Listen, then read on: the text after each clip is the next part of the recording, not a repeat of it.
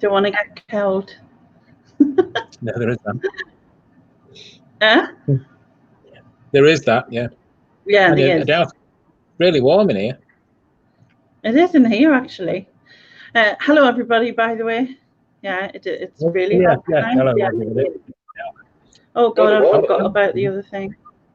Just I deleted can't stay. it. Laney's gone live. You are? I can't stay. Laney's gone live. I've got to go. Oh, you've got to go. Yeah, I've just had a notification. It's just annoying, man. She's always live. Just ignore it. How bad. Oh. All right, okay. Oh, I can't see the chat again, by the way. All right. Well, I'll speak for you. I won't speak for you because you can speak.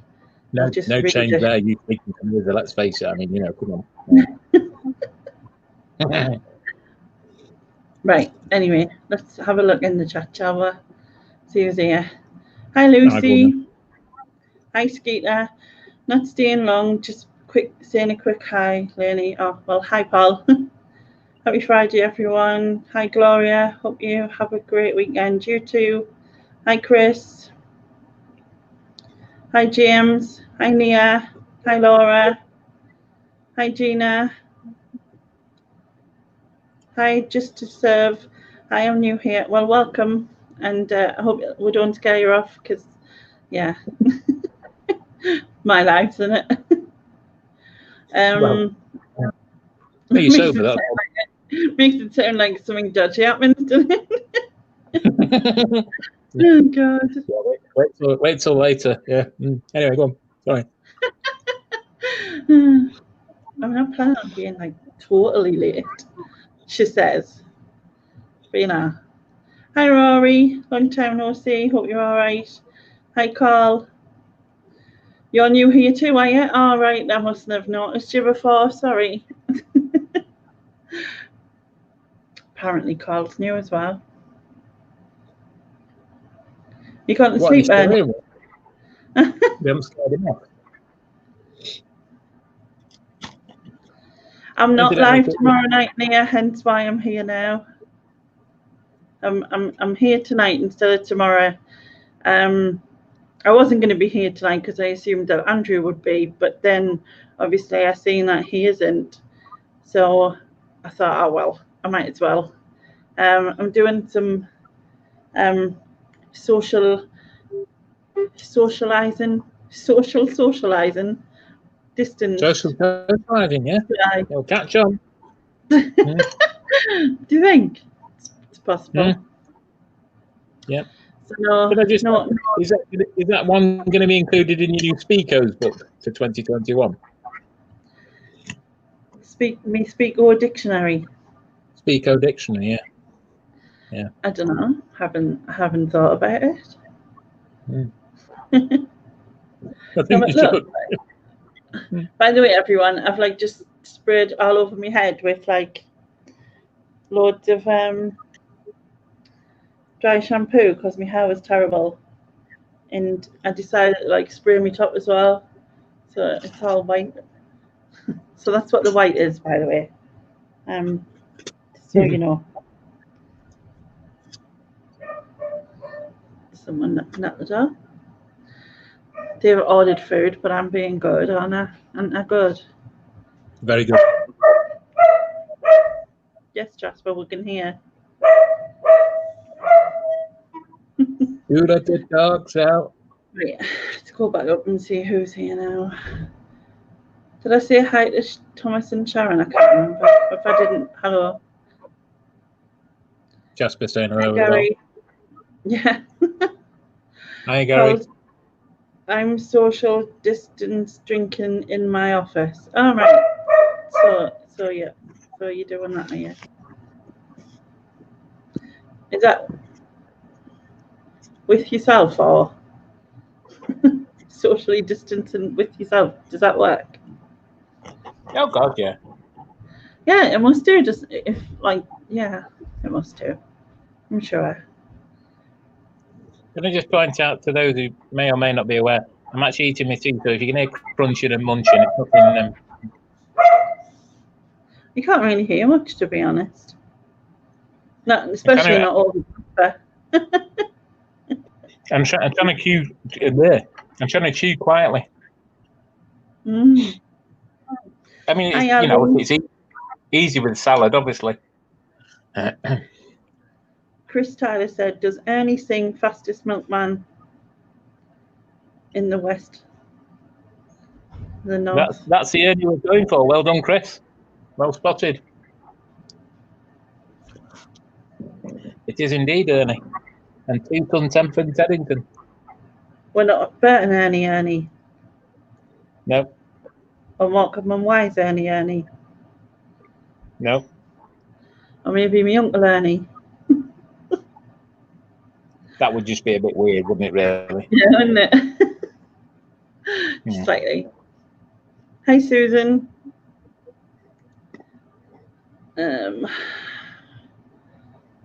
Someone's knocking on the door. Someone's ringing the bell. La la.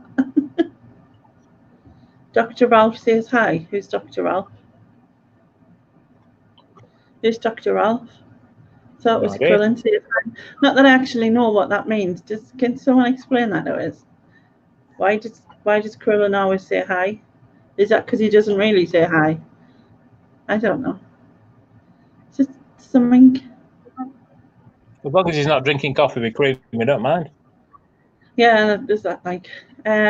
Susan said, "Can Ernie pull out my premium bond numbers next week, please?" No problem. Susan, meet me halfway and put some numbers on, love.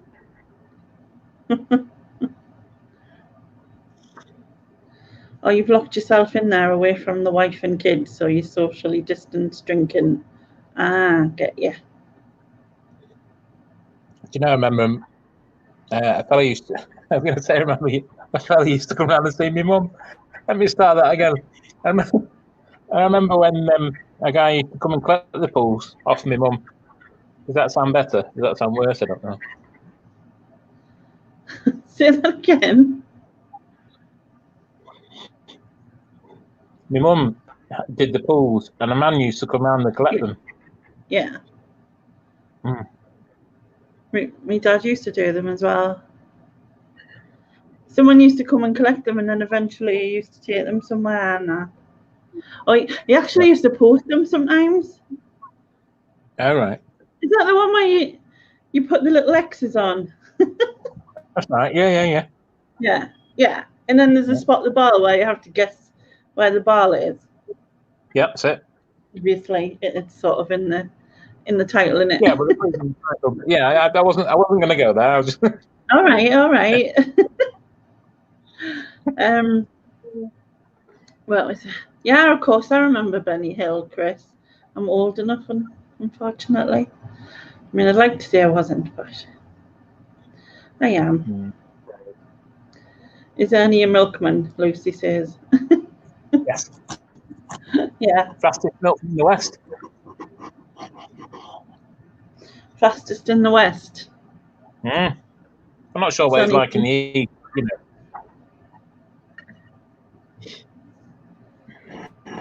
Of course I remember Gary.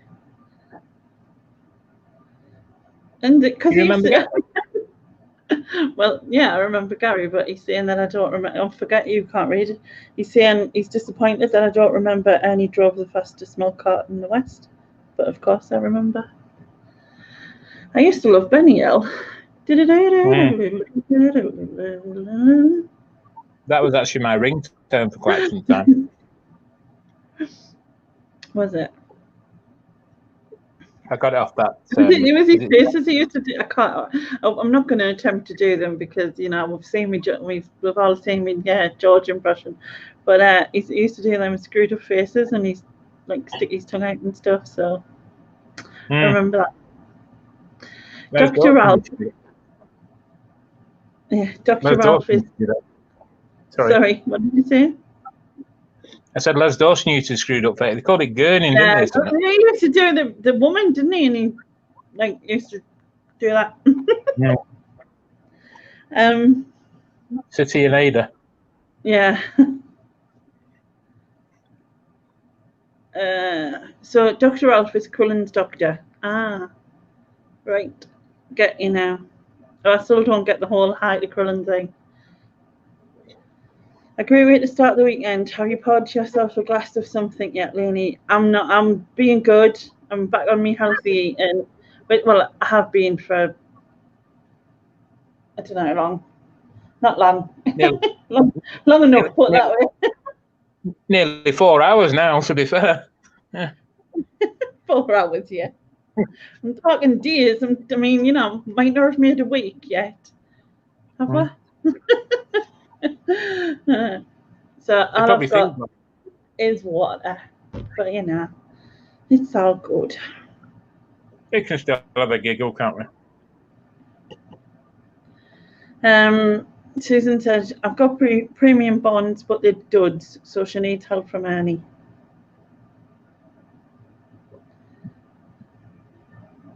That was the pools, man. Sorry, I couldn't speak. Unusual, I know, but tell Susan I'll get Ernie to get in touch. To get him again, you're getting them to. I can't speak. Yeah, we all knew it. We already know. I know. What's happened to Ian's picture tonight? Can you not see it? I can see it. I can see clearly. I can. Oh, I'm not going to say that. Yeah. I can see the stick. There you go. Better way of putting it.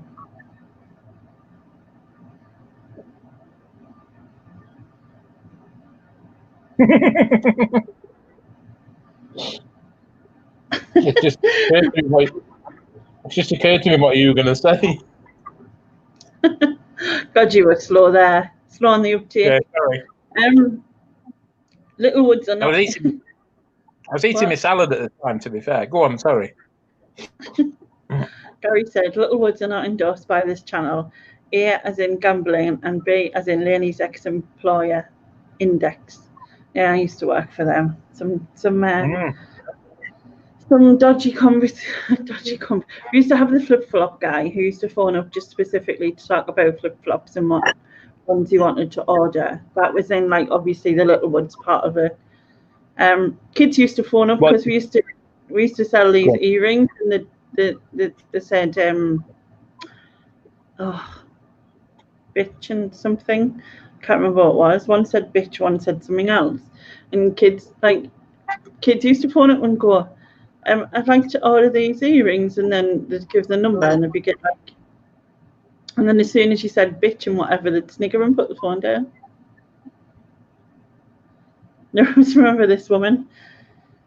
She phoned up and she goes, I'd like to open an Index account, and I was like, all right. And I said, I'll have to take some details, blah blah, you know, usual, using me proper posh voice. But I don't know. Anyway, so she phoned up and asked, and then I says, oh, so what's your name? And she give us it, and then I says, and where do you live? And she give us the street name, and I says, and whereabouts is that? Expecting that to say, I don't know, York, whatever. And she goes, it's over the road from the shop, round the corner from the chip shop. I was like, yeah, like I can see where you live. You know what I mean? But yeah. Do you mean you couldn't tell? Did you not have it on your computer? No. Oh wait a minute, it was back here. It was a few years ago. Yeah. And stupid headset. You know. Yeah. I hated it at Christmas because people would put their kids on the phone. It's Auntie, bring my toys. And I used to be like, can you put your mom back on? Yeah. You said I will, but I'm 27.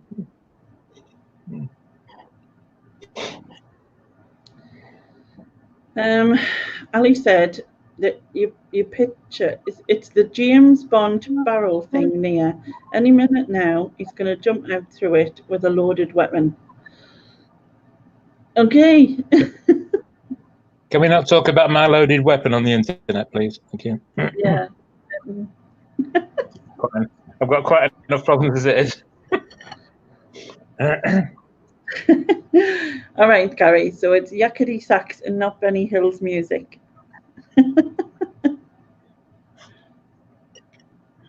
I can't believe Gary's old enough to remember. No. Fortunately, we are now. Hi, John. Is Gary older than you, do you think? Is what? Is Gary older than you? Or younger than you? I think he's older than me. Bit, just. Fair enough. Just me that's the old devil then. I don't know, Gary, are you older than me? Where was that? I don't even remember how old I am most of the time. And I act about 15 to be fair, so it is that. Nothing up with that. Act about 15, look about 65 and feel about 90. It's mad, isn't it? When you're like a teenager, you can't wait to be 18, or you can't wait to be 21. And then when you get to our age, you can't wait to be 18, you can't wait to be 21. It's madness, isn't it? Like you have this kid, oh my god, I can't wait to be old. Like when I'm able to do everything I want to do, and then as soon as you are old and you're able to do everything you want to do, you want to go back to being younger.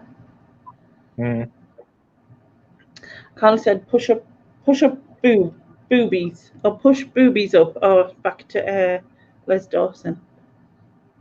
That's it. Yeah. Yeah. That came in my head as well. That yakety sax, don't talk back. Yeah. Roy Barraclough was way better as Ada than Alec Gilroy. True story. Fair point. Gary. Yeah, I agree. Yeah, I agree. Tommy has started this thing in all shows to stay ahead of Crullen, make him famous. Ah, right. Is that what it is? I think Quillen's more likely to be infamous than famous, to be honest. Infamous. Yeah.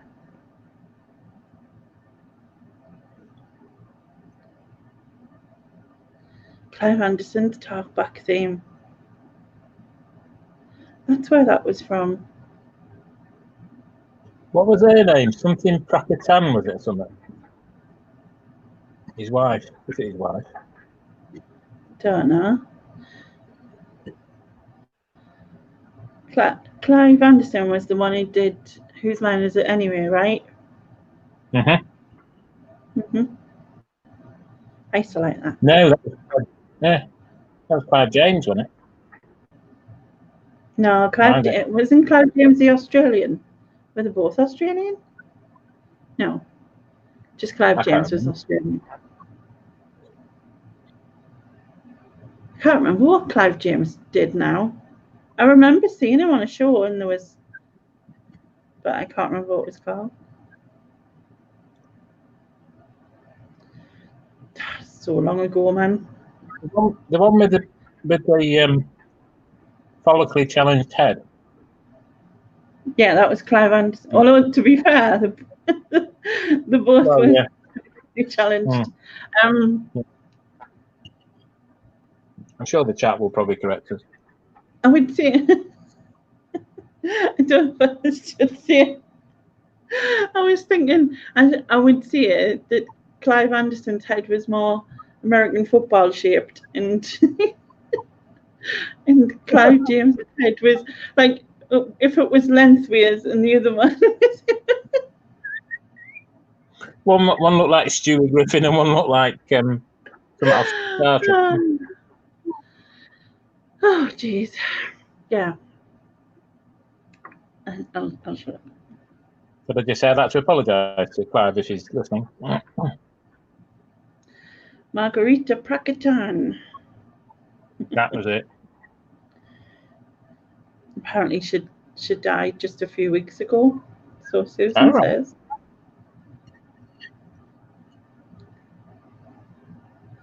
Who's Eric's pick? I beg your pardon? Chris said Eric's pick is blank here. I'm assuming you're Eric. Well, you were Ernie, but apparently you're Eric now. Oh. Should they go out and come in again? Right, doesn't matter as long as it can hear. Well, yeah, Doesn't there it? is that. It's not you. Does it? Not a good theme, is it? I mean, what would be better is if they couldn't see me either, but that's, you know. Boy. For those who think Lainey's bullying herself, please feel free to use the chat to tell her off. Bullying. Yes, you bloody are. I'm not bullying, but I still can't see it. Bullying myself. I'm just joking. Because you know I'm right. No, because I don't really give a shit, to be honest. No comment. Gloria, I used to work for Sky TV and had to answer calls for Television X. We used to make up our own phonetic alphabet. Ooh. Sounds it could be rude. Doesn't it? I could probably guess what D and W are. B and W are. No, well, yeah. B, D, and W. And T, actually. And O. And D. And F. And F. And F. Oh, yeah. We'll just leave it there, shall we? Yeah. Yeah. Yeah. For those who like a list of mine and Lainey's guesses at that, please write to YouTube Television Centre BBC W1A4WW. I'm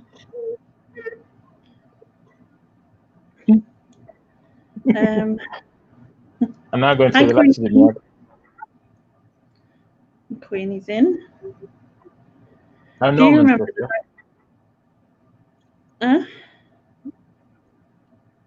Norman's What'd sister. you say?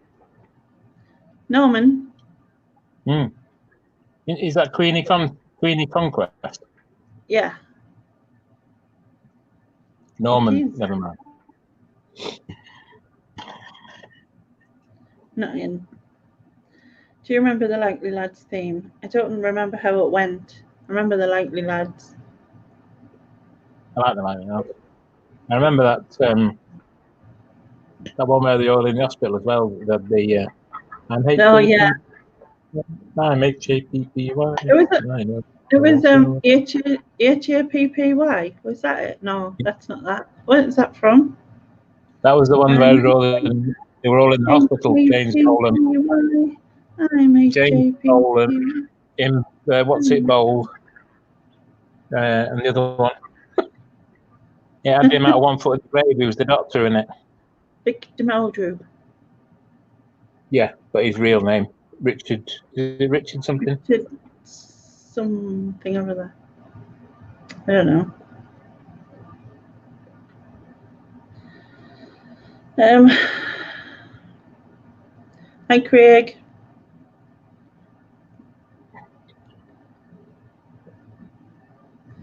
Clive Anderson was the British one. Oh, so Susan says Clive Anderson was the British one who did do Whose Line Is Anyway, and Clive James was the Australian one, and both were follically challenged. Yeah. Mm-hmm. I used to like Whose Line Is It Anyway? It was funny because I watched a documentary not that long ago about Tony Slattery, who was on because he was at like the height of his career and that, and then everything just sort of crashed down. He had some horrible things happen to him as a child, and then obviously, you know, he became famous and he went on to drinking drugs and stuff. In fact, I think he was still drinking, and he started in this. It was on BBC iPlayer. It's probably still there. Documentary on him about sort of what happened to him and why he went, and you know. It's kind of sad to sort of see, if you know what I mean. Oh God, yeah. But yeah. Yeah. And you, I think it's, you know, any celebrity really that, you know, that gets involved, you know, not necessarily, you know, I'm not going to get into the rights or wrongs of it, but you know, that gets involved and drink or drugs and stuff. I mean, you know, Amy Winehouse, Robin Williams, you know, just to name but a couple, you know, George Michael. Well, people use whatever they use to get through Yeah. whatever they need to get through, Yeah. don't they? Yeah. As I said, it's not a criticism or a judgment. It's just, you know. No, I know. Gary says he did travel programs. Oh, Clive James did, yeah. And tonight, oh no, Right. Clive Anderson did travel programs. Thought it was Clive James. Mind you, to be fair, there are those that say that you've turned to drink, but I mean, you know, far be it from me to, you know, get involved in that. Where's the drink? Where's the proof here? We've only got your word for it. That's only water. It's water. It is water. What do we think, chat? Do we think it's water? Well, you'll find out when you play on. My eyes give us away anyway. Like my eyes always give us away. I'm like, that. It's right that. Clive Anderson Just that. posted Whose Lines Anyway and still on QI sometimes and stuff. Is he? I like QI, but I miss Stephen Fry. I don't like Stanley Topswig. I'm not going to lie. It's not that I don't like it. She just doesn't. She just doesn't, for me, feel right in that role. You know, she's an intelligent woman, and I've listened to her on many a radio program and other things, and she's good, but she just doesn't feel right on that program. Whether it's just because I miss Stephen Fry with it, I don't know. Yeah, that's why I just can't. I don't think I've watched it since he kind of left because he sort of added to it for me. Yeah. Oh, thank you, Nia. She says you look lovely as always. Oh, thanks, Nia. Oh, you mean you, right? She might have meant you. Well, she did write Lainey, so I suppose that kind of gives it away. So I see how it is. Susan said, "C is for question mark." Are we still going back to this list? Everyone's doing A is for G is for G string, apparently, according to John. Oh yeah, Clive James did a chat show too and travel shows over the whole continent and stuff.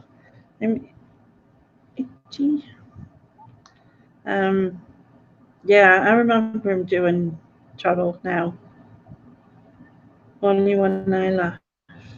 Oh, that was the HAPPY. Yes, that's right. Thank you, Thomas. Yeah. I like that program.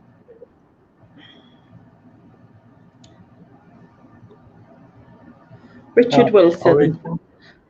John said it's Richard Wilson. Well, John and Thomas. You know, we were having a conversation the other day about silly things, you remember? Yeah. Well, here's a really sad fact for you. Victor Meldrew's phone number, and you can check this, is 4291. And I only know that because for years it was my dad's PIN card number. And that was how we used to remember it if I ever got money out of my dad. That was how I remembered it. 4291. Incidentally, for those who may be watching, the card or my dad is no longer with us. But yeah.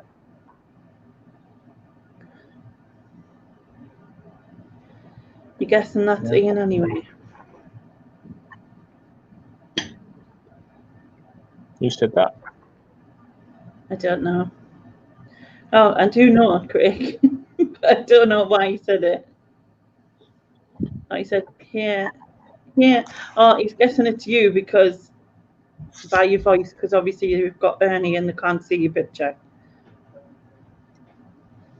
I've just got that. Because he put highly Ian and then a bit further down said, guessing it's Ian. Yes, it is, Craig. Good evening, young man. Not really Ian, it's just to stand in. It's pretend Ian. Yeah.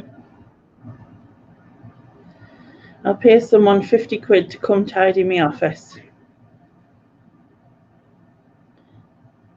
Whereabouts is your office geographically, roughly? You know, I don't mean 127 Brown Street or something, but you know. I just took it all outside for you. Does that work? That'll make it tidy. Throw it all outside the window. Be fine. Used to love QI. Learned some interesting stuff from that. Yeah, me too, Thomas. Hi, Andrew. Who was Ernie? Is it actually Ian?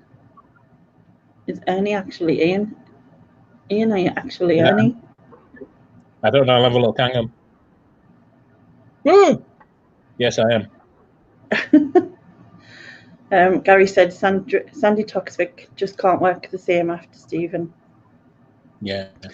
No, and Gary said, Craig said, don't think anyone would be as good as Fry though. Nah, me either.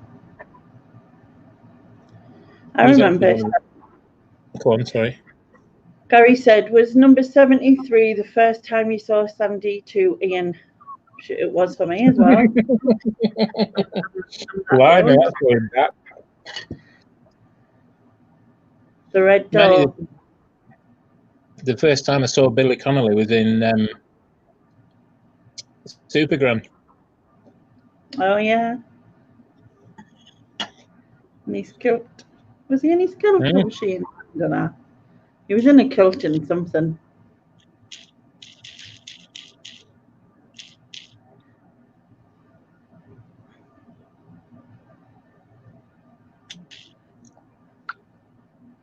Sorry, I was multitasking badly there.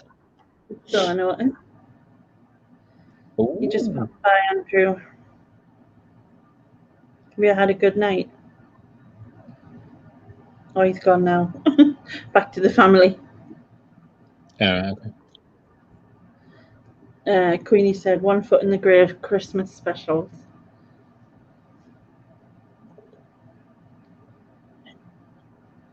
Yeah, I remember. Hi, Patricia. She said, a wonderful supplies. Why can't I speak? A pair of eagle. Yeah. It's nothing to do with any alcohol in my bottle, by the way. Yeah.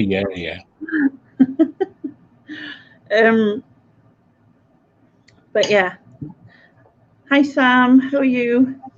She said, good evening, Lainey and Ernie. Evening, Sam. I think Sam should come on. Yeah, definitely. Oh, I don't believe it. Was she in Rent a Ghost also? No, I'm just wondering. Sandy Toxic. She wasn't in Rent a Ghost, was she? I loved Rent a Ghost. I know Audrey was in it from Corrie, but from Corrie, yeah. And then there was her who had the white hair. Excuse me, apologies if you heard that, by the way. What? I burped. I didn't. Hi, Julie. I remember Audrey being in it. I don't remember Sandy Toxic being in it. Sandy Toxic. No. Yeah. Hi, Louie. He said, hello, Ernie. Hope you are well. Young Louie. Come on, Louie. Come and say hello. It's ages since I've had a chat with Louie. Mrs. Popoff. Was that her with the white hair? Yeah. I remember the name. Hi, Lenny. Hope you are well today. Thanks. I was just wondering if you just wanted Ernie to be well and not me.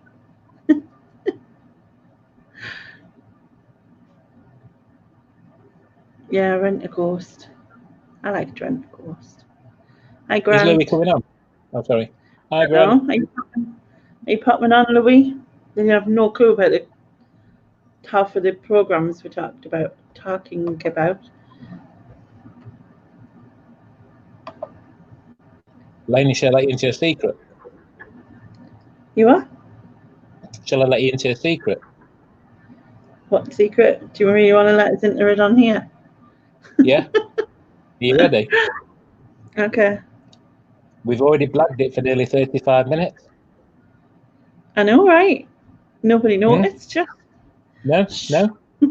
Yeah. Shh. They might not notice yet. Feel free to come on as well, Sam, if you want. Super Gran. Come on, Sam. I don't care if you're in bed. Say nothing. That sounded odd now to out loud. But anyway, slightly. Louis says, "Oh, let me put some clothes on. I just got home from a long day out picking." What, you went out without clothes and then you came back and you're putting them on? That seems a bit. That's how he gets his prices. That's how he gets his prices so low. All right, is it? Give me a discount on this. What he holds things with. I don't know, but he's been buying a lot of donuts. I'm not quite sure where that goes. But anyway. Apparently he is nude. But I don't know.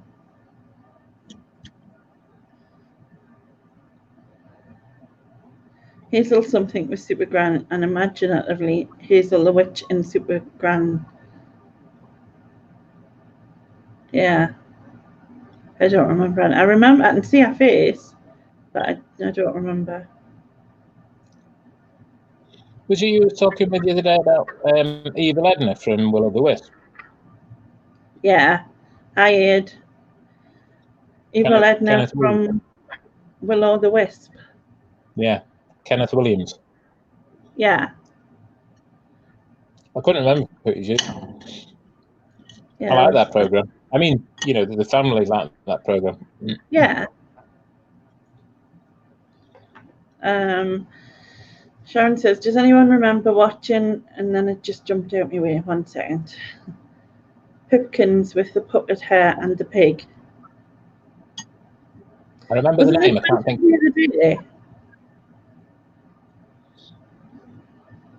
Wasn't it what? Sorry. Wasn't it mentioned the other day? Have I gone blurred? Or is it just my eyes? Yeah, I've gone blurred. Right. Oh, right. Don't know why it just doesn't. Bollocks. Whatever.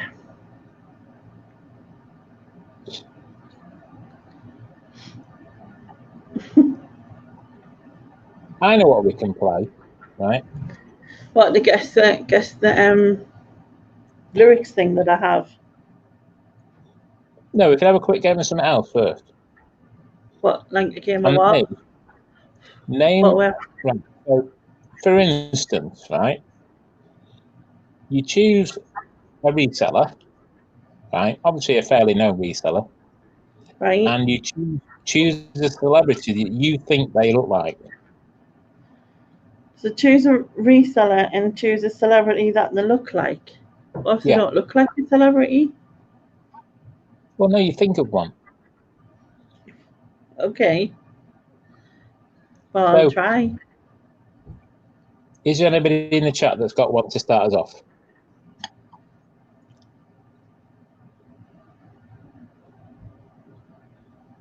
Louise is going to hop on. Wait 1 minute. And you remember on the buses? Thomas absolutely loves it. Yeah. Oh, what was his name? The inspector with the moustache? Andrew reminds me of Blakey, which is what you're trying to think of. Oh, yeah, Blakey. That's it. Andrew reminds me of Blakey. Well, he was tall and thin and tall. And tall and thin, and that's it. That's like saying, I'm trying to think somebody fat, and then that just reminds you of me because the fat. I don't know. It doesn't work. You know what I mean? Well, there may be other things it reminds me of, but I'm not sure if they share it on the internet. Really. But yeah, Blakey was his name. Yeah. Blakey, aye. Sam saying Olive with the big gigs. Did you like Gimme, Gimme, Gimme?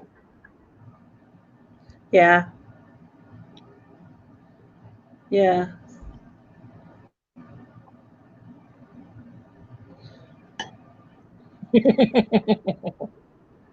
Sorry. Gary said, Blakey, I hate you, butler. I hate you, butler. I hate you, butler. I can't do it. what was it? Not Avril. What was her name? Do when you go to sleep? Have they already gone to sleep? Like, oh, sleep the light What on. was her name with the big? What was her name with the big glasses? 2-1. Good night. Sorry, what was her name with the glasses? Oh, blah, blah. She was in oh my god. Olive. I thought you were talking about in Gimme Gimme Gimme. No, sorry, I've gone back to on the buses. Oh yeah, and I'm supposed to keep up with this. Well, everyone else. No, but the thing is everyone else in the chat said Olive. Hi, Louie. Hello, darling. How are you? Louie, don't call me darling in front of Lainey. You know she gets upset. She gets jealous, doesn't she? I do. Yeah, she's fine. She knows she's my true darling. You are? What did you say, Louie? Well, let me start with, I beg your pardon because I have all this catastrophe in my face because a group I was with yesterday that we do a video chat says that quite often, more than not, on this particular phone that I use, they cannot hear me. So let me know if I chop in and out. I can hear you all right. Good. All right. So how is everybody? Really good. Good here, mate. I'm happy to be breathing. Yeah. I didn't know that was coming. Which part? The happy or the breathing?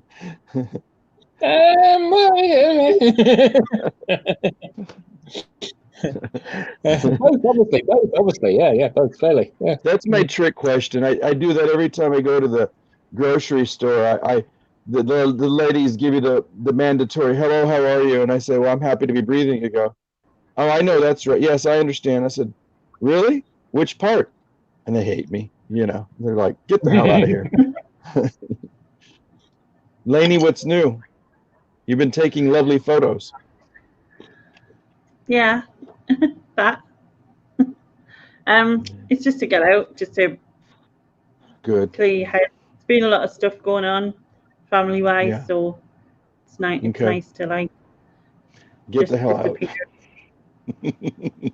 It's good for your soul. Good. It is, Ernie, especially how about down you? there.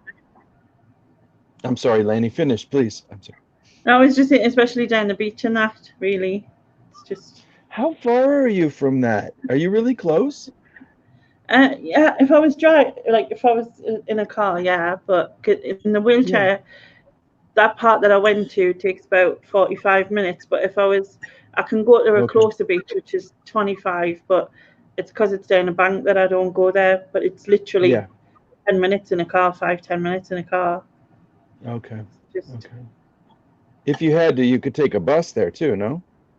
No, I went in a wheelchair, so I can't use the bus. So like they do it here. I mean, I see a lot of people. They get their contraptions and their wheelchairs, and they push them on there. You know, and it's like they have that little lift that goes up.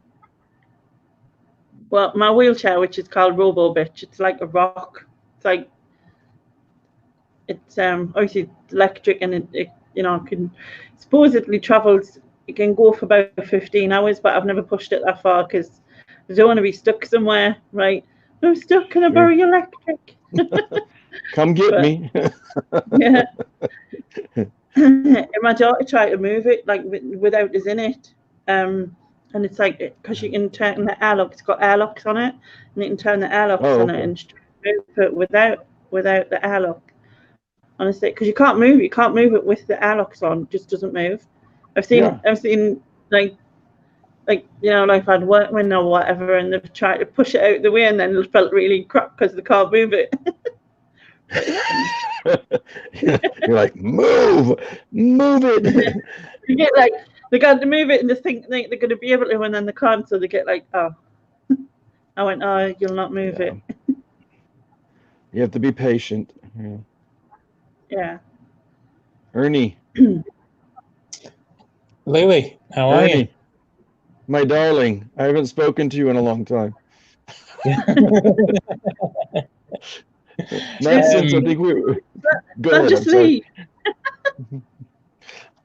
Hello. Yeah. Can you leave us, Lainey, please? We're having a bit, we're having a bit of a. We're gonna have a moment. We're just no. Yeah, she can yeah. watch. She's like, I feel like that. yeah. Yeah. Did you have fun thrifting? Did you go thrifting? You find anything nice? Anything good?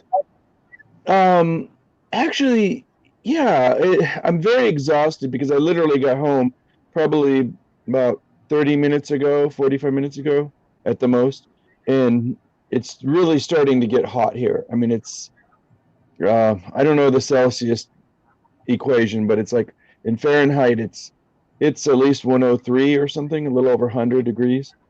It's Ouch. very hot. Yeah, well, that's Ouch. Texas, and and this time of year, August gets yeah. But we've had a really mild summer so far. But to answer your question, I got up. I went to bed late. I normally don't like to stay up late on Thursday nights because I know I get up early, either Friday or Saturday. But there's this fellow that what's his name? Zahir? Is it go by Z? Oh, yeah. Yeah. Z, He yeah. goes into this. You guys know the Tommy, I can't remember his last name. Tommy. Yeah, Tommy and Tracy. Yeah. And I hate watching the show because then I got to stay all night and figure out what's going on. And Krillin was on there. Oh yeah. And they were like, oh yeah, he's a hoot. And, he was going through about the Taco Bells, like going to Kentucky Fried Chicken, except it's all Mexican food. And he's going through this line, and I'm just like, what is this all about? It was brilliant. But I ended up staying up late and getting up early to go to this thing. I'm sorry, you were going to say, Ernie? So I was just going to say that I was there when he had the conversation about whether you should put cream in Irish coffee or not, which obviously you don't. That's right. That's the time we met, I believe, the first time at least. Yeah.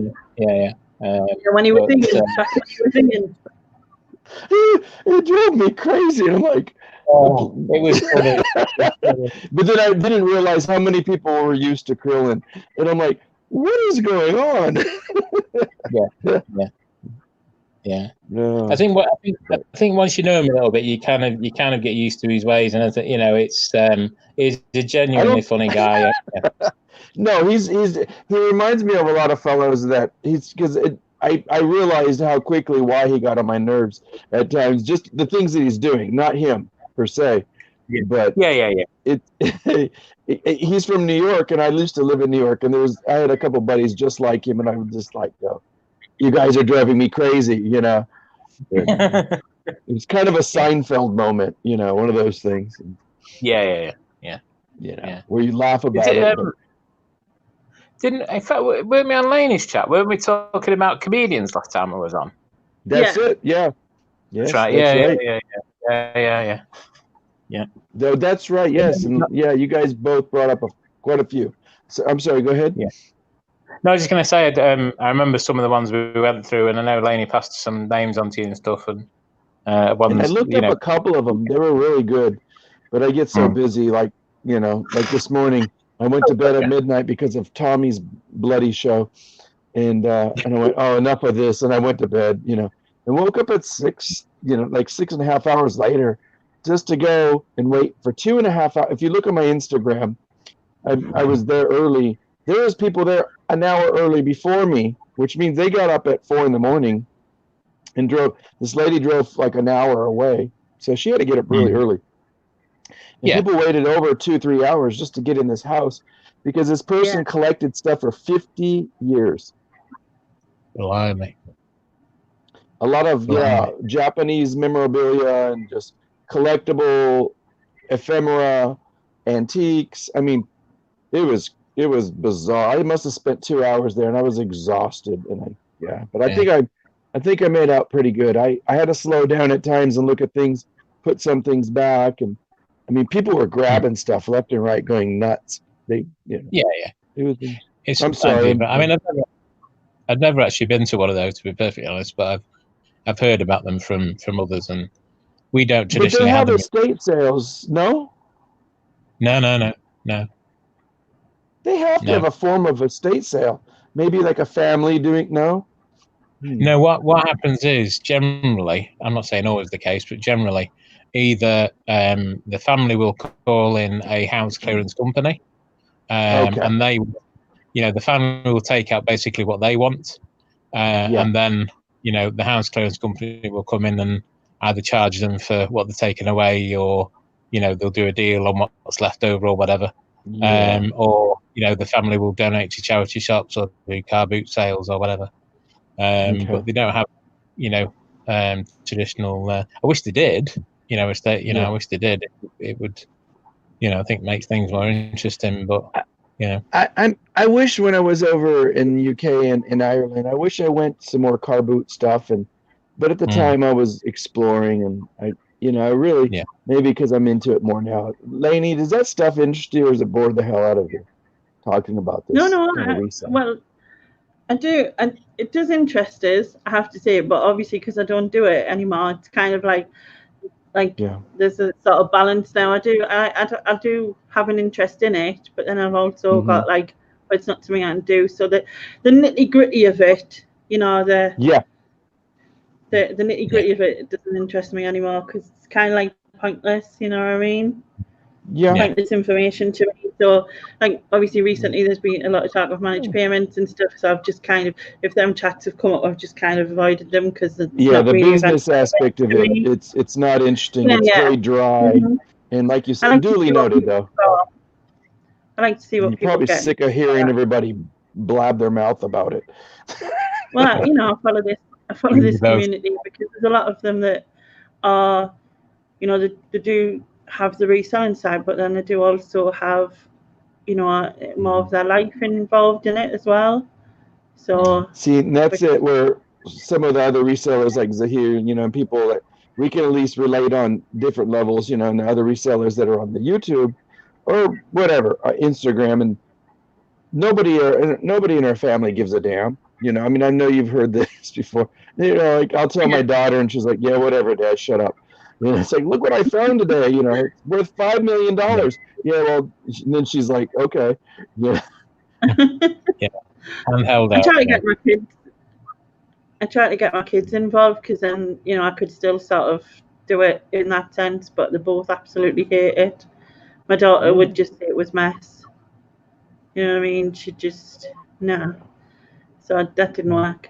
But never mind. It started out like necessity for me, but then I realized I traced the history and the psychology of what it is that I'm doing. Why do I do it? What is my intentions for doing it? And there's a bit of satisfaction in terms of the hunt and the deal and finding something unique, and but it's just it goes beyond that. But then sometimes I'm like, I don't like the business aspect of it. I don't like why I have to do it as a means of survival, but I wouldn't want to work for anybody else. So it's, and I think that's a lot of it for a lot of people that they don't want to. They like the flexibility working for themselves, and obviously there's downsides.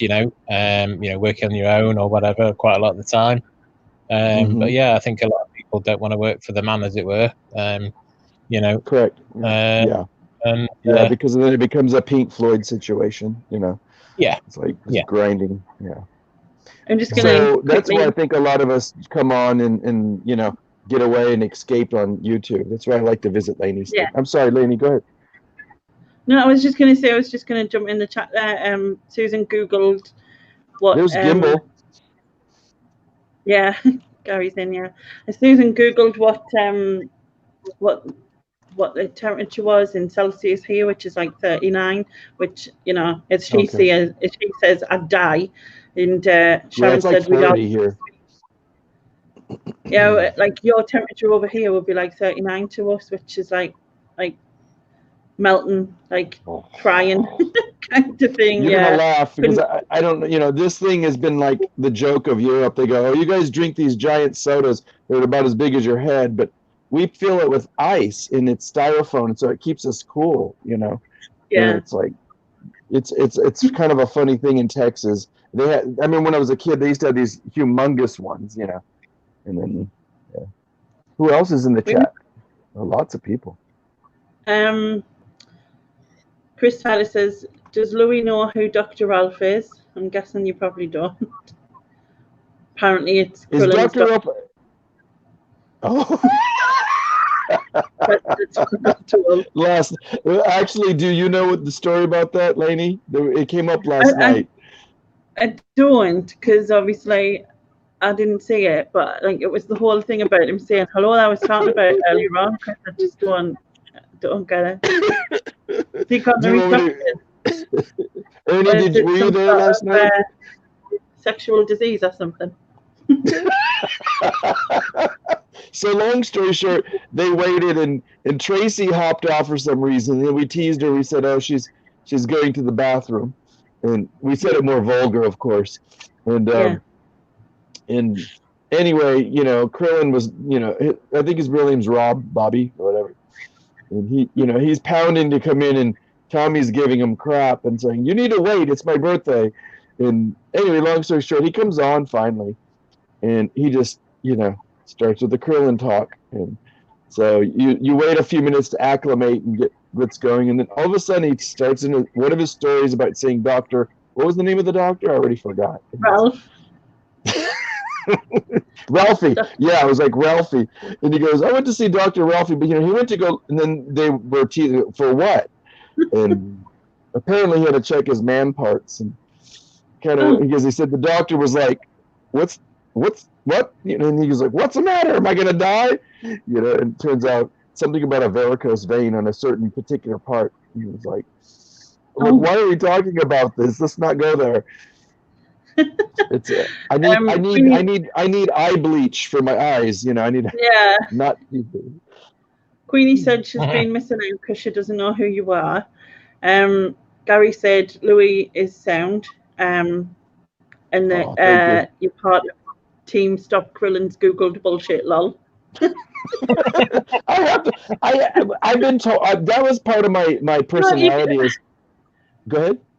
You can't dislike him, but at the same time, you're sitting there going, where do you get this shit from? Thank you. Somebody said that I have a bit of dose of Irish in me, because they said, you call bullshit like there's no tomorrow. You know, and it's like, I don't have tolerance for it. And there's a bit of impatience. And a lot of it is this guy being sincere, or is he really telling you a story? Which I don't have time for that, you know. Yeah, and it's like, you know, but not even that, when you're bullshitting, like where you're not telling the truth, or you're making people believe this is true because I'm telling you. And it's like, I don't have to believe anything. I need it to be proven to me. I'm that type of person. So, but also I don't have a filter where I'll just tell somebody what I think for the most part. I mean, I'm polite. I try to be, but and whoever called me sound, they don't know how crazy I am, but. You don't know how crazy we are, though.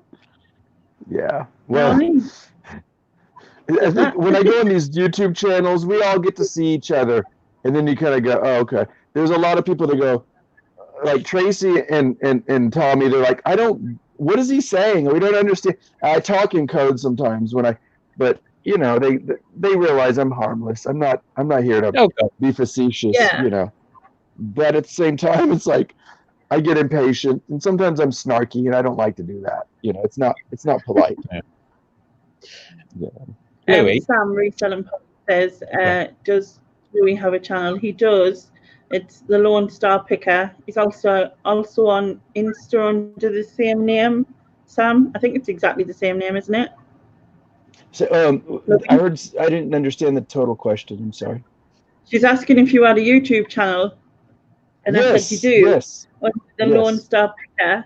I assume your Instagram is the same. Lone Star Picker? Yes, but you have to have the word the, because when I started on YouTube, there was Lone Star Picker, and picker here means two things in the States. One is to play like you're picking a guitar or a mandolin or Yeah. a banjo, and then also when you pick stuff, as in you're thrifting. Yeah. So I put the word the in front of my name to distinguish it, and it took. It's it's a little too long for some people. It's like the Lone Star. Do you know the history of the Lone Star? No. It has to do with the history of Texas. You can Wikipedia and learn about it in 2 minutes. It's like, All right. it's a state flag. That's it. I will have a look. Yeah, Do you do many videos? I'm really slower than molasses. Ernie, I want to. I have this editor, and it crashed on me like 7 times, and so I lost video and stuff like that on this one computer. So now I have a new computer, and I have to go back in my room and make space for it. So I'm working. So right now, everything I've done in the 3 crappy videos, ask Lainey, they're They're terrible. not crappy. Oh, you're The being videos quiet. are not crappy. They're not, and I'm getting used to this. It's better if I do lives, because you gotta just chill for a moment. But when you gotta think too much when you're putting and editing it all together, and there's Yeah, a formula. that's better. People have to act a certain way, and what is my intention? Am I educating? It's like, I'm also getting familiar with what my style is going to be like. So, but I'm doing it on the phone, and it takes so long, Ernie. It's like crazy. Hi, Myra. Hi, Super Fast Ian. So who was that asked about the video? I'm sorry. Oops. I pulled a curve. Everybody. Oh, we can just see a red screen. looks like his finger. I know that sounds wrong now after that, but Yeah. Can you see my nose hairs, or what's going on here? Oh, there good we Lord, go. have mercy. It was Sam. All these wires, and it's like. That asked Sorry. about you. Oh, Sam, you said? Yeah, Sam, who's reselling Polly. She's got a channel called Reselling Polly. Oh, Reselling Polly. Okay. Yeah. I've seen the name.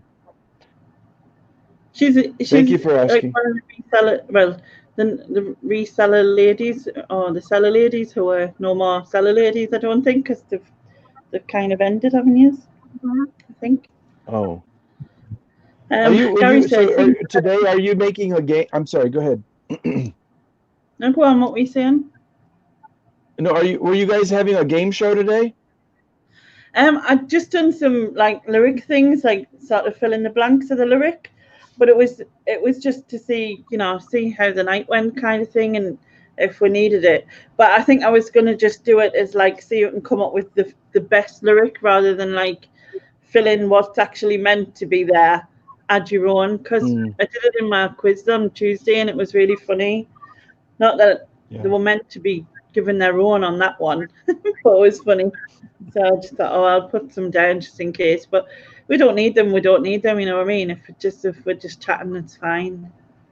Well, I'm sorry if I totally misdirected everything. Hopping on. No, honestly, it's totally fine. So Gary was saying, the thing is about American channels is the money motivation side, and the UK is always more lifestyle based, and he said need a combination of both. Yeah. The UK is like, what was the word you used, Lainey? Lifestyle based. Oh, okay. Whereas American channels are more money motivated, apart from Shazad, because then he's more. He's more money. You're right. You're right about this, because there was a television show. I wish if I mentioned the title of it, you would say, "Oh, I know it," because it's from the UK, and it's one of those. It's as soon as I mention it, you'll probably tell me the title, whether you watch it or not. It may not be popular, but it's We're Getting All Your Leftovers, and it's a TV show where they had 1 hour to take everything out of the house, like in 2 or 3 rooms, and they renovate it. The makeover. That's it. And so that is about lifestyle more so than, you know, and it's like, I totally got sucked into it. And it's like one day I was like, what is this? You know, and I'm like, we're getting all your leftovers, you know. It was a good show though. Welcome back, Patricia. Gary said, Louie, have you ever been through Houston Airport? 3 times I've been through there and nearly missed flights by getting on the wrong mono trail. Okay, yeah, because it is the American airports or just airports in general, they can mess with your mind because sometimes, depending on how it's designed in terms of architecture, you could be going around in circles and they're so spread out. So, you know, God forbid you're in New York, but in Houston they have two major airports. So, which one was it, Gary? Was it the Bush Airport, or was it I think it's called a Hobby or something? And they're kind of not too close, and they're both pretty. One is international and one's not. So. Right. Patricia said, Louie, you aren't near the Gulf where the 2 tropical storms are heading, are you? No, I think those are in the East Coast, and I'm more central and south, closer to Mexico. So if we do get it, I'm more inland.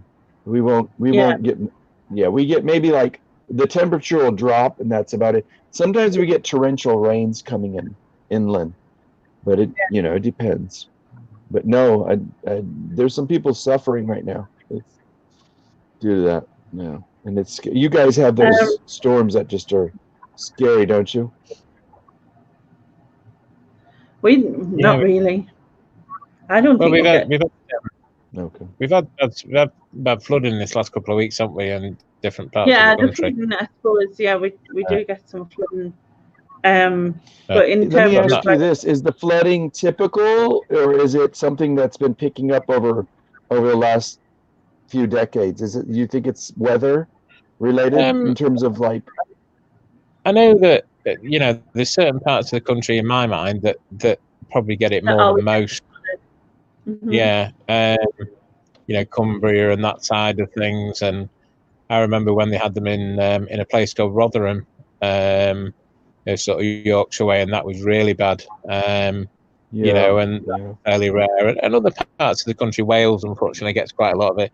But I think, but that's typical, I do think, right? Yeah.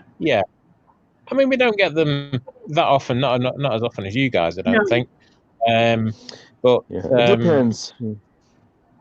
You know, I think because you guys get more of the higher temperatures, you probably get it more than we do. Whereas, you know, we don't get high temperatures. So. Well, yeah, and that's just it. And talking to some generations like back, they noticed that more frequent in the last 10, 20 years, and they think it has to, whether you believe it or not, they think it has to do with global warming, because we've had, you know, Houston floods more than it has ever. I mean, it would be every 30, 40 years there might be a little flood. Now it's been like every couple of years there's like major floods coming in, and it's very destructive. And it's not that far from New Orleans, and you know, I mean, it's maybe a 10-hour drive or something, but that, you know, is in the same geological, you know, kind of formation of the Gulf, and so the flooding there is it's monstrous. It's and I've seen the destruction, and because we're probably I can drive to Houston in 3 hours, and when they had this one flood, everybody influxed. They were basically, there was an exodus of Houstonians coming into Austin and other cities because they had no place to go, and it was it was a catastrophe. Yeah. I watch an American show called The Prophet with Marcus Lemonis. I think that's what he's called.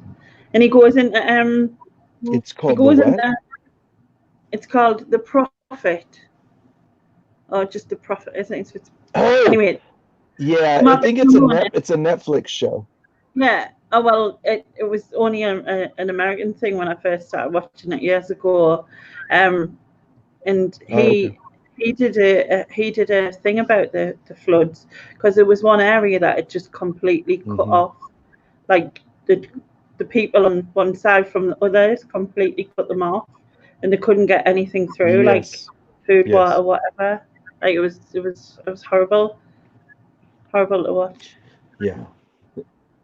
Yeah, not to get on a grim topic, but I remember when, I don't know if, I'm sure that you heard about this in the global news, and we have BBC news like it's our traditional news. That is, if we watch our PBS, and some people, they consider, oh, that's too liberal, and I'm like, no, it's international news. It's an important perspective, not to just to stay in your own bubble and hear the same crap, you know, and you know, because there's only like 3 or 4 major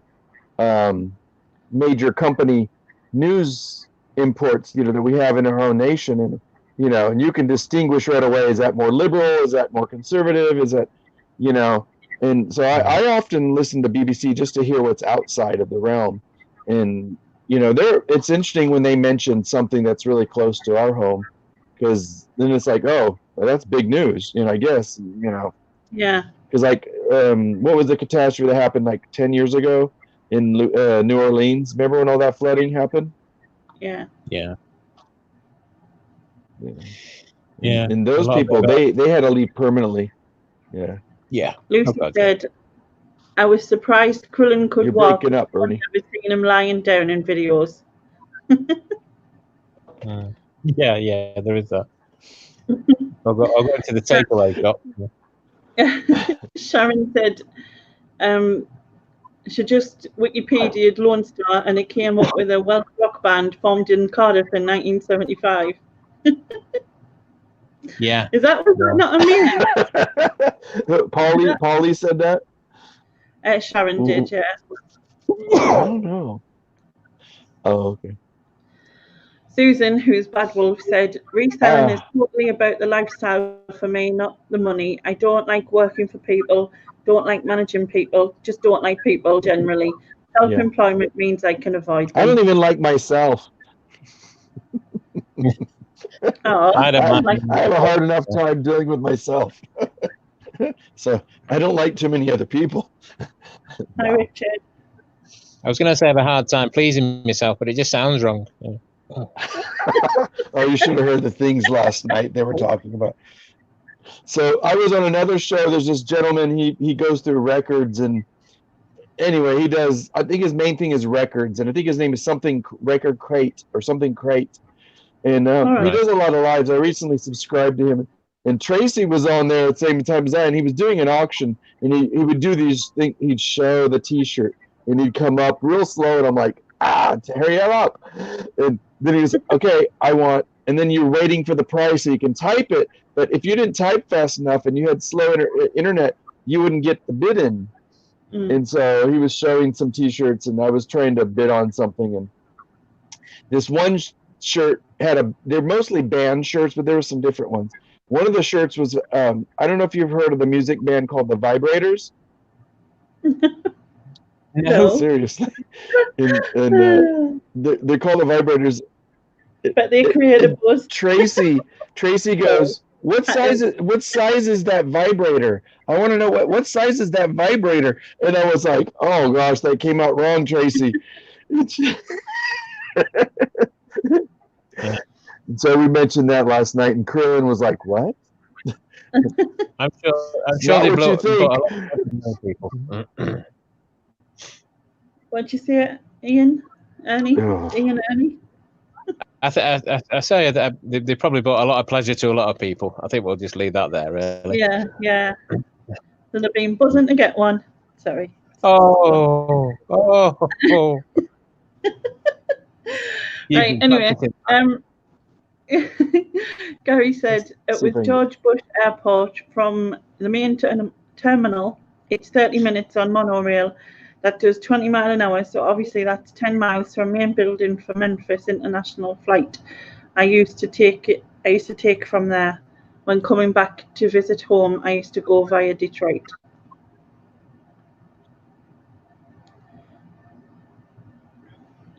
And Gary said, I'm unemployable. 16 years of just taking,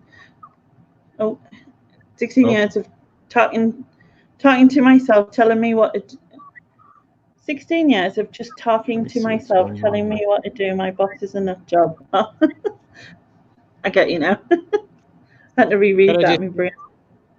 Can I just say to Gary that as a self-employed person, you don't talk to yourself. Technically, you're having a staff meeting. You're having a staff meeting, is that what it is? Yeah. You're not who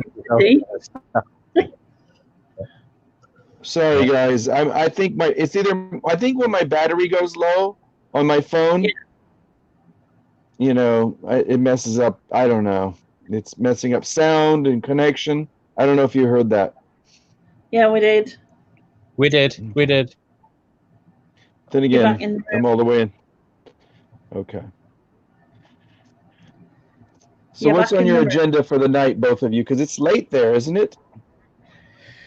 It's 10 to 11. Yeah. Oh, wow. So you already ate dinner and you're getting ready to go to bed, probably. Yeah. What about yeah, I've eaten dinner. I've done that bit. It'll be a while before I go to sleep yet, but yeah.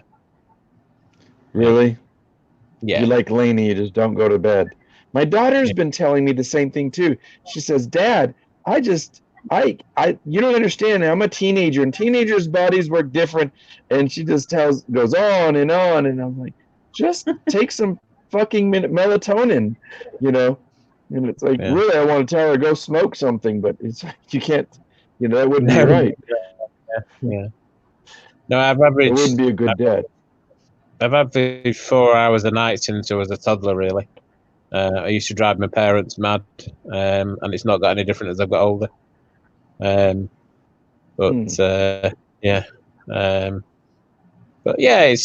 used to it now. There is the odd time I will get a little bit longer, maybe 5 hours, but 5 and a bit. But generally, it's around 4 hours.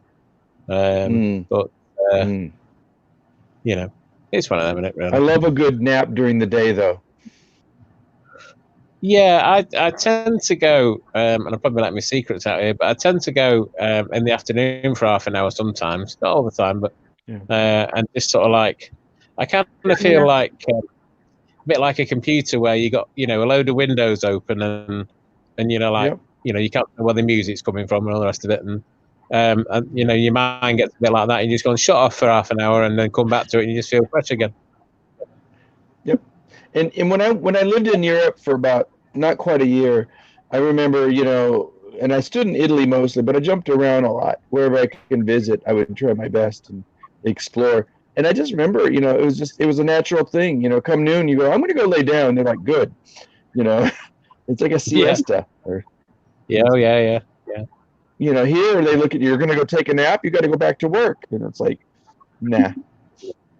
Even Japan does it too. As I say, I don't do it every day, but I do it sometimes. But then again, I think to myself, well, I've had 4 hours sleep in the night, half an hour's going to make much difference in the day. You know what I mean? Your mechanical body is like, I'm slowing down, and you're not off. Yeah, but Ian Gary says that his Christmas staff night out was held in a phone box. Did he change it to a Superman outfit? That was the question. Yeah. Did he turn up in the Superman outfit? Yeah. I'm so bad with the names here, so like I see them and I forget the first names, and it's like Ernie. I almost forgot yours coming in. But Polly what's her real name? Is it her? Who? Yeah, Sam. Sam is Polly. Reselling Polly is Sam. Sam's lovely. Okay, I tell Sam I subscribe to you right now. So yeah, she's lovely as Sam. Oh, good. And I love subscribing to new people, because then the new channels will come up and say, here's something to watch, and it's like, oh, good, something refreshing, because some of these people that have like thousands and thousands, and I'm like, I already learned everything I can learn from them. I'd rather watch some of the newbies and people that I'm not familiar with, and just to me it's more personable, and it's like I can name the big names. You may not even know them, but they're like, there's the in the reseller community, I think the most somebody has is 200,000 followers, and except there's this one named What the Hales, but even then, and they have, you can't even communicate and do this, what we're doing, just having a fancy little talk. And it's like, to be honest, I had this conversation a few days ago. I really cut down on the channels that I watch, and there's probably only a handful of channels that I watch during the week now. Obviously Laney's, because if she didn't, she'd batter me. And even stateside, I used to watch quite a lot of the people over there. The one guy that I do like to watch up every now and again is Lonnie. I like catching up with Lonnie. I pissed him off a couple times. I called his bullshit once. He did a live one. You're talking about the shed flips? Yeah, shed flips. Yeah.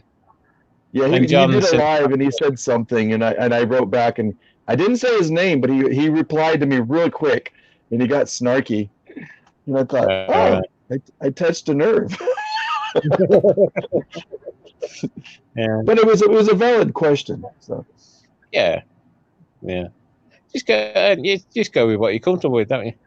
It's just sometimes if you can. I mean, let's face it. You could watch YouTube all day, every day. If they taught you, couldn't you? And you just don't get anything done. And I just got to a stage where I thought, I've got to slow down here. I got to cut some out. That happened to me a couple of months ago, right about when the pandemic was at its peak.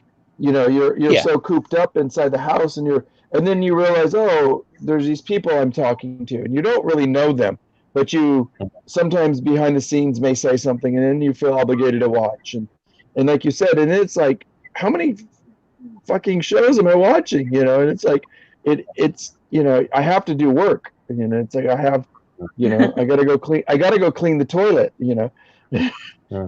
whatever, I gotta wash dishes, it's like. Not in the toilet, no. Yeah. But no, I do visit. I go back and I binge watch. I'm sorry, lady, go ahead. I was just saying, Gary said if he doesn't not off by 4 o'clock, then he'll be out at 5:30 to snap the sunrise, as it's been 2 weeks since I've been out, which is unusual for me in the summer. Oops, there I go again. So what my issue is let's see if I can get this thing to stay. Every time I'm typing, I'm pulling these wires. Oh, Lord. It's like a stand or whatever. But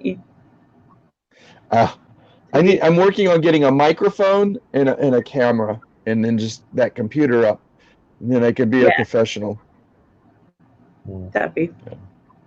So I'm trying to write. I've been trying to type something to and now I forgot her name again. Sam. And then I keep yanking this wire, and it's like.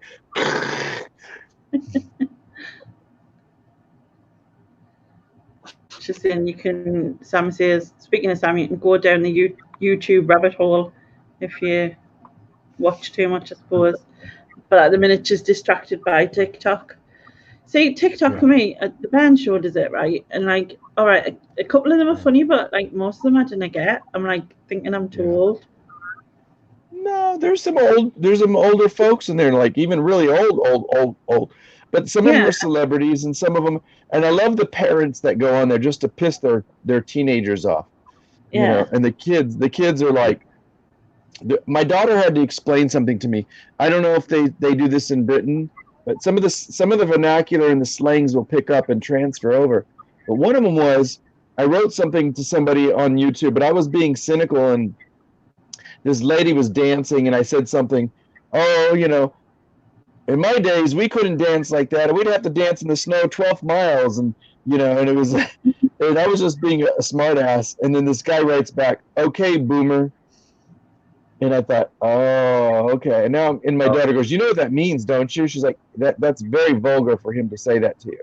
Yeah. And I said, well, how do you know this? She says, because she is what you're considered Z generation. There's the millennials, and then the next ones are the Z gen, they call them. And the Z gens will tell their teachers and adults that they don't like when you shouldn't do this, or da da da da, and they'll say, "Okay, boomer." Even if that teacher's not from the baby boom generation, that's where the term comes from. The post-war baby boomer. But they're like very vulgar, like, "Okay, boomer," and I just go, "Okay, Z," generation Z for zilch. It's like, you don't know shit. It's like, yeah. I like the top ones on TikTok. What the kids show us, but there's all the like dance things in there. Even when I first started this YouTube, I asked both of my kids. I was like, the adults, to be honest, but I asked them and said, would you find it horrendous if I did it? And they both were like, no. So no, you just got to find your style and what you want to do and what you're, it is a very unique kind of platform for what they do, but it's very clever. And it's, to me, it's about one of the few things I've noticed. It's instant gratification, but in terms of networking. And so it's like, and it's very entertaining. So it's got to be very fast, like music, dancing, tricks of the eye, and if you're a celebrity, you can play around with that a little bit. Yeah. But for me, it's a waste of time right now. Now, a lot of resellers are using it for marketing, but it's very clever. So yeah, I know Ernie has one. I'm sorry, go ahead. My kids take the mick out of my videos, and they'll hold something, I don't know, say like that, and they'll go, "Hi, it's Lenny," and they do that all the How many children do you have, Lainey? I've got 2. Oh, okay. And they'll do stuff like, they'll just go, "I just want to tell you all that I broke my nail," and things like that, as if I'm like that bad, and then they think it's hilarious. But yeah, evil. Like I said, kids, the 27 and 24, so okay. The old her. I mean, I come more for the reselling content and intellectual conversation. To be honest, that's why I come here. Yeah, there's a gentleman by the name of Dan the Answer Man, and he shows up to almost every reselling. He's a really fine bloke. He's a good guy. He shows. You may have seen. Yeah, Dan the Answer Man. He has nothing to do. He admits it. He has nothing to do with reselling, but he goes to all the reseller talks, and everybody's gotten to know him. He's even jumped on lives, and he has nothing. He has information, like, so they, like, he may not resell, and he says, "I have no interest in reselling," but he goes on there and he talks about pop culture, and he's very wise about, certain things that he comes up with. He has good antics too. Yeah. Laney is a big part of the reselling community in the UK, without a doubt. That's awesome. Absolutely, yeah. And it should be. There always should be quite a few people in every category and group, because otherwise everybody's inbreeding intellectually, and then it becomes, you can come up with another metaphor. Come stale. Yeah. The chatting partner about being a boomer. What's a boomer? It's like an old person. Yeah. I just think I missed that bit. So boomer, yeah, that's like the baby boomers were from the World War II, right? Yeah. Right, get you. Into, I think, the early 60s, I want to say. And then I forget what the generation after that is. And then kind of late 60s. Yeah. Go ahead. I think 70s. I think sort of 70s is probably baby boomer as well. Up to 70s, maybe. I don't think so. No, I think it stops in the 60s. Well, something I read once. But not like free. I'm kind of X generation or something. I don't know. I can't remember. Baby boomers after the war. When I was born, my mum still got the receipt from the vet, to be fair. So, yeah. Shut up, you. Susan says a baby boomer is born earlier than 1964, according to Wiki. Yeah, that's what I remember reading once, but it can vary. I'm sorry. I was just saying night to Nia. Now they have. There's so many different categories too. Oh, good night, Lucy. And Lucy. Good night. Is she going to bed, or is she saying good night to somebody else? Oh, Nia. My son says that my banter is for people over the age of 40. That no one finds as funny under the age of 40. That's me. So rude. That's just it. It's a snide cynicism that the youth has against, it's so funny because, yeah, I'll meet a lot of resellers that are young kids, and they used to give me so much shit. It basically was breaking each other's balls, and giving each other a hard time. And I would see them at this one specific location, which we have these things called the bins, which is ran by the Goodwill Corporation, which has thrifting. And when they saw that I was faster than them and I knew things that they didn't know, then they'd come and, I'm like, oh, you want my boomer advice? Oh, we were just teasing you. And I'm like, no, you weren't. Uh-oh. Something about my phone here. Yeah, it keeps dropping. And I have it plugged in, but I think I have no choice. I may either cut out or have to jump off in a little bit anyway. So this bloody battery is not holding up. I don't know what's wrong with this phone. Yeah, it's not charging. I'm in deep doo-doo. I think I dropped my phone today and it cracked a couple times. Please just charge. What is wrong with this phone? I hear it beep, but it's not doing anything. Hi, Tom. Yeah. Oh, boy. Doesn't look like it's charging. Gary said, nah, Ian, you're way too late. It goes longer in the States as they include Vietnam and Korean wars. Here in Britain, a baby boomer is up to 1950, as only refers to World War II. Right. Fair enough. I'm bending my wires, Lainey. You bending your wires? Yeah, it sounds kinky, doesn't it? That's not a euphemism, I hope. Yeah. Everything sounds kinky. I'm bending my wires for you. For Ian, you mean? For Ernie. I think I've had my phone long enough. It's one of those cheapy phones at this company I subscribe to. Well, it's not subscription. It's just I use their service, and they gave me a free phone, but I ran this thing through the ringer. But it's working.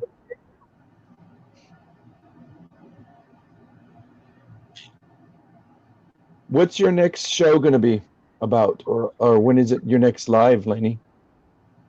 I'm live on Tuesday for the usual quiz. On Monday, I'll have been on YouTube for a year. However, I'm attending my auntie's funeral, so on the Saturday. My condolences. On the Saturday after, I'm gonna do something. I don't know. I mean, how do you mark like a year on YouTube? I know people do giveaways and they do various things. I was just gonna do like the usual, get drunk. I mean, don't feel obligated to give something away, but if you do have something, what you could do is in one episode mention that if you can subscribe and you can do this and you can, there's different ways you can do it where they have to comment on your thing, and then they have that thing where you pick it randomly, and then you have the next time you do it, you just give it away, and then you have more people wanting to attend because they want to see, did I win something? Sometimes, but I think it's more your charisma. That's why they come. Absolutely. Welcome back, Andrew. Look, Susan's saying party. We always have a party on my channel anyway, to be fair, so I suppose it doesn't really, although Andrew said I would mark a year on YouTube by getting naked for my subscribers. See, it haven't works. You been on YouTube past a year though, Andrew? Have you not already done that? Andrew, you missed it. We were all naked earlier. Yeah. Yeah. It was good. It was really fun. Ernie actually showed it. He took his disguise off. Yeah. I'm compelled to ask you. Yeah, I don't think I've ever seen you. Has anybody ever seen you? Or is this? No, it's all part of the mystery. Okay. All a mystery. It's all a mystery. Yeah. The man of mystery. What he looked like, though, didn't I? Yes. Yeah. You did indeed. Someone said, draw what you thought he looked like, so I did. And, maybe that should be the competition. The person that can draw closest to what Ernie looks like by the next time. See what he looks like? No, that doesn't look like him. Nah, it's a different shade of white. doesn't have the lines through it, unfortunately, but it's the only It looks more like Annie Lennox. Yeah. Yeah. Yeah. It's funny because my actual YouTube name is the Tat Doctor, and oh, that's right. Yes. Yeah, and the amount of people that have contacted me, thinking that I'm something to do with tattoos, because obviously tattoos. I asked you that once too. Yeah, people asking me, I wanted to get something removed, or I'm having problems with something, and this sort of thing. I have a tattoo on my ass. Can you remove it? Oh, I do that. I do that for you, Louie. You know that. He'll get out a knife and just. Don't tell Lainey, but I've probably already seen it. To be fair. Yeah. Colour it in. Yeah. Colour it in. Yeah. Let's leave that there. Does that look infected? Yeah, but it wasn't your tattoo. Yeah. So anyway. Oh, that's right. Lainey's an artist. Is that true, Bad Wolf? No. Yes, you are.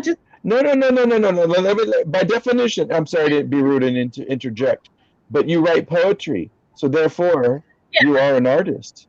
So but an artist of that. That's I don't like. I have a master's in arts. I'm a visual artist by nature.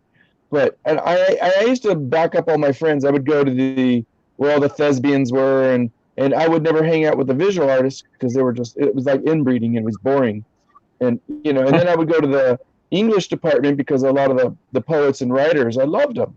And it's like Picasso said. They said, "Who's your favorite artist?" He says, "That's such a bullshit question. There is no, there's no one specific media, And he says, we're all artists. It's just that one is of the poetics, whether you're writing something, whether it's plays or poems."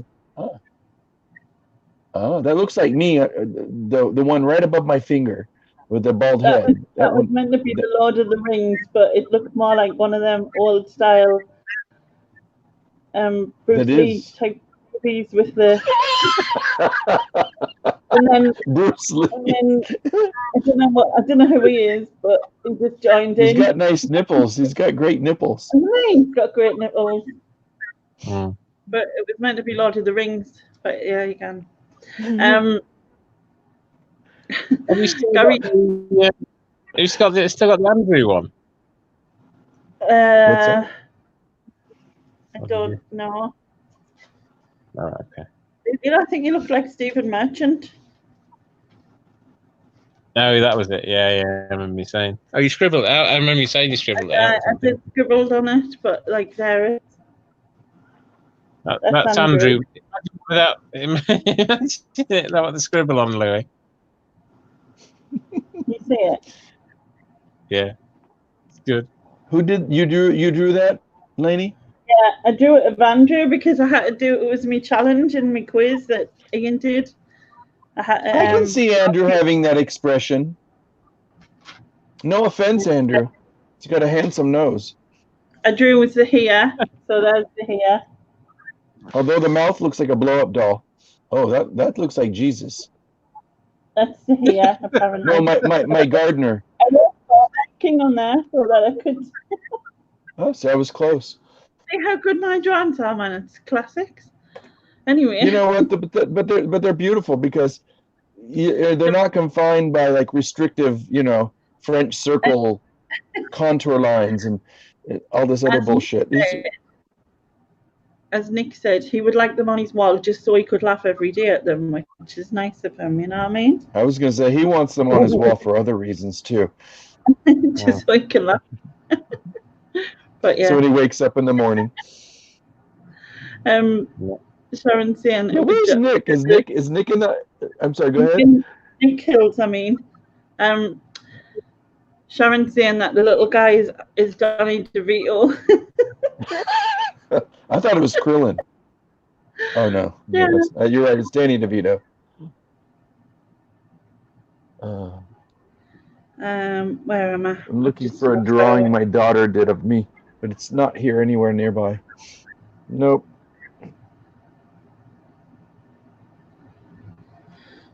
Where was I? You don't see the likeness to yourself, do you not, Andrew? He doesn't see the likeness. That draw night was brilliant. I laughed so much at Draw the Reseller. I laughed so much at myself drawing the it was like, it was harsh. Okay, can't speak. Okay, so question for the chat and the panel. Name your YouTube crush. Who's that from? Okay. Who's Andrew. That's from Andrew. That's Andrew. I think. Did Andrew ask that, Lainey? Yes, he did. Yes. Andrew, you're my crush.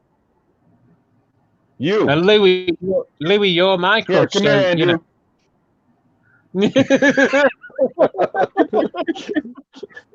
Come here, Andrew. I'll buy you. I'll get you a beer. Oh gosh, this is now. It's on for life. Louie, you know, one night together we've had, and already you're cheating on me. You know what I mean? You're kissing Andrew, Louie. You know what I mean? I come from the land of free love. You know, I'm a hippie child from. My uncle from the 70s taught me, don't commit to one. Just love everybody. Yeah, love everybody. Yeah. As much as one you by can. one by yeah. Or all at once. Andrew said you can't vote for him.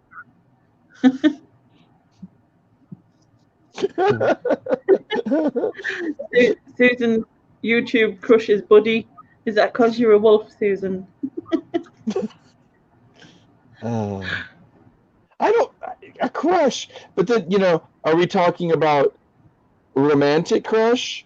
Are we talking about intellectual kind of? I'm assuming he just means who you fancy, because I don't think that he looks beyond that. Yeah, I mean, like you can have this physical. It's like. Well, he does look beyond that, but I mean, initially. You can see where my mind is. I won't vote for you, Andrew. Never again. That's it. Ernie, you have my vote. Thanks. You're the man of mystery. Lainey's like, get the hell off my show. Lainey is correct. I'm very shallow. I didn't say that, but well, I did, kind of. I don't know. I like to cheat, so I can't have a crush. No, I don't. Do you like cheat. to cheat? What is in like? I like to jump from channel to channel. Not cheating in the way, but cheat like, okay, like you said, Ernie, did you say you watched Lonnie for a while? Yeah, Lonnie. I go back to him every now and again, and Steve and Steph every now and again, and. I used to have to religiously watch some of these, guys, and it's like I do, and I have high respect for them. Don't get me wrong, but I don't have to religiously wake up and go, "Oh, did they have a new video?" I'm like, I have shit to do in my life, but like but I do obligate some time to YouTube, and it's a nice distraction in life, and it's actually it's healthy if you learn something, and it's a sheer form of entertainment. It's valid. It's very perfectly valid, but. Sometimes I watch stuff that is like I totally look for something that it would be absurd. People go, "Why are you watching this?" And it's like it has nothing to do with resellers. It has nothing to And then, but I used to listen to YouTube strictly for music, and then now it's like you can watch anything. What rabbit hole are you going down that day? That's what I ask. I mean, sometimes it's nice having in the background, but generally, if it's live, I'm just too tempted to get involved. That's the problem. And you know yourself. By the time you said hello to everybody and you've had a bit of a conversation, I came home and I was like, "You guys are you're gonna log on?" I'm like, "I just got home." I didn't get up at 6:30 this morning, realizing, "Oh, I have to be back. I'm gonna be on Ladies, live." And and I'll be honest, I am what's the word? I'm so absent-minded. Like, somebody could have their show logistically always this day at this time, and I forget. And they go, they'll say, "You dumbass." I'm the same time every week, and I'm like, you can call me a dumbass. I just that I don't think in those terms. I don't think in linear time, because I'm too abstract in terms of like what I'm doing. If I want to go take a nap or I want to go, I have priorities. Sometimes my work calls, and it's like this estate sale. I didn't want to get up this morning. But if I didn't, not because of FOMO, not fear of missing out, but if, logistically, if I didn't go at that time, there wouldn't be anything left. And, there were some things I found that I did go for myself for collecting. I collected a lot of ephemera, and it was very interesting, and then and there too, I meet people outside of YouTube world, and I love YouTube, and I hope to meet some of these people someday. But I do meet people in the I won't call it the real world, but in our life, and it's intriguing, and I've even gone. Go ahead, Lainey. I was just going to say, you're going to come back to the UK, and I would love to visit one day, but I don't know. Who knows what the future holds, right? Yeah. It's my 50th birthday in 5 years, right? I'm planning to have a party, so just arrange for that, right? You're still a baby. 5 years. A baby. Yeah. Hopefully, I'll. My 50th birthday is gone. I just turned 51 this year, and you don't look like you don't look as old. I'm gonna put my foot in in a minute. Farther. Okay. Now, do I look younger? Yeah, you do look younger. How about now? Yeah. The closer I come, you're going to see wrinkles and sun marks, and we've all got them. Yeah. They're wisdom lines, not wrinkles. Wisdom lines. You are so good, Ernie. I would love to drink a few laps up with you. Have a couple ciders. Yeah. Andrew's a cider drinker. Andrew likes his cider. Oh, Andrew's a cider drinker, Yeah, he likes cider. Taurus. I got laid up at Heathrow once, and I was stuck in Heathrow. I was coming back I was leaving Europe for good after a year visit, and when I was coming through Heathrow, the fog wouldn't let the airplane go. Every flight got delayed, and so they took us and they put us in some kind of like van. They said, "You're spending the night," and I'm like, "What?" And it was like, "Yeah, we're paying for it." And so they stuck us in some bread and breakfast, and there was this delightful Indian man who ran it. And and it was like 11 o'clock at night. No, it was about 10 or 11. And I said, "Where's the nearest subway? Where's the bus or a taxi I can get to a subway?" And he says, "What do you mean? You cannot go out this night. If you go into London, they're going to cut your throat." And he got so pissed at me. He's like, "I'm not letting you go." I was like, "What do you mean? Why? I want to go." He's like, "You're going to get your ass killed." And so I didn't get to go to London that night, but I ended up finding some pub that was like close to the bed and breakfast, and it was I couldn't find it. I had to go through. You guys have these gigantic cemetery tombstones. I forgot how large those things are. Taller than most people. Yeah. At least this one was. So she says, "Let's take over, Ernie. What are we going to do?" Yeah. Go on, let's have a party. Let's have a party while she's not here. Wait a minute. If nobody's showing their face, I'm shutting my camera off. Okay, there we go. It's synchronized. It is synchronized. we're synchronized. What's the word I was going to say? Anonymity. I was going to say synchronized masturbation. But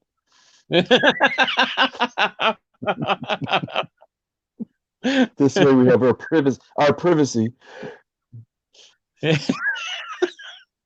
I don't think think that... Ernie? It's good as always. I'm looking forward to the cigarette. Yeah.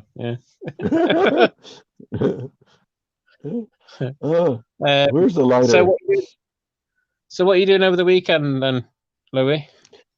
I was supposed to have my daughter this weekend, and I changed it up because of logistics. I would have just had her for like overnight, and I consolidated her day into next week, so that way I have her longer, and I don't have to drive back and forth and gas and whatnot. And she kind of got disturbed with that. I think she didn't tell me, but I wanted to tidy up the house a bit because I have a couple projects that are starting to take over taking up corners of the room. Right. I feel naughty by not showing my face. Is anybody in the chat getting pissed off? I can't see the chat. I can. I have my monitor on. It's like, people are taking. They're dropping off like flies. Let me come back on. All right. It was good for me. Was it good for you? Oh, always. I'll just have a cigarette. Just bear with me a second. Yeah. Lainey takes a little longer. Yeah. Well, she's a lady. She's allowed. Yeah. She needs to pamper up. To be honest, yeah. Andrew goes sex. 6, 7, 8, 9, 10. Yes, Andrew. Yeah. Can't hear you two, I hope so. That was look at that. Her hair still looks good. Andrew's going. Is that Gimbal? Hi, Andrew. Night, Andrew. Take care, mate. Oh, Andrew.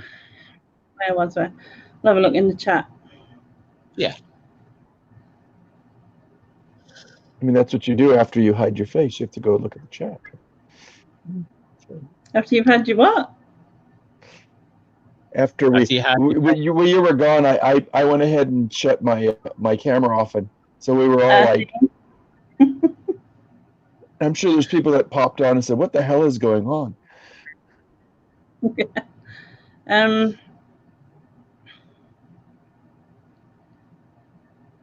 Andrew's had a few cider tonight, and Gary's on the cider for the first time since New Year, which apparently sounds like Andrew's sexy life, which I think you meant sex life.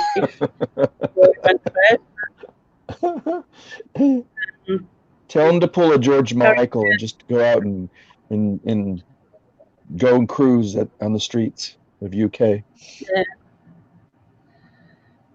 They were talking about a lot of people watching and not very many people talking. So if you are watching, please drop a hello in the chat and let us know. I know who's watching. I probably know about 5 of them. Let's start typing names and see. Sometimes I type names and I see who's watching.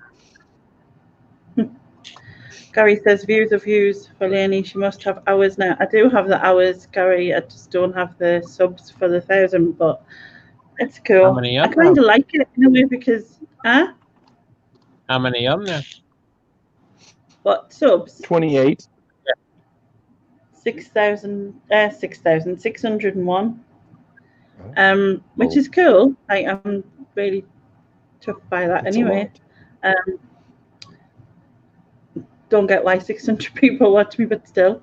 Anyway, moving on. If we sent out nude photographs of Andrew, that it would, persuade people to join, do you think? If we can what? I'll be right back. If we send out nude photographs of Andrew to try and persuade people to join, do you think that would help?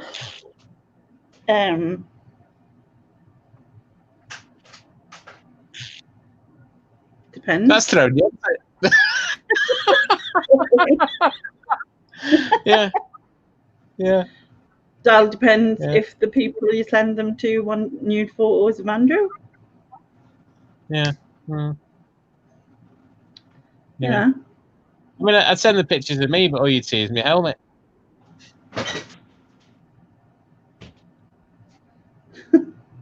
Gary said he'll have to, because I've got the hours, and to get us up to the 1,000 for the subs, but then it has to stop because we can't have Zoom and chats because they put them off. Yeah. I'd struggle with them, to be honest. I'm like, but yeah, I'm here. I kind of like it though, because like on a Tuesday, you know, we'll have about 30 people roughly who do my quiz, and it's like a little community. You know what I mean? Like, Yeah. cool.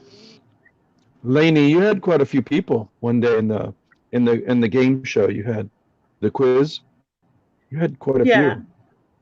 few. Mm. I'm doing another one Yeah, of the like you specials. said, they don't write. Yeah, I'm doing another special on. I think it's the 22nd, but I need 22nd of September. This is not tomorrow. So that would be strange.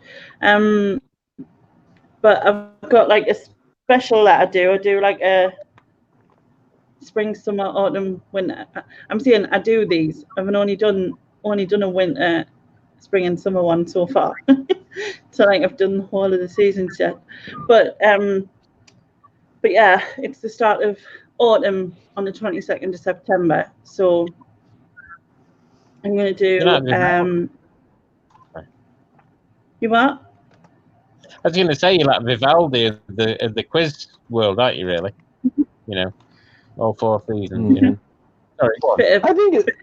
I think it's brilliant, Ernie, that Lainey does this, because it's such a great attribute to making YouTube into like something that we can't afford right now in a time like this, where we're all cooped up in the house, and also just meeting brilliant minds from all over, over the pond and whatever, and just live life. I mean, we're going to stuck behind digital formations or whatever, Yeah, I mean, and there's some lovely people out there, and Laney's brought a lot of them together. As is Andrew. Andrew does a good drinking with Andrew, and some other shows, and Nick did the reseller the 80s weekend a few months ago, back in April. And other charity events and all sorts of things have happened. Really, it's amazing, really, how the community comes together, really, and that's from. I was going to say, there's so many reasons that people can come together, and it doesn't have to always. Yeah. It's nice to see when they come together for reasons of, for philanthropy or something, just for good nature, and which brings me to a question, Lainey. Are you still contemplating your October? Oh yeah, I'm all doing night it. Rally? It's okay, been, I'm just asking. All night, 12 hour. I couldn't do all night, but yeah, I remember. It's What was that laugh? What did you say? Oh, is it because I said I do all night? Yeah, 12 hours. And then Louie said, "I remember," and I'm like, "Hang on a minute." I remember. Yeah. Why did I just go like hours. Lush to swimming pool? Oh my god. Anyway, moving on. Confessions live over the internet, and you heard it here first. What's that? I would love to. What's that, Lainey? I'm laughing at the chat because they're all giving us new surnames, like Amber, Picasso. Lainey Picasso. But yeah, I do love that one, Patricia. Wait. What? Who called me the Lone Star asshole? Where's the Lone Star asshole? Nobody. I got you to say it. No, but you said it. Asshole as well. Asshole. She's turning red again, Ernie. Yeah. I just wanted to hear Lainey say asshole. You should hear some of the things she calls me. Yeah. And she calls you a turd pile. Oh yeah. Oh, that's polite. Really? That's polite. Some of the things she does call me. Let me tell you. Yeah. But do you deserve it? That's the question. God, yeah. I'm not saying I don't deserve it. Yeah. Lord. So yeah, going back to the all-nighter, which is a 12-hour, but What? yeah, What? for the charity. But Oh, thanks. It's just for charity. Thanks. That makes me feel real great. no, I mean, See, like, Ernie, she uses those guys and it's just for charity.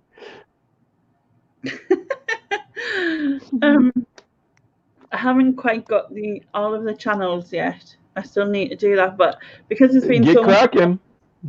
You what? Do me a favor. Get with the. You got to get it going. But promise me, reach out to Krillin. See if he'll. I will. It's just like there's been like Ian knows, but there's been so much happen in a very No. I'm not pressuring you, but I'm just giving gentle reminders, just as a friend, a gentle reminder to get your act together. Hurry up. No, hurry your ass up. No. I'm gonna do like the anxiety. I'm gonna do a video at the start of September and sort of like try and get the rest of the channels together then, and then put them in some sort of order of who's come and when. So like you'll be like later on, like you'll be like my early morning kind of thing, if you like. Right, Ernie, did you hear that? Yeah. So, will there be a DVD available after the event, or a DVD? Yeah. Nothing. Late night will be lonely. Yeah. Ernie, do you have Instagram? Yes. Yeah. Okay, when you get a chance, go see my post. You know the stories are on Instagram, right? Where you push the moniker. Go in there, and there's a song called "Early in the Morning." You'll see it. So, okay. It was in reference to what Lainey said, but it just reminded me when she kept saying early in the morning, and I'm like, oh, there's this funk song. But you'll know the song. You'll remember if you like funk music. Yeah. So so there's I've still got a lot of planning to do, and it's going to be a lot of work and stuff. But my dad is now. I mean, my mum's got dementia, but my dad is currently going through tests for it now as well. So it's going to be like doubly important, especially it's looking like he's too. So I've got I need to do it, if that makes sense. It's not just I want to do it, I need to do it. And and obviously, I've no doubt I'll like be stressed and manic about it for over a certain amount of time, but like once it's done and it's over, the next night is Halloween for us, and so we're gonna have like I'm gonna do a Halloween party on my channel, and then like for an hour where we'll have music and I'll get dressed up, whoever comes on, whatever, and then like after that I'll just have my normal live where I'll just chat and whatever, just to like chill out, and I'll probably get very drunk is a way of like, because I'm not going to drink when I'm doing that. Yeah, I'm not going to drink when I'm doing that. You don't want your energy levels fluctuating. No. Yeah. I'll be too stressed. I'm just gonna have like, You'll be fine. You'll be fine. Just 2 or 3 days before. It's just having like making sure everyone's sort of there, so that or their equipment will work or their things. Just have backups. Have a lot of backups. Yeah. It's just I mean, obviously I'll have, because it's linked with the Guinness Book of Records, but I haven't heard from them. But the point is, I'm not completely bothered by it. If they do get back and they say yes, you can do this, fine. But if they don't, or if they get back and they start going, oh well, you need to do this and you need to pay for this, like this. and just do it for the whole point of the raising the money, because obviously that's the main part of it. It is. It's the intention behind it, and but I don't know what the application is like for the Guinness Book of Records. But yeah, I mean that's probably a lot of work in itself. I've done the application. I did it a while ago, but weirdly after I did it, because it was such a, funny on, let's say, for want of a better phrase, that I just thought, after I'd sent it, I kind of thought, no, I'm not really feeling this. Like, there was a lot of reference to paying for this and paying for that, and it costs, you know what I mean? And it was clear that it was sort of more money orientated than I ever thought it would have been. And I should have, because everything's money orientated now, really, isn't it? But, that's how they pay for it, I'm sure. Get it paid for. Susan says, I'd never believe this of sweet Leonie. I know I'm so sweet, I'm proper sweet. But then, like 2 seconds later, she wrote, "Get your finger out, Leonie. That's what he's saying." My fingers are here. Thank you. Sweet. I'm not sweet. Sweet as can be. Are you still going to do the Linda Blair thing? The what? The Exorcist, Linda Blair? Oh, I'll have to. Well, not so much like for the live, but that's just for like when the kids go past and have the doors open and scare the kids. What you could do is wear your costume backwards so it looks like your head's starting to flip. So when you're sideways, you just kind of go. Yeah, and have some green spit. Put a sheet over the hoist and swing across the ceiling with 2 cut out eyes or something, just look like a ghost. Swing across the ceiling. Kids go by. What's the temperatures usually? I mean, I know, is it different everywhere, right? But it's pretty cool in October. Yeah. The temperatures in October here, it's normally pretty cold by then. You start, people put the heating on and whatever. So okay, it can get really cold. I don't know if the chat hasn't spoke for ages, or if it's froze or something, because it hasn't changed for ages. No, it sure hasn't. Sorry, I am here. I've not disappeared. We thought you were just taking a little longer. No. No. No, I was just listening to you both, to be honest. And Lainey was saying about what the plans were for, obviously the our all-nighter, for want of a better expression, and obviously Halloween and all that. So yeah.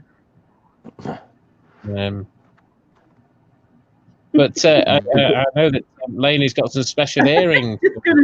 There's going to be 30 odd of them, and then I'm like, that just makes it sound worse. I should shut up. Yeah, 30 nights on an all-nighter. Says they all passed out. Yeah. Oh God. Yeah. I can't remember the last time I was part of a 30 people on a night out. Yeah.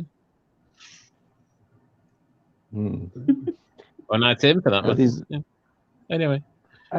I grew up in California, and I remember it being so cool, and like on October 31st, because the San Francisco Bay on the Pacific West Coast would bring in that beautiful air. Yeah.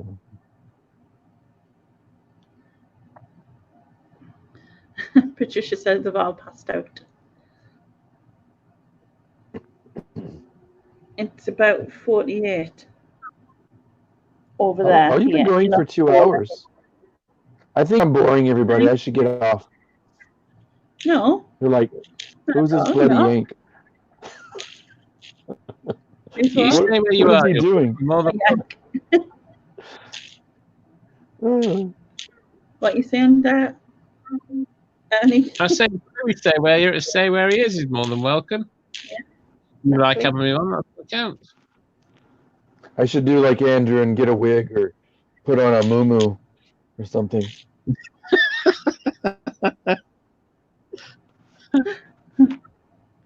This is what I wore today. Music. There you go. Much There you better. go. Got lots Much of more. tattoos. Now, all right, tat doctor. That's what I was asking you. Can you finish up my tattoos? Yeah, of course you can. No problem at all. The one on my butt. Yeah, that's fine. That's fine. Okay. I did colour it in last time for you, but you know.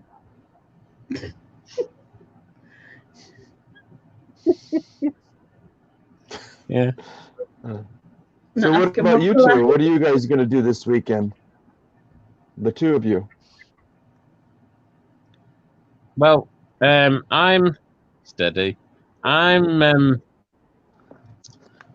seeing another reseller tomorrow. I've got some stuff to sort out there. I'm doing one of our famous car boot sales on Sunday, and then Sunday night I'll probably collapse in a big heap and have a bit of sleep, and get ready for Monday. Really. Do you do a lot of car boots? I do them most weeks. Obviously, while the pandemic's been on, that's not obviously been possible, but I do them most weeks. Yeah. Do you film it? I don't, to be honest. I'm not very very good at this technology, as Lainey will probably tell you. Just do like a 5-minute video on your phone and just download it. People like unedited videos. They'll watch it. Yeah. Yeah. Maybe some snarky comments. You know. Yeah. You could just say, I'm filming this in the nude. You don't have to show yourself. Yeah. Yeah. It was showing myself. It got me in trouble. Anyway, yeah. So that's the plan for this weekend for me. What about you, Lenny? What am I doing again?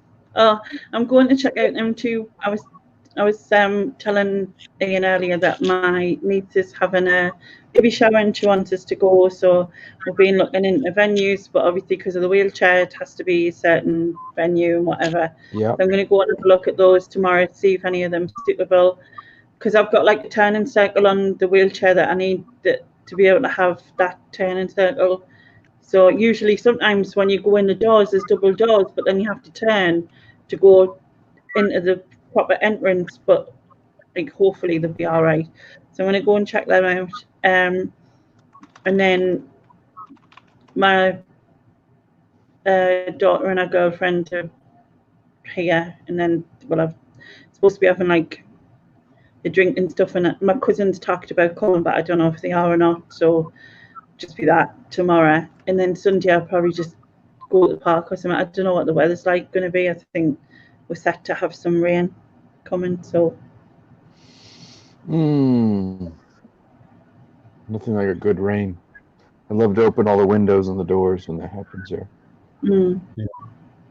Sorry to interrupt. Hot. Lainey, I'm just going to bob up. I'll be back on. I'm just going to bob up for 5 minutes. That's what I need to do. No worries. I'll be back shortly. What he's going to do. You say that. Okay. Bye. Bye. Bye. And then there was stupid cameras just doing me head in. Are you blurring out a little bit? Yeah, it keeps blurring. But I'm on my old laptop, so it's crap anyway, so you know. I need to clean my desk up. Ernie was asking, "What do you?" I think when you logged off for a second, but he asked me what I was going to do this week, and I have to clean his back room. It's like I have to move this pile to get to this pile to do this project. You know, I told him I have some little corners I need to work on, just so I get this computer. You know, sounds like what Ian does, or Ernie. It's just Ian, Ernie. You know, him.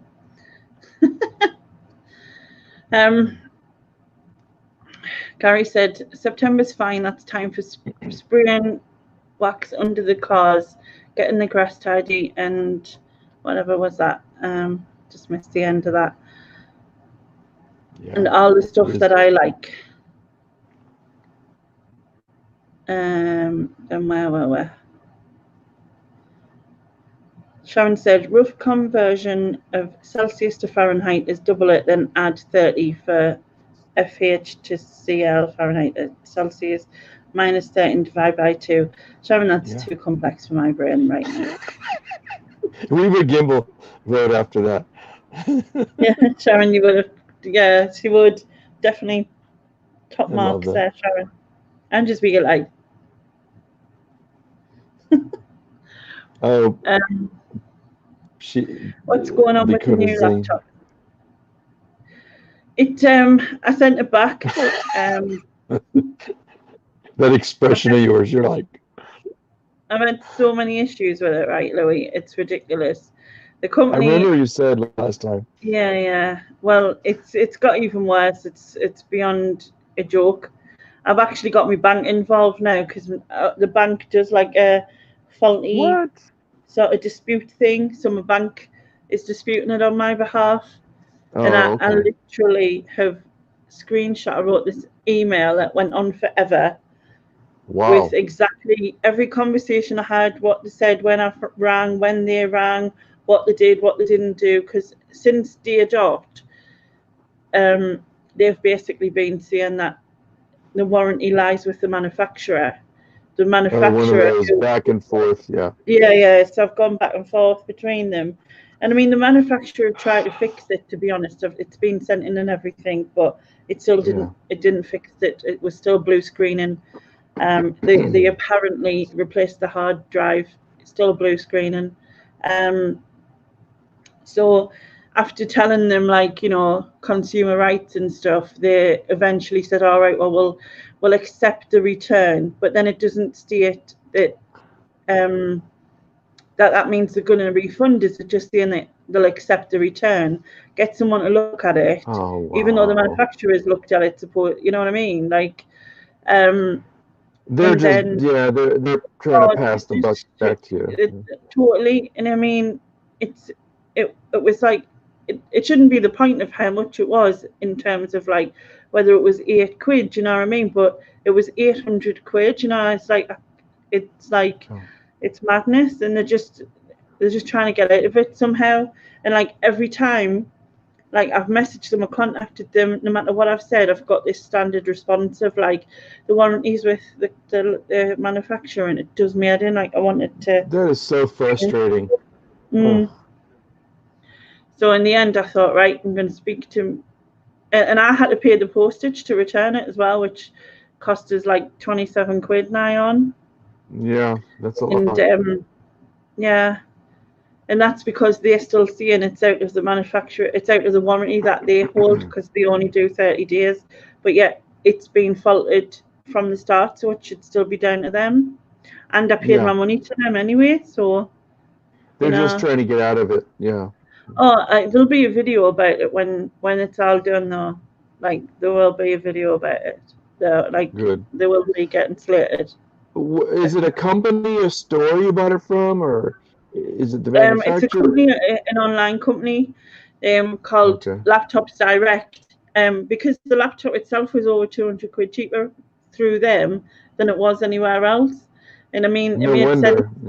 Yeah, but well, exactly now in hindsight, you kind of like, but I wish I'd just got like somewhere I know that you know what I mean, like we have like Argos and Kerry's in there, like, proper stores, proper.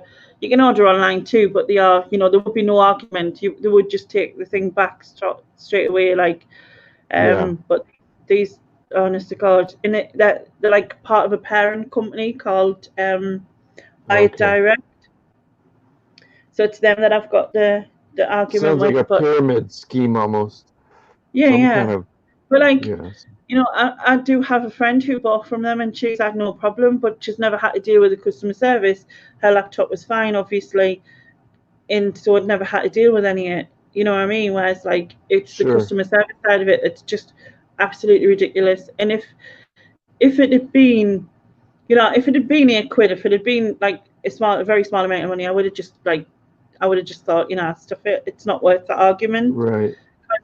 But especially it's also it's the principle, that they're trying to literally just pass the buck on and use, legal terms when right from the beginning you said you've got no use right from the beginning. So that's when the warranty should be, held. Yeah, well, I wish you much luck, because I can only imagine the frustration you're going through. I think the thing is it was like, that I really truly believed that in the beginning that it was just some sort of update issue, because obviously they make these laptops, to put them away, and then they don't, they don't get the updates that they need, and so on and so on. And I really did truly believe it was just an update issue in the beginning, and so did my brother, and he's more like tech savvy than me, But we did everything. I mean, the manufacturers asked us to update the windows, which I'd already done that bit anyway, and the drivers, which I'd already done. And then they asked us to some update kind of the BIOS. I would hope they would just give you another unit and set it back to. But I don't think this company's running their business in a way where it's just sell the crap. Yeah. Hope these work, and a few will get by. Yeah. And they hope for people to not come back. But you're persistent. That's good. Mm-hmm. So, my bank, like I said, they'll argue a dispute on your behalf if you paid with your card, which I had. So, because my head was battered by it, I was getting nowhere, and I just, didn't imagine I wanted to scream, kind of thing. And so I contacted the bank, but then they wanted to know every single conversation, every screenshot of email, every awesome thing. And you've documented it the whole way through, huh? Yeah. Well, it took us because I had all the information, but I just had to put it all together. So it took us all day. I think definitely it was on worth Monday. It. So it took us all day Monday, to do it. I've sent the email, which they've getting, you know what I mean? But like they said, but I think as soon as something more serious is involved, like my bank or whatever, I think the company will then be more likely to listen than they've been where it's just been me. You know what I mean? I think they're more likely to be, And maybe once they do that, I don't know how they would do a fee reversal, where maybe it's the bank's insurance, but then the bank will like wreak havoc on them later, and if there's any transactions done with other people based on that, they'll probably charge them a good buck or somehow get it to reverse. I don't know. Maybe not. I don't know.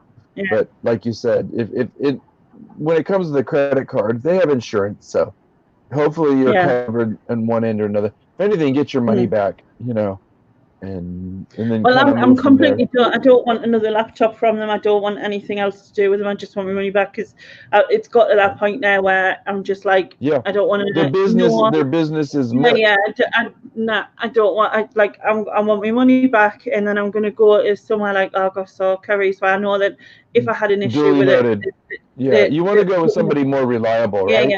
Yeah.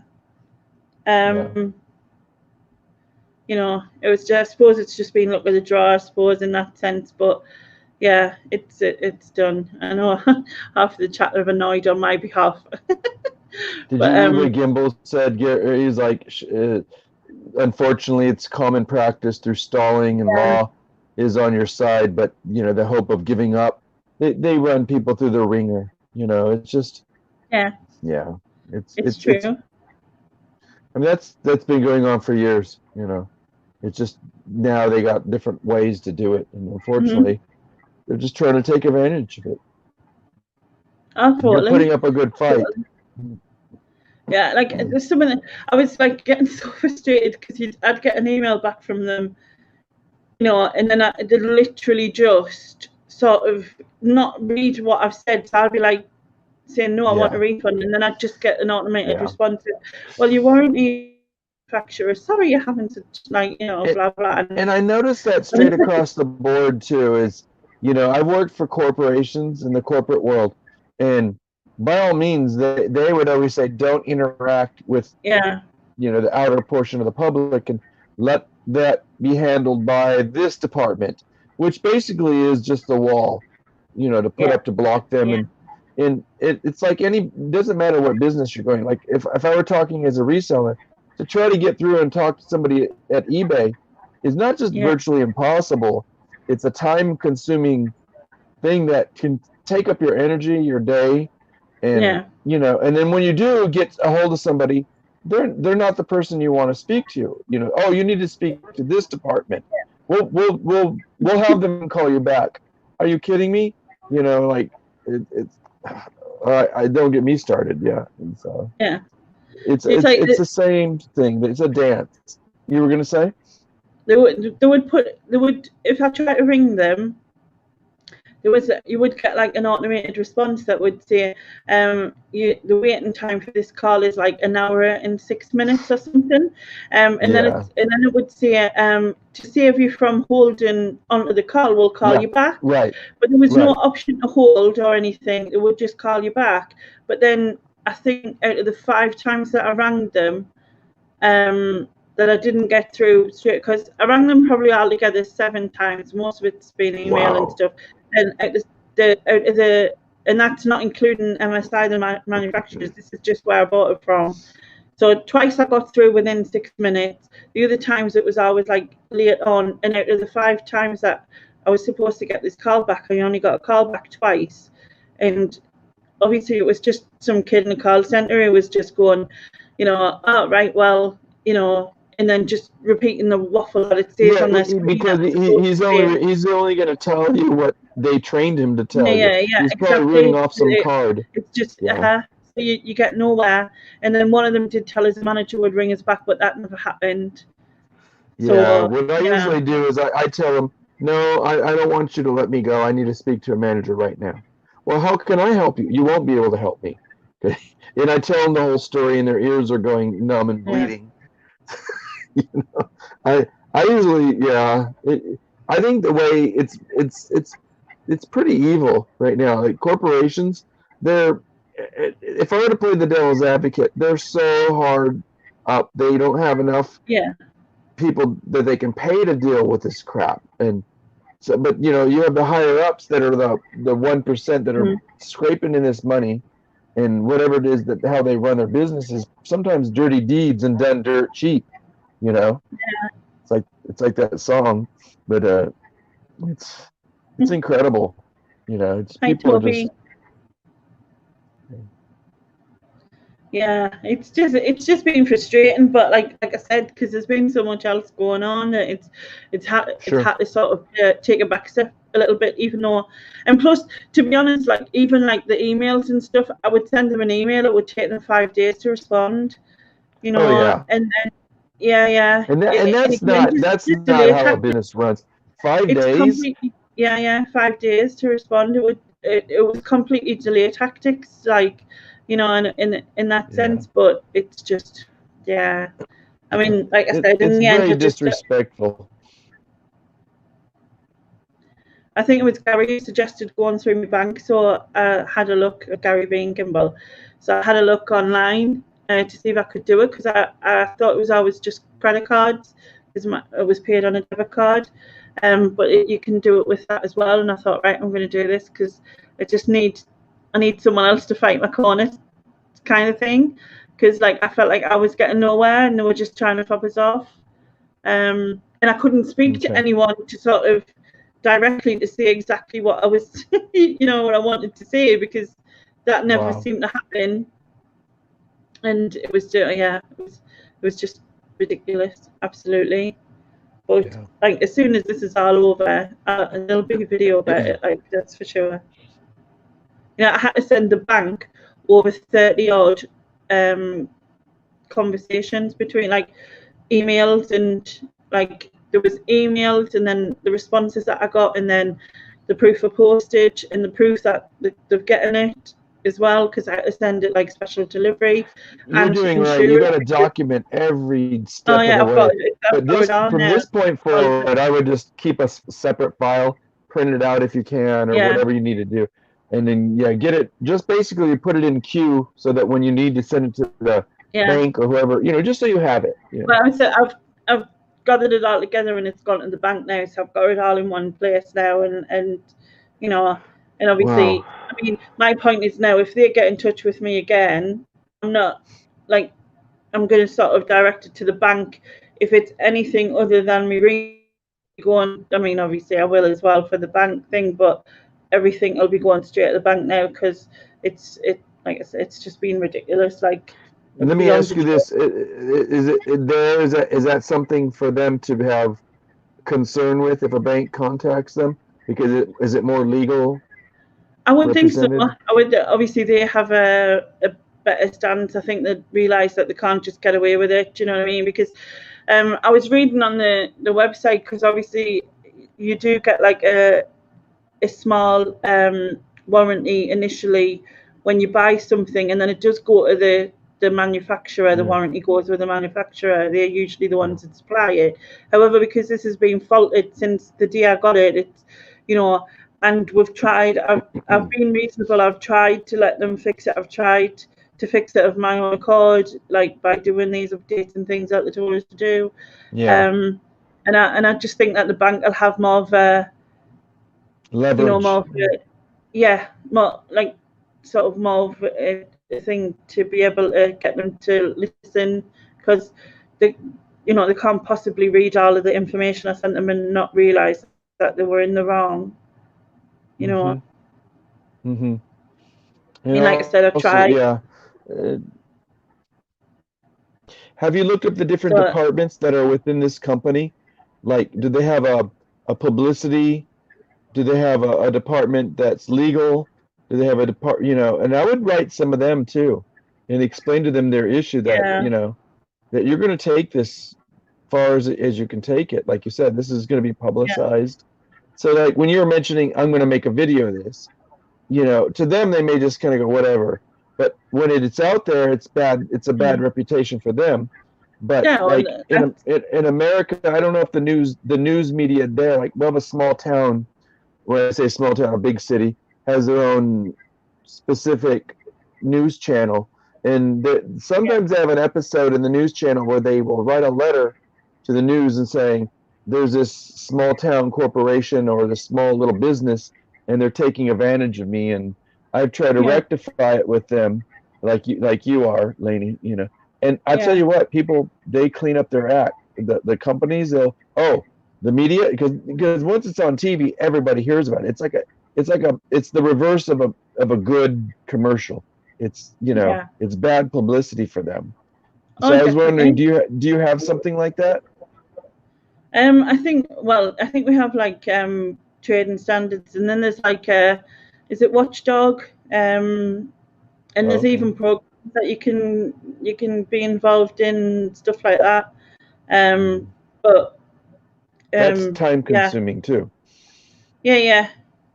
Well, I mean, like I said, it took us an hour. It took us all day to do that, to put all that information together, because I needed to put it in the order that it happened. You know, go through my phone and look at, like, when I was on the phone with them, and sort of put it all down. And then when the emails came in, put it all down. And then obviously I screenshot the faults himself and showed them, and you know, and I've got my receipt for sending it back. It sounds like you're going to get your money back. So what the bank will do is back you up in the sense that you'll get your money back. And then what I would do, like you said, make that video and then find the watchdog and stuff and show it to them and say, hey, you might want to know about this. This would be a good episode for you. Yeah. And then they'll come back. Wait a minute. We tried to help. Or they just play stupid. You know? Yeah. Don't let it get you down. Whatever you do, just stay positive. Stay positive. Oh yeah, I mean, like I said, you know, I've had moments of frustration, but I kind of had to take a step back from it. I think, you know, you have to. because I was just going round, and I think I had to take that step back so that it didn't drive us insane anymore, because it was starting to. You know, and it begs to ask the question, you know, like when in life, when not just this example that you're sharing, and that's very humble of you to do so, because that's, you know, nobody wants to, you know, go into these nitty gritty details, but it's frustrating, you know. It's like, but when you have other issues in life, what do? You know, when you don't have somebody to turn to, and I don't need to tell you, life's full of little twists and turns and challenges. Yeah. You got 22 watching. Somebody's got to comment on that. You what? I said you got 22 people watching. Nobody's commenting on that I about. know that well, they've been commenting earlier. There's a couple of them. As Sharon said, your call is important to us. You are 10 millionth in there, or whatever that is in the yeah, it is. You do get that. Speak of R. Gimbal was like it's a global thing. If that's the way the globe is going, it's like we're screwed. Imagine when the real, oh, look who's back. Hello. Hello. Ernie couldn't make it back, unfortunately. He got stuck in traffic, so he's asked me to take over and I look after you both and make sure everything's okay. Wow, your helmet's shiny. No, that's not the first time you said that, though, is it, Louie? Let's not. Anyway, moving on. I usually don't use the word shiny, though.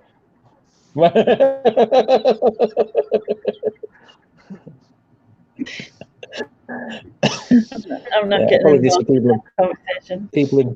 Apologies to people in BBC Scotland. Yeah. So what have we been talking about? That's why they're being quiet, because they're all just sitting silently raging. You don't want it. I swear I'm boring the shit out of them. What's that? No, not at all. Not at all, I said. Anyway, what you been doing? Have you been here? Yeah. I don't want to say too much on here, but I've got a friend who's going through it a bit at the moment with some stuff in his life, and I just wanted to give him a quick call. Good for you. Good man. So yeah. But yeah, other than that, it's interesting. We were just talking about these challenges that life throws you. Yeah, and I went for a wee, while I was offline, and I got a drink, and then you went wee again, really. And you got another drink, and then you went wee again. Yeah, probably, yeah. You know me so well. Oh, it's just so nice, isn't it? Yeah. Sharon's gone, oh my God, it's the steak, like that. And Patricia said, I think we may have a bromance happening. Uh-oh. Who said that? Patricia.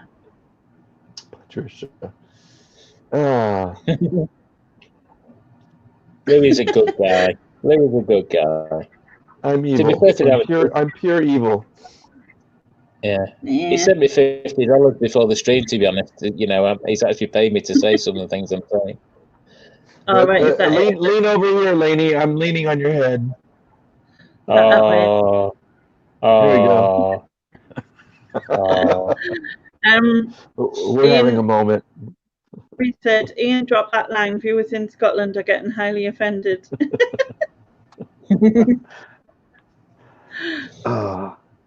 Let them be offended. I say it to thee. You can hear violins now. Patricia said you can hear the violins playing. You know about this? Ernie, do you know about that? Well, the tiny violin. Yeah. The tiny violin. And I'm playing it just for you. Oh, thanks. Yeah. You're like, gee. Sharon said, do Scots get offended? No, of course not. No, the Scottish part of me does. Right now, I'm feeling offended. My 12% Scottish is feeling rage. I don't know how many percentage Scottish I am. Having spent both time in Glasgow and Edinburgh, believe me, the last thing that the Scottish get is offended. Believe me. They just wouldn't let it happen. I feel offended at nobody eating my haggis. Mm-hmm. That wasn't a euphemism, Lainey. I don't know what haggis is. Hi, Neil. How are you? Believe me, you know what I know. Hi, Neil. Neil. Gary coming said, on? I don't know. Are you coming on, Neil? Harry, Gary. I'll get there. Gary said, hands off Ian, Louie's mine. Meow. Lol. Who said that? What the hell? God. Gary. Louie, Fighting Louie, over here. Just, I feel like I'm in the middle of like some sort of massive man sandwich or something going on. It's just... Come here, lady. Come here, lady. Lean in, Lane. I'm leaning. There you go. Oh. Louie, I feel like the soul between two roses. Yeah. You what? I feel like the soul between two roses. You're the cheese in our sandwich. You're I'm Swiss cheese. You're so cheesy. cheesy. Yeah. I was the meat in the sandwich last week. You weren't complaining then, were you? Yeah.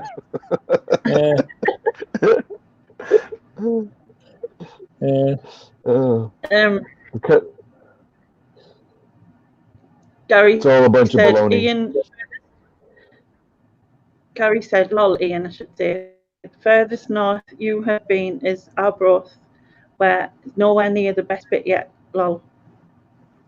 Yeah, the fish and chip shop in Arbroath. If anybody goes to Arbroath, go to the fish and chip shop it's right by the road and right by the It's literally just one. You're making me hungry. Well, the one I like, yeah. Yeah. I tell you what, are most of the fish and chip places, are they mom and pops, or are they chains, like a chain corporation? There's the one I'm talking about is individual. It's his own shop, but there are chains in the cities. There's chains. Although I believe Harry Ramsden's is closing quite a few stores, I think, or has closed, or not quite sure. Someone class a chippy because it's a restaurant, isn't it? I mean, I know they do fish and chips, but like we have fountains and Downies here, which are like chains, but they're all over. I'm assuming like just Sunderland. I'm not sure, but maybe not. Hi, Mel. I'm photographing, but listening. No worries. Mel, that's back from burnout. Yeah. She's all the way in Oztown. She just had a birthday, I think. Oztown. Yeah. Are you gonna pop on now? Yeah. What's up? Patricia says everyone's fighting over Ian. Oh no, now we have a fight over Ian. Yeah. That was we need a good Neil can't come live as he's in the middle of sorting through clutter and crap in the sitting room, but you are on the big screen. But she's waking up, isn't she? It's probably early morning.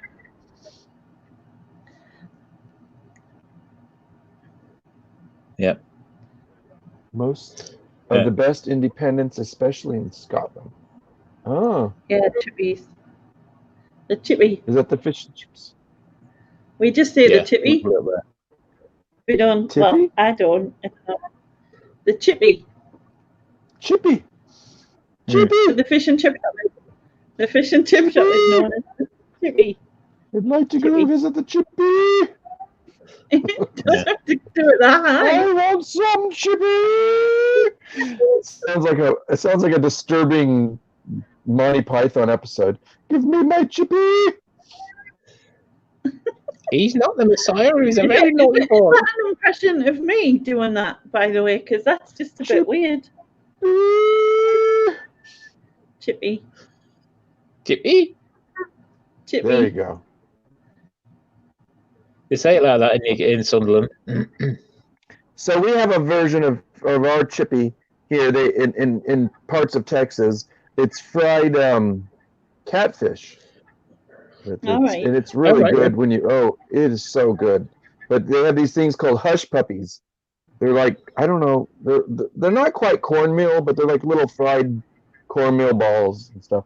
And then they throw the chips on there too, the potatoes if you this catfish is delightful. But I don't think it's as good as the fish and chips there in the UK. But it's it's different fish.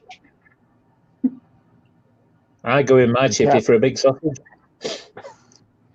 Yeah, so bad. Smoked one. Do you guys put malt vinegar on the chip? I mean the fish. Yep, on the chips. People do. Love it. People put malt vinegar and salt on the fish and chips. Unless you're me, and then you just put salt because I'm strange. Wow. Wow, you are too sweet. You're so sweet. You don't need vinegar. I'm just not a massive fan of vinegar. Not that like vinegar's a thing that you're a massive fan of. Question for the live chat. All 20-something people that are not talking. Vinegar or no vinegar on your chippy? Yeah. Which sounds like a chicken.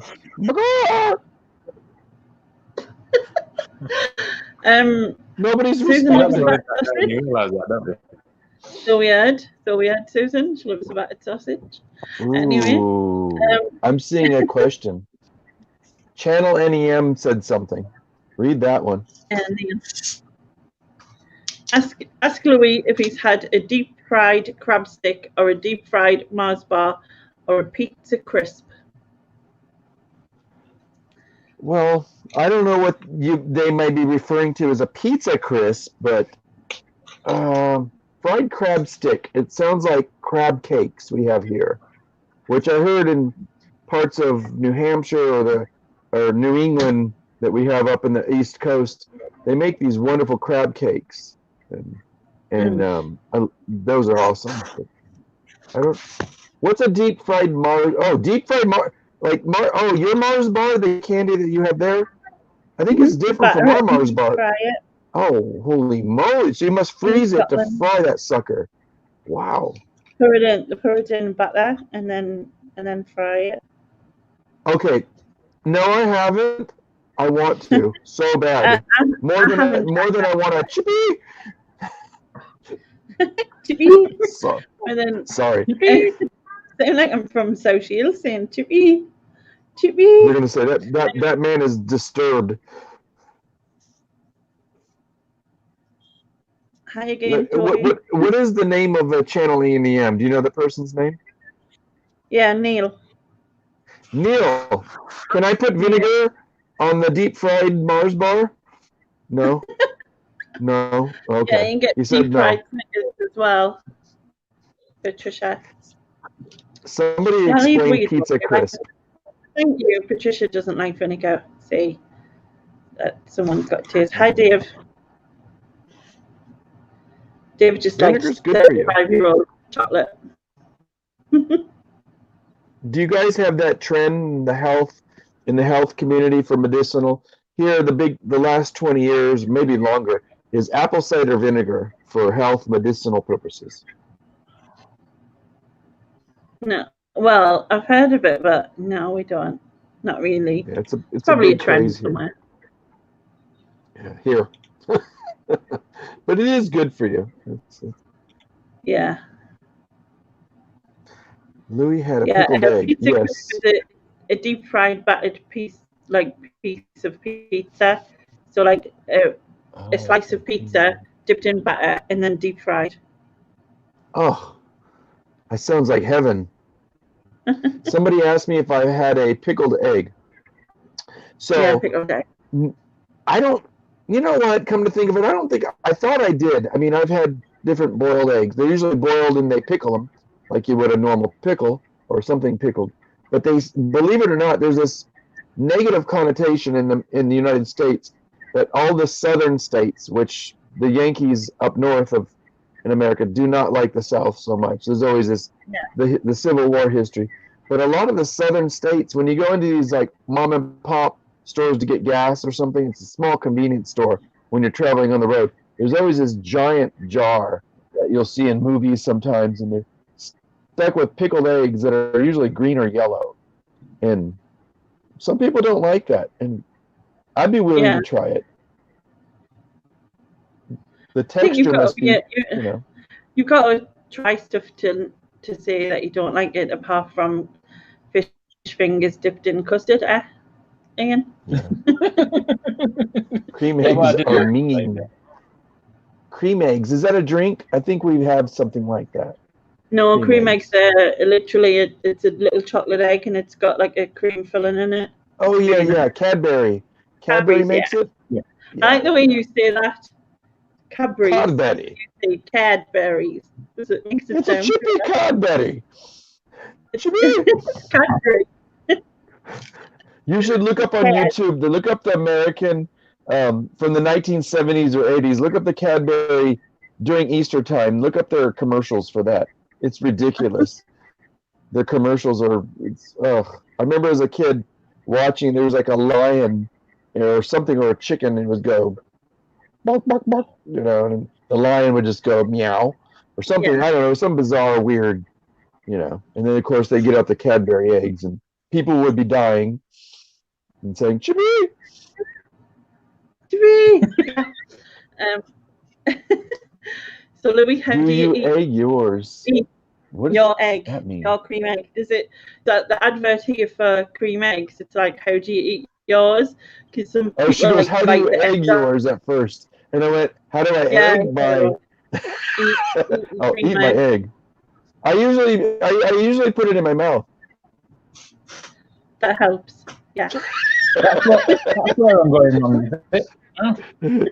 I did the opposite once, and it didn't work out very well, Lainey.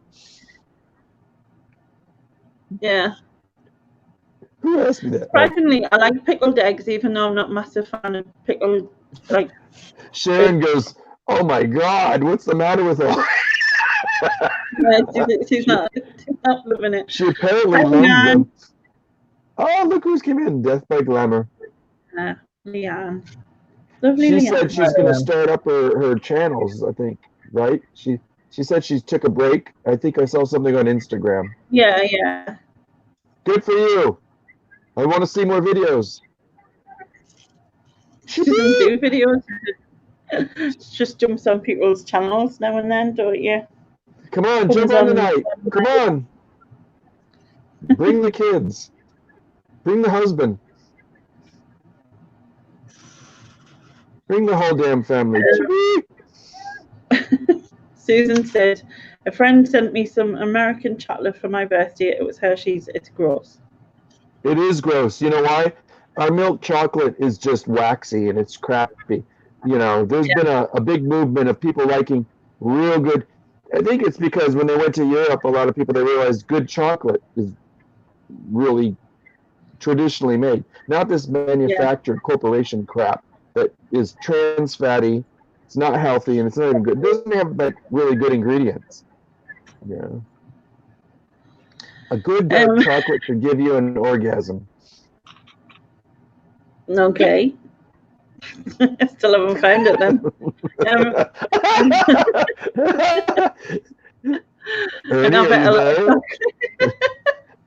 Ernie's looking for dark chocolate right now. Yeah. Where do I find that? I don't remember that, Willy Wonka. What did you found say? your Willy? He said he found his Willy in his Wonka. I don't remember that in Willy Wonka. Yeah. The orgasm chocolate. That was a different ticket altogether. Yeah. Toby said I need me some US snacks, barbecue chips and rough. Okay, on a reseller note, we have these. Do you have the company Pringles that makes those kind of wafer-like chips? Yeah. Oh, they've disgustingly got into whatever they can make a comparison to McDonald's Corporation or Wendy's or whatever the fast food venue is. They put the flavors on those things. Some of those things sell for big dollars. It's crazy. It's mad. Gary just likes the plain ones. I just like them. Just like to eat. Where was it? Susan. Oh, Patricia says she doesn't like Hershey's. Cadbury's is much better, but Belgium chocolate is the best.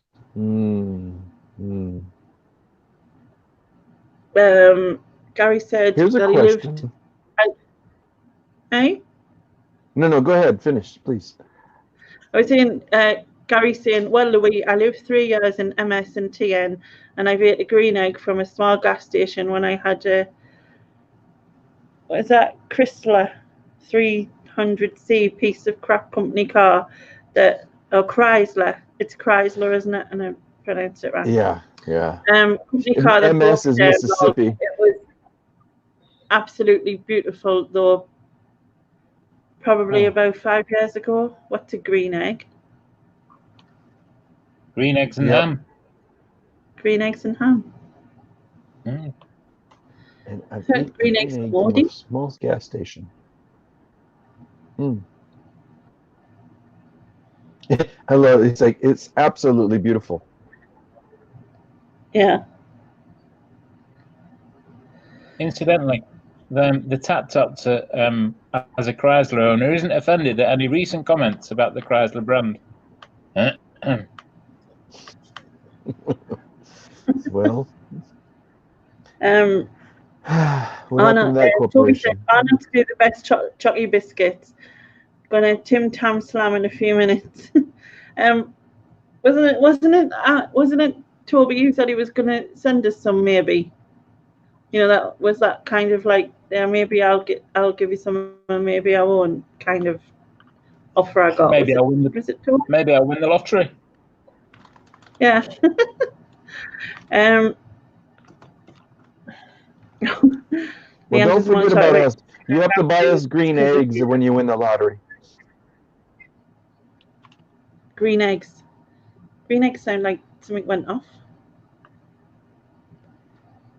Green eggs and ham. American crap chocolate. That is true. Louie, explain what green eggs are. What's breaking up green egg? End. They're just moldy. Somebody paint them for a laugh. What is it? What's green eggs? Dr. Seuss eggs. Yeah, but he just didn't. Did he just sell them and stuff? No, Dr. Seuss as in the children's book. Yeah, yes. But Gary said he. Oh, is it just some sort of thing? Is it a chocolate thing? No, the green eggs he's talking about is the pickled eggs. No, I think he's talking about the pickled eggs. Yeah, that's a bit I was confused about because I've obviously heard. Oh, sorry, I thought I got the wrong end of the stick. We did go from chocolate to eggs, back to chocolate, back to eggs. Yeah. Well, because it was the cream eggs. And then we went up to chocolate. Oh yeah. And then there was some questions like, how do you eat your egg, and then Chippy. Yeah, because some people eat them whole. In fact, some people stick them up the bum and end up in the paper. So I read once. No. I'm more worried about what you've been reading, to be honest. Wow. With the Daily Star or something. We're gonna go there. Chippy, Chippy, Chippy. Eggs and dark chocolate is tonight's subject on the Laney channel. Stay tuned. Chippy. Toby said, yeah, don't know. Still seeing. Gone off pickled eggs. Yeah, and I'm guessing that the eggs were green. Gone off pickled eggs, aye. So do you know why people pickled eggs?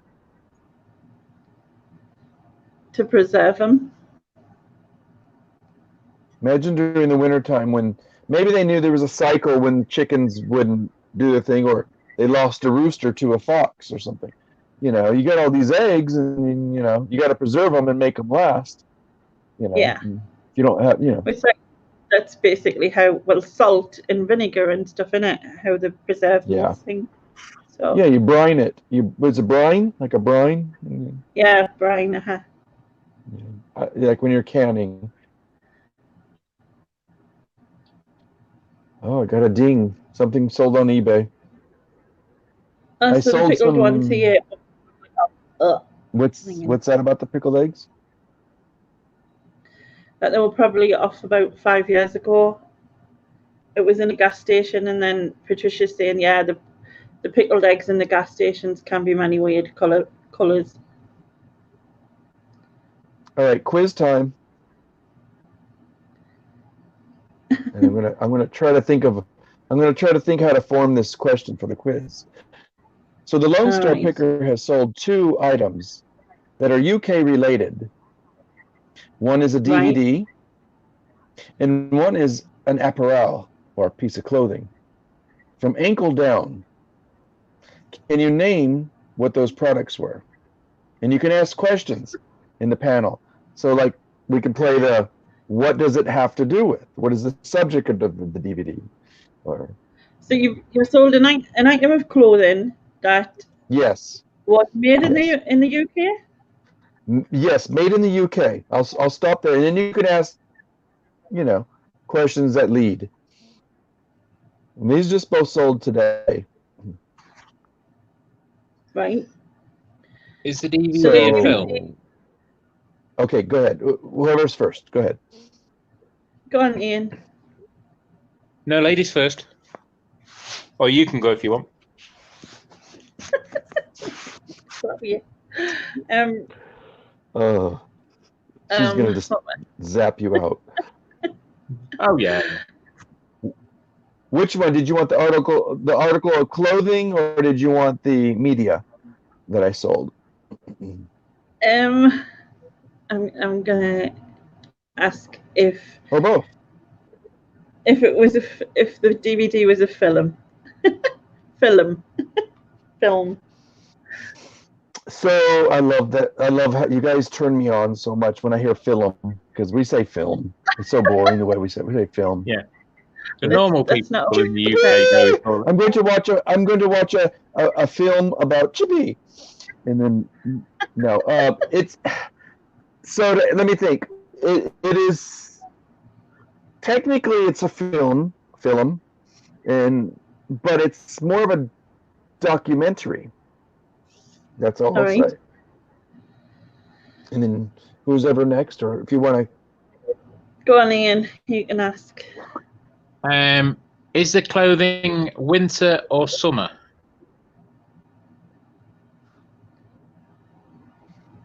It might be more notable or accepted as winter gear. Definitely is perfect for winter, but it's often worn during the summer, spring, and fall. Okay. Fair enough. Lainey?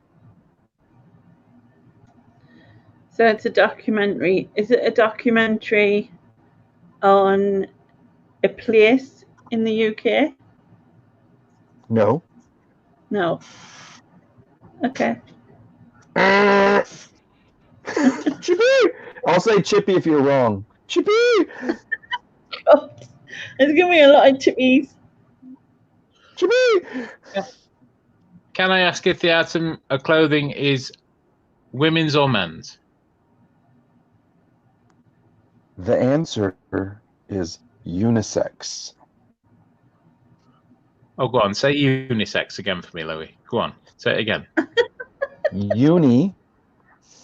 Yeah. Right. Sex. Okay, I've got it. Unisex. I've got it. Unisex. Unisex. Chippy. Sorry. Okay. So you're not right, you're not wrong. You're neutral, Chippy. Okay. Lainey, I'm looking at you. So, is it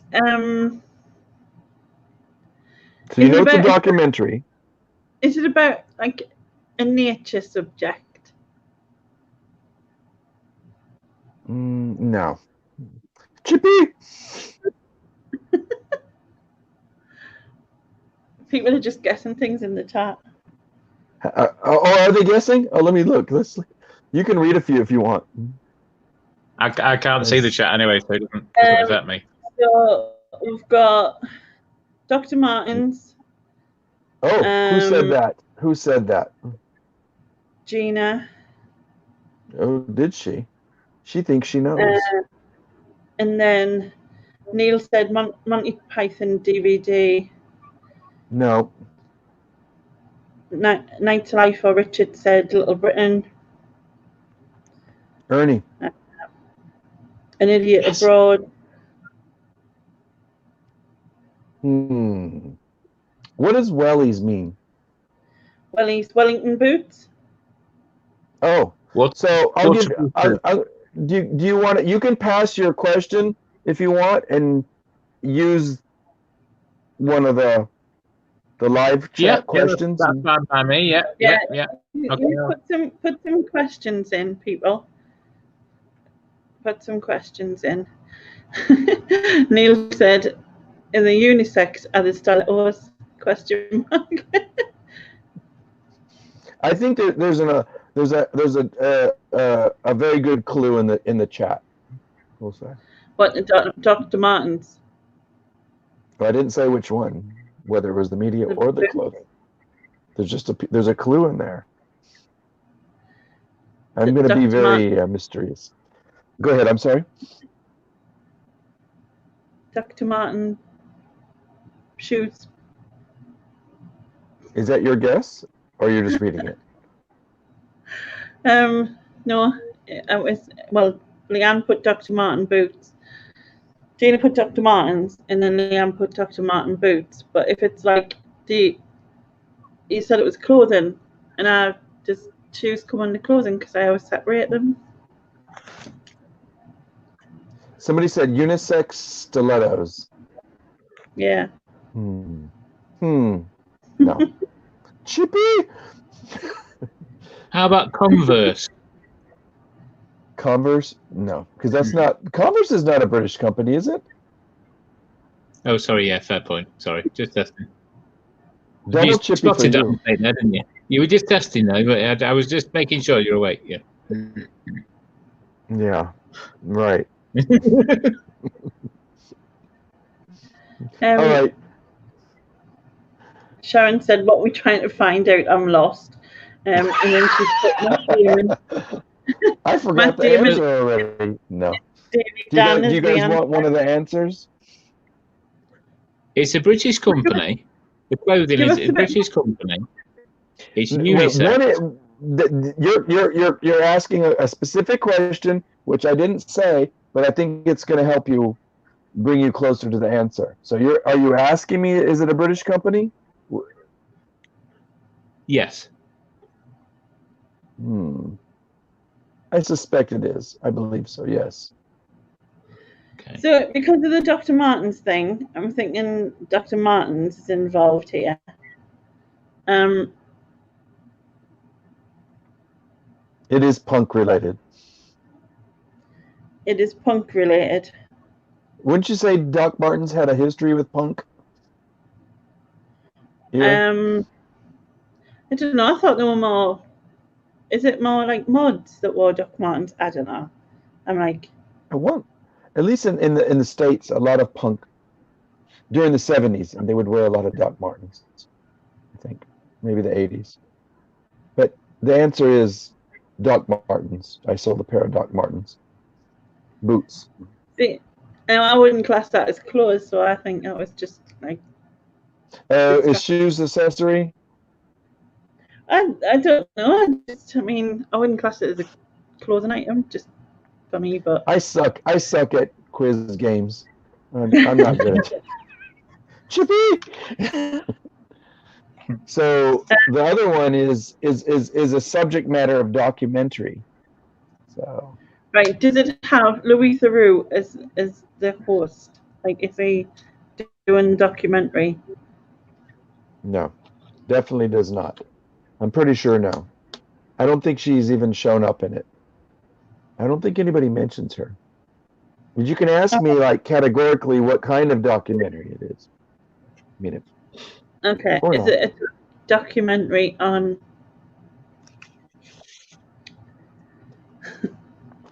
the British porn industry? No. Olden days. Is it on a British subject, Louie? Person, place, or thing. So, yeah, it is noun-wise. It is. Right. It is on a British thing. So. It's on a British what? Film. Yeah. Well, yeah. It's a DVD. It's a documentary about a British film. More of a British fellow. Or about a British man. Not Harry Potter. Somebody said, Patricia said Harry Potter. No, it's not. It's a documentary on one British bloke. Is this British bloke still alive? Do you know? No. No. So it's a documentary. It's not about the royal family. From history. Winston Churchill. No. More. You can ask me now. You can ask me a question. What historical period? Or something. And use that as your term. What historical period, though? Not answering it. They're not royalty. What's that? They're not royalty. No. Well, are they a celebrity? When you say royalty, yes. And now, to answer your other question, go ahead.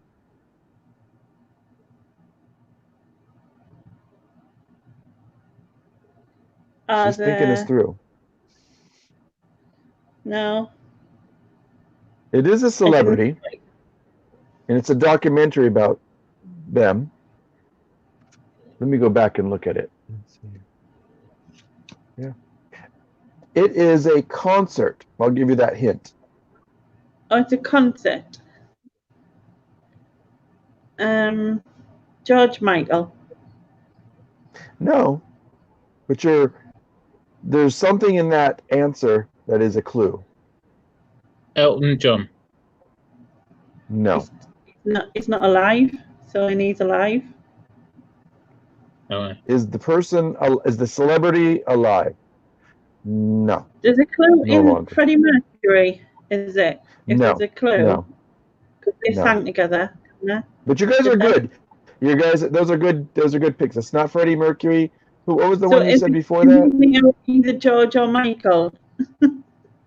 You said George Michael. Is that what you said? Yeah, but is the person that you're talking about, is their name got either George or Michael in their name? Ah, she's good. She didn't let that go. She listened. Yes. Okay. So George Harrison. Yes. That's it. That was Patricia. It is called A Concert for George. It's a 2-disc set. And I picked up 2 of them. They were the identical same. They were like 2-disc sets. And I was like, why is there 2 at this garage sale? I was in a estate sale last weekend. And I basically put all this stuff in a box. And I scanned it, and the comps weren't very good. They weren't selling for very much. But I got the whole box for like $5, which is not very many pounds. It's like barely 9 pounds or something, 8 pounds. And it was a ton of stuff in there. I sold them both in the last week. And so probably made $2 profit off of it. But it paid for the box. Yeah. But you did good on the guess. Yeah. Well, I got from Patricia because I just read her answer, and then I would have thought of it 5 minutes later, but I suck at this. Don't ever ask me to host a question game. Michael Jackson. Someone said Bob Marley, David Bowie, Michael Jackson, Harry Twatter. Oh, it's Prince Harry? I didn't know the Prince was Harry. Oh, Harold. Do they ever do you guys use the name Harold a lot? No, he always gets Prince Harry. Is he no, that's his brother. Which one is the one that wants to be annexed and doesn't want to be part of the royalty family anymore? Is that Harry? Prince Harry. So now he's just Harry, yeah, essentially, and he's not Prince Harry, he's just Harry. He screwed it all up. He married a Yank.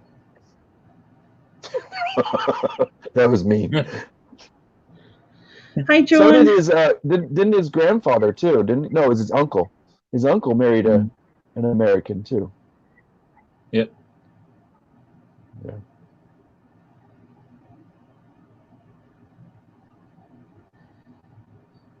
And his grandmother married a Greek.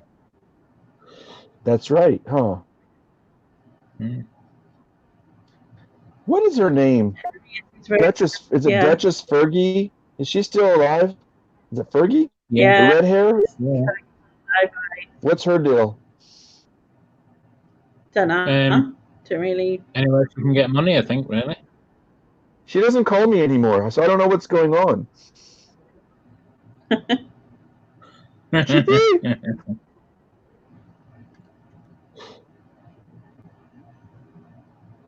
It's the royal family. They don't like Texans. Yeah, I'm just straight in there. Royal family, biggest shower of gangsters in the world. Shower of gangsters? I'm trying to think of this one actor. He played Doctor Who for a while, and then he went on and I don't know if it's an American or it's a BBC made this miniseries about, was it about the Queen? And he came in and played, it was made not too long ago. Was it for Netflix or BBC? I can't remember. I tried watching it and I was just like, nah, not for me. But I do like a good British, as you say, film. And I just bought the new, I think we talked about this, Guy Ritchie's, Guy Ritchie, maybe not with you, Lainey, I don't know, but I love Guy Ritchie as far as British directors go. I think his contemporary sense of, awe and drama and angst and just really well-written storylines are just something to be admired. I was kind of sad when he had a relationship with Madonna, but other than that, I forgive him. Have you seen his new movie? No. I bought it for like $4. I haven't watched it yet. And it's it's fairly new. Gimbal, he's Fubard. What does Fubard mean? Sharon said. Fubard. Uh-oh. Oh, they're talking royal family. I think she means fucktard. Maybe, I don't know. Maybe Fubard? What do you say? Maybe it's not. Maybe. Say that again, lady. I'm just hearing you say these naughty words. I have you on a pedestal. I have you as this sweet princess that never cuss, never say the word fucktard. It's like, that's so mean. I don't cuss. I do swear. I mean, not massively. My mom was a pirate and my dad was a truck driver, so I cuss freely. No, I don't swear very much, very rarely, but like in general I don't, but now and then. Joan in the live chat said something, I don't know who she's talking about. She said she sucked on a Texan toes, did Fergie. What are they talking about? Oh, Matt Smith. Somebody I was talking about Matt Smith. It was a pair of shoes. Oh. A footbar is fucked up beyond all recognition. Not what you were saying. No, I thought it was fucktard that you were saying. John said not. She said it again. Oh my gosh. What? I can say fuck. It's allowed. No, but the other part is so politically incorrect to say the tard part, but yeah. Oh, yeah. That word. But it's such a weird devised word, isn't it? I remember when I heard somebody say that. Not fecking massively laney.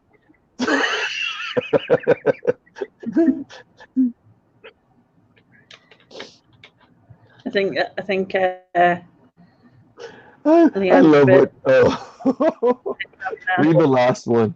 Is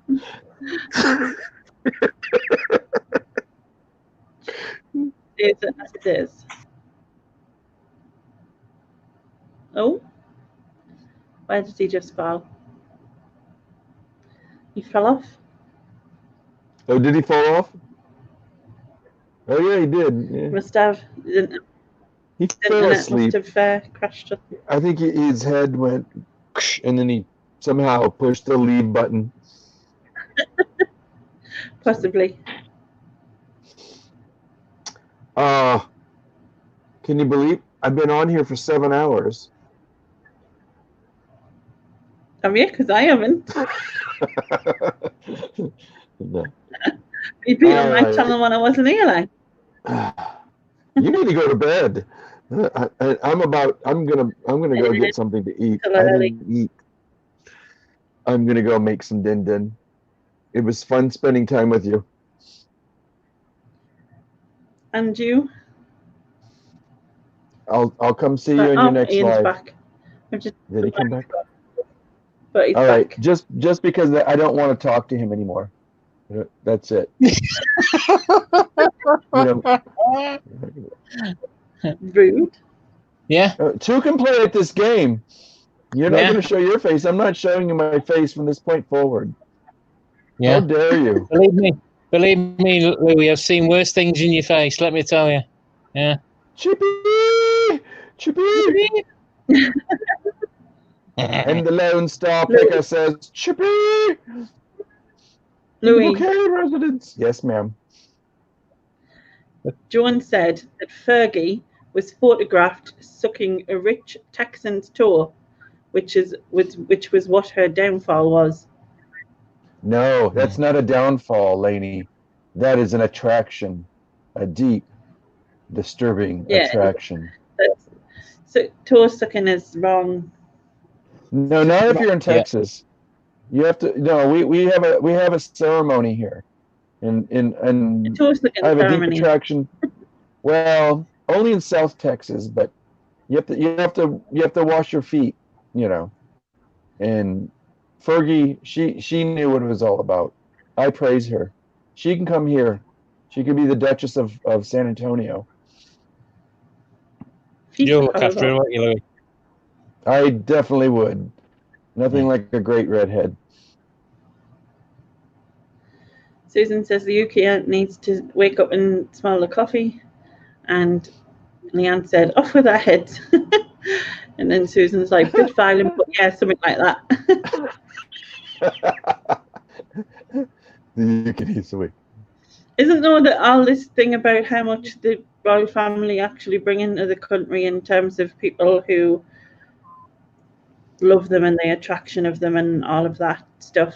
I mean, I'm not trying to get into a debate exactly, but yeah. I mean, obviously Diana was a different kettle of fish altogether, but it's just yeah.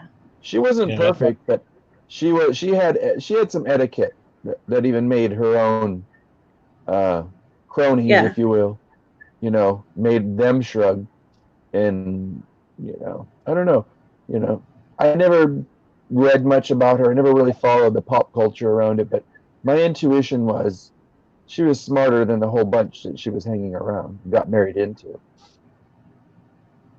But maybe I'm wrong. I don't know. Sort of how like Mrs. Kennedy, the first lady, what was her name, Jacqueline, that married a Greek later on.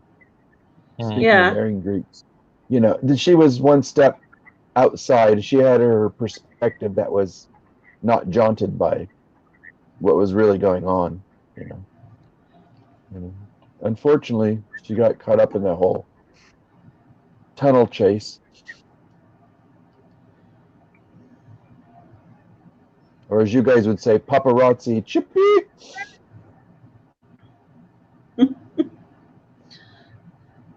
I'm not putting my face back in here, Lainey. Not until he shows his. That's it. From this point forward. Fair is fair. You'll be waiting a long time. Yeah. You're such a it's not happened in the crybaby. last 12 months, Louie. It's not going to happen tonight, let me tell you. I don't care if you have boogers on your face. Yeah.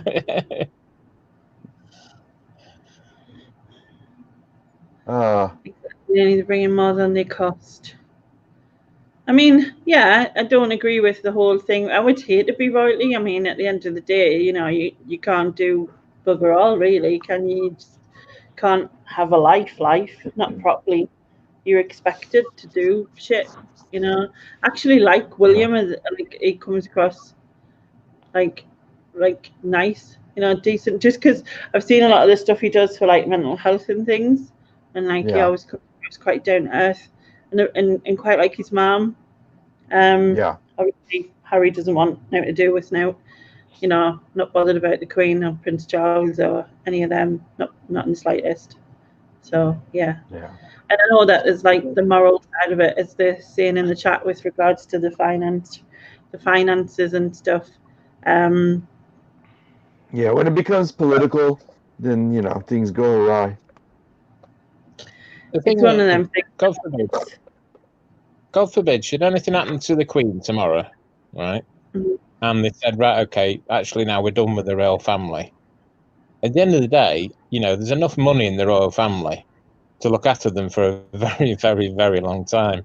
So, precisely, in the scheme of things, even if it and the was thing stopped, is that the interest in them would increase in a sense if suddenly can you imagine what like the media would be like then, if you know what I mean, exactly. if that would have happened, like the worth would increase. Yeah. Thank you. Yeah. that was for Lainey. No, that was not for you. Oh, all right, okay. No, that's a good point, though. It's like I think it would increase the mystique, because half of them have Swiss bank accounts and accounts across somewhere in the Caribbean, especially in the Caribbean, the British Caribbean. There's money. They got money stashed in every single place, all the way to Hong Kong. They're set for life. They're aside from the Queen is now getting a nice royalty check from the 007 franchise. I heard she's making an appearance in the newest movie. Oh, I don't know, to be honest. Did you know that? No, I didn't know. Look it up. YouTube it. I can prove it. They say she's playing a double agent. Is that a conspiracy? No, I don't know about the double agent, but she does have a guest appearance. I think Andrew makes good. I think Andrew makes good. You think Andrew what? I think Andrew would make a good James Bond. So who's going to be the next James Bond? Andrew Nolan. 0069, probably. Andrew Nolan. Oh, wow. Not seeing what he wouldn't be thinking, am I? It'll be produced by Krillin. Yeah, oh God, yeah. Because this is how the Brits do it. Krillin will give the historical context to. Yeah. Oh, that's fab. Neil's wife got that job, when he was on my live and he was looking for the paperwork she needed. She got the job. So it was definitely worth him staying up till whatever time o'clock in the morning it was. Marvellous. Wow. Well done to Mrs. Neil. Yeah.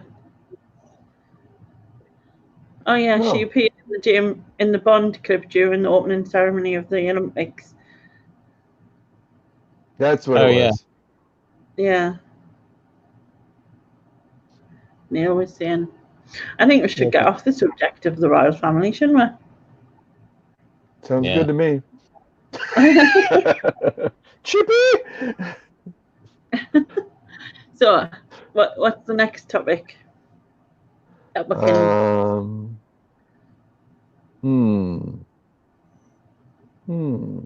Who is going to be the next James Bond? Nah, that's not a good topic. I want Idris Elba to be the next James Bond. I think he'd be brilliant, don't you? I think he'd be amazing. And I'd actually watch James Bond again. He's one that I followed his career before he came to the States.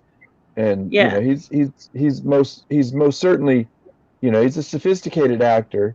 You know, people didn't even recognize him like when he was on Star Trek, the reboot of it, you know, and they gave him no credit. But then, like, you know, he was on I think he was on one of American's tele-sitcoms, wasn't it? The Office?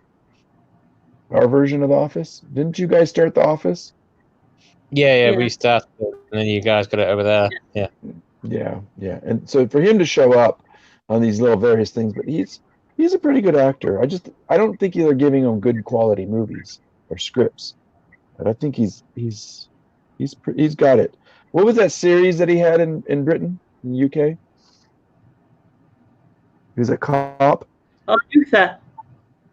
Luther, yeah. Luther, yeah, that's it. Luther. Yeah, well, he was a cop. He was a hot potato in that. Yeah, I need to watch that. I haven't seen it. Do you know who I like as far as, in pardon the expression, as far as black actors go in the UK? One of my favorites is, I think his name is Lenny Bruce. Do you know that gentleman, the actor?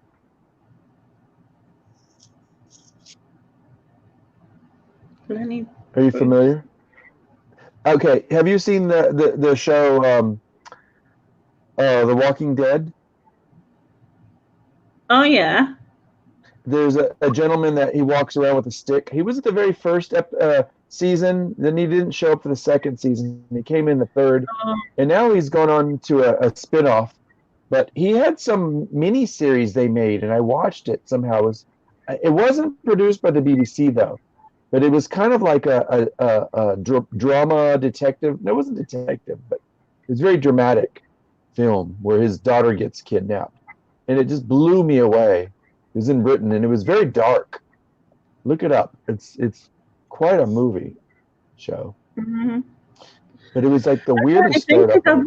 I watched The Walking Dead up until a couple of years ago, and then I stopped watching it because it just got progressively. I haven't seen the last couple seasons, or maybe just the last season. I'll still watch it. I think it's a zombie soap opera. I think it was maybe. What's that? Season 7 or 6, or whatever it was. But to be honest, I actually hate all that sort of stuff, and I'm better now than I was. But the band started watching it, and so it was on in the background, and I used to sort of get involved in the storyline, and then just sort of try and cover my eyes when the zombies were on because I was scared. And then, I know I'm an adult, but still. But yeah, but I'm sorry, I made a mistake. It's not. I don't know. I was thinking the comedian, the gentleman I was talking, the actor I'm talking is Lenny James. He's the one on Walking Dead. Lenny James. Oh yes, I know what you mean. It's He's a great actor though. Yeah, he is. He's been in a few things. Mm-hmm. What's his name? And that's the one reason I watched it, Lainey, was to watch I fell in love with his character on Walking Dead. Don't know. He was like the monastic person in that show. He was very. I don't remember what his character name was, but I know who you mean. He plays Morgan. Yeah, I forgot his name. That's it. Yeah, Morgan. That's right. That was his character. Is he pretty popular in UK? Yeah. I'm trying to think of the program that you're referring to. Let me look it up. I'm looking. He was in some. What? I'm looking at his filmography.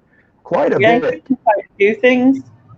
In stuff that we're familiar with, like he was in Lost in Space from 1998, that really big flop movie. I didn't know he was in that. It was. I've watched something recently with him, which was Line of Duty, which is good. Yeah, that was good series. Spooks I like he's that. been in. Spooks. Oh, I think the one I'm talking about, it's called Save Me. Have you seen that? It's 6 episodes. No, Save Me. It's really, I don't know, and you may not like it, but it was It's quite old. Go ahead. Yeah, it was from 2018, but it says to present. So, they must have just released a few at a time. I don't know how you release in how it's released there, but it was like dragged out, like from 2018 to present.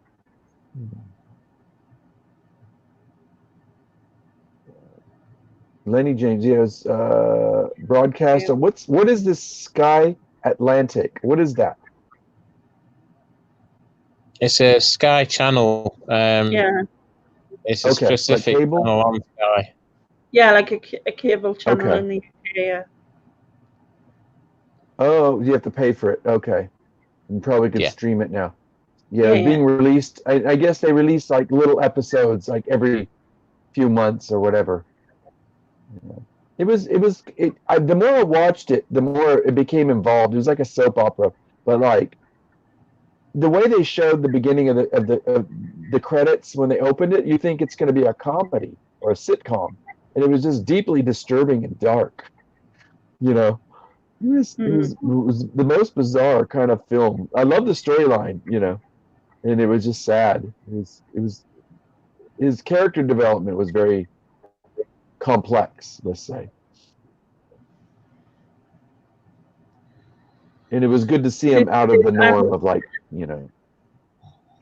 Susan says, I'm no fan of horror and zombie type things, but The Walking Dead sucks you in and eventually you don't really notice the zombies.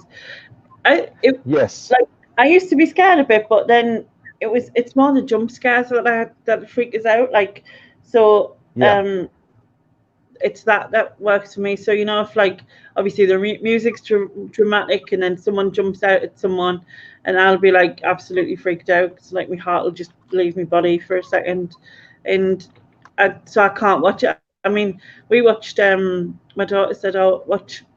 I think it was called. Was it Get Out? I think there was this show called Get Out, and then there's bits in it where like, and there's bits in it where you jump scare, and so she was going, this I forgot bit I took this off. She was going, on this bit this happens, just so you know, so then you're prepared and you're not be jump scared. But I still ended up scared, so I can't watch stuff like that. So try, and then also I transfer them in my head, so when I go to sleep I end up dreaming about them as like horrors of my own life, so it like comes to life again, if that makes sense. But see, once you get past the premise and the whole thing about The Walking Dead, it was really a pop culture phenomenon with comic books. And if you were, and what's funny is a lot of the storylines break from the tradition of the plots. Even the characters, those 2 characters that are not in the comic books. One is the sensation heartthrob known as the character Daryl, I think is his name. He's like the motorbike guy. Yeah. And he's not even in the comics, And Daryl, isn't it? But everybody loved Daryl, didn't they? I think his character is really central around the television series, if you want to call it telly. Yeah. But as far as the storyline goes, I see why. But his character was developed pretty well, and the actor is sincere. Like he really enjoys doing what he does, whether he's bored of dealing with makeup and zombies. But like you said, it after a while it doesn't become a zombie. It's like a zombie soap opera, just happens to have zombies, but it's really about how do these people interact with each other for survival. Some of it's just so deeply exaggerated. What were you going to say? It sort of gets to the point where it's like they're just the plot. What happens is they create something great, and then obviously they realise that the people want it, so then they have to create more, and it gets to the point where they're just going over. Well, the way they do that is they kill off people, and they kill off people. It was upsetting. People, it's like obviously and when it's an emotional roller coaster, I think is what it was. which is different. It's a different approach to filmmaking. You know, you don't have to like it, but that's just it. They don't care. But at the same time, somehow they're keeping the ratings. But I don't know. It's got to end, don't you think? Yeah. Susan was Andrew saying Lincoln. that Lenny James was great in Line of Duty, which she's saying she loves that show. So do I. A brilliant series that, if you can get that over there. Line of Duty. Line of Duty. Really good. I'll look it up. Yeah. Let me write it down. So I don't know what it is. I'm in love with that guy. I'd have his baby, but I'm trying. Well, so you've already said you'll have Ian, so you know. Nah, I'm done with him. I'm done with him now. Line of Duty. Trying to think, like, what part of it he comes in, because I can't remember. He's not in it from the start, I don't think, if I remember right. It's been ages ago since I watched it. Yeah. But like, so he was in the first one. Remember the very first episode, and his wife was dead, and he's the reason why Andrew Lincoln's character was alive. What was his name? I forget the main character's name. Anyway.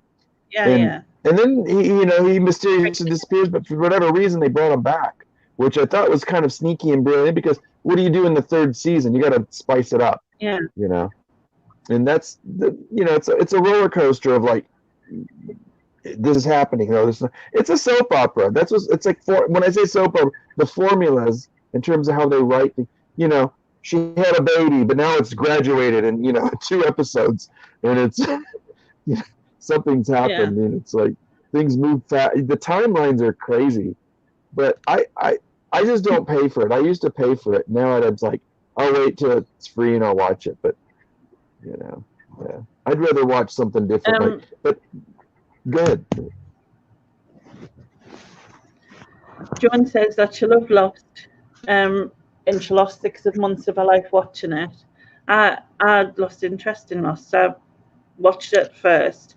It seemed like it was going to be great, and then it just got ridiculously weird, and I just voice what everybody I've ever heard say about it. That it was so great. I mean, what was with the guy who never lost weight? Like, I want to go there. I would have liked to have gone there if he lost weight, but he never lost any weight. And then there was it was kind of weird, wasn't it? It was just so weird. Yeah. And then there was the I think that was the intensity. I appreciated the surreality of it. I didn't mind it being surreal and kind of even esoteric in terms of like what's really going on, and like, oh, maybe there's a deeper meaning. But when they finalized it, either people wanted happy rainbows and some unique little twist, or they wanted to see this or this happen, or it was a dream. But when they got this reality, which I don't want to spoil it for anybody who hasn't seen it, so close your ears, but it became purgatory, and people didn't like that, because how do you define it? It's just, well, purgatory is just, that's it. You don't go anywhere. You're stuck here. Yeah. And how do you end a series that's about being stuck here? It just did that thing, is that it was, it was a hit. People were into it, and then they just either changed the direction or didn't really have a full direction of where it was going to go, and it was just they killed it. You know what I mean? And like, not my thing. And I think they're going to do that with Walking Dead. Yeah, well, they already had for me. Having said that, it was when I went into hospital that I stopped watching it, because I was in hospital and I couldn't watch it. But then I never got the thing to start it again. Whether I would have done that eventually anyway, I think I would. But Neil says that he thinks that Lenny wrote Save Me as well as starred in it. Save Me. Sounds familiar. Yeah. He thinks he wrote it as well as starred in it. Oh, wait a minute. Is that the one I mentioned? I can't remember the title of it, but that might be the one I mentioned. Apparently, Stephen Graham also starred in Save Me. Now, he's in Line of Duty, but it's not in the beginning either, but he's really good in it. There's Lenny James. They're scary. I don't get people who want to be like, I don't get people who want to be jumped. Nobody wants to be jumped. I don't get people who want to be like scared like that. It just, you know what I mean? Like, I find it strange. I tell you what, I hope they've made it into a series. I don't know whether you remember it, Lainey. I don't think you got it in the US, Louie. Was that series with where he was a bodyguard and he looked after the Prime Minister. It was played by that woman who did Bodyguard. The Bodyguard. Yeah, I watched it. It just came out not too long ago, like a couple of years ago, right? Yeah. Oh, I could not sit through that. Yeah. I actually quite enjoyed it. He's I liked British, it as right? well. Or is he Australian? Say again, Louie? Is he a British actor? He is British? Okay. Yeah, he was really big for a while, and then I enjoy. I'm like, okay, let's see what his career is going to do, and it just kind of, I don't know. He's kind of there, but he doesn't do a lot of things. He went on to do Game of Thrones, or did he do Game of Thrones? No. And then went on to do that. I can't remember. He went in. No, he's not in Game of Thrones, is he? I don't think so. I don't know, to be honest. I've never seen Game of Thrones, so I haven't watched the only one who doesn't. Oh, there is one actress in there I liked. She played this. Let me look her up. There's a movie I downloaded, and it was an independent film that was made in Britain. And the reason I knew about it was, the singer from Everything But the Girl, the female lead, Tracy Thorn. Oh yeah. So she did the soundtrack for this movie. And let me look up the movie, and it's really brilliant. One of these young gals from Game of Thrones was in it. She's a very quirky actress, but the storyline of this movie is so brilliant. Let me look it up. Carry on. Let me see here. Talking about Andrew Lincoln being in Teachers, wasn't he in that? What is Teachers? A miniseries? It's a TV series on Channel 4 over here. Did you hear he's making another movie coming out? I can't tell you if it was any good, but I think it was, according to a lot of people. What was that other thing he was in where he played a gay man?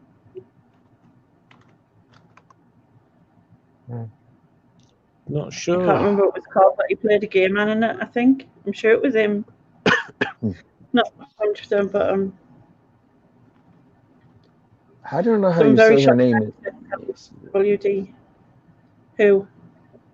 Macy Williams? Is it pronounced Macy Williams?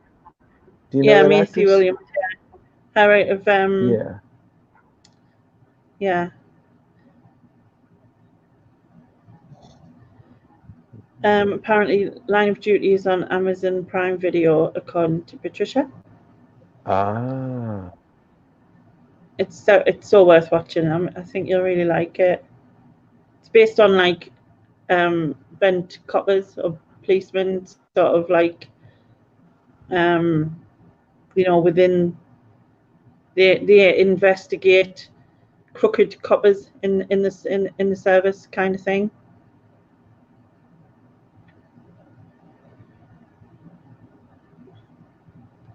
She was in Doctor Who? Yeah, I remember that with Heroes as well. They killed that off as well. You're right there.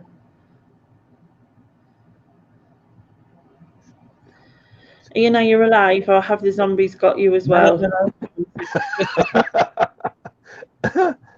It's just that to be honest, I don't watch a great deal of TV, so yeah, it's.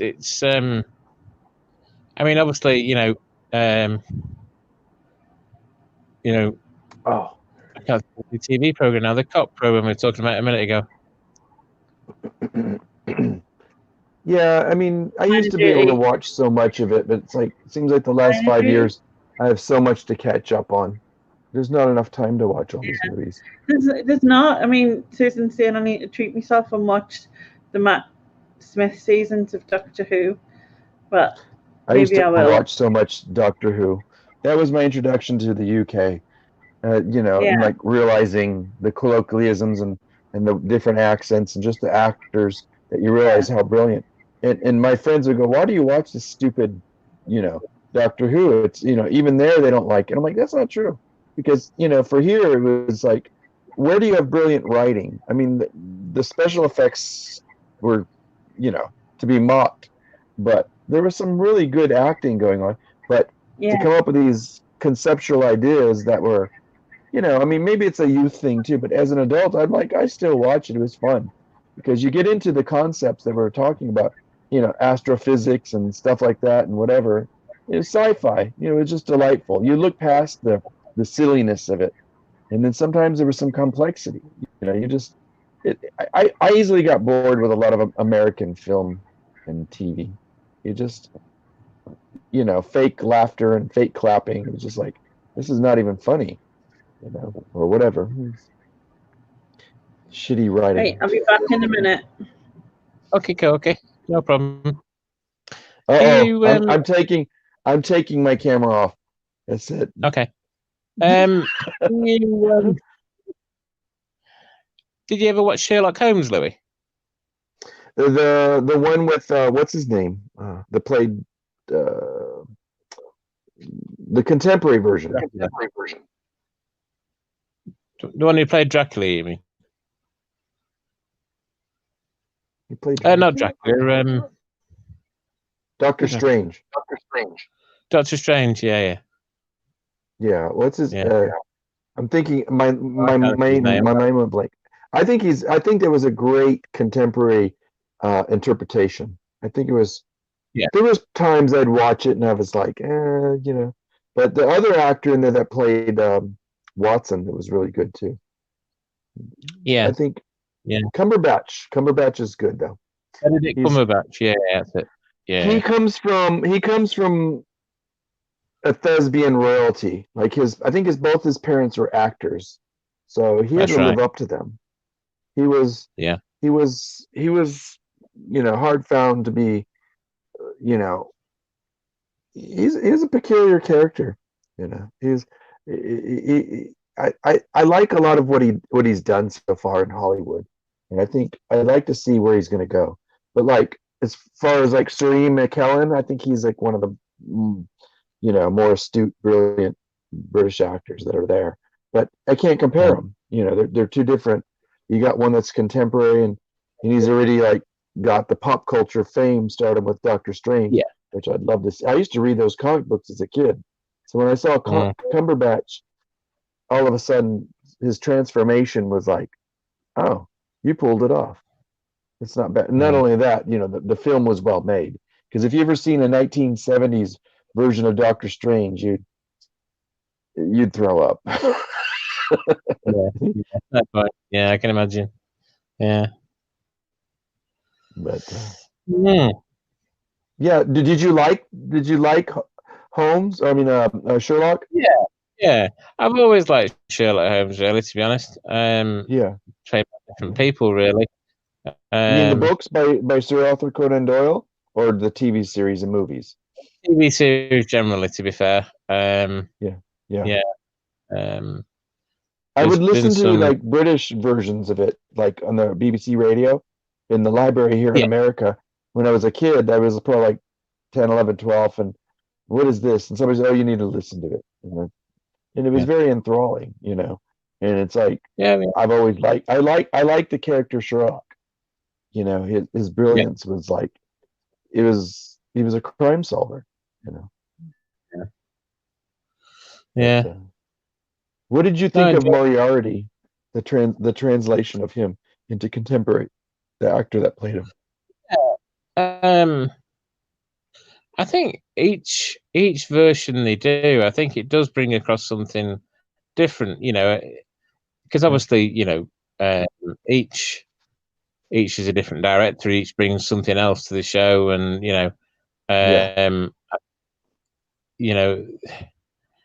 there is a little bit the same producer director was from Doctor Who, wasn't it?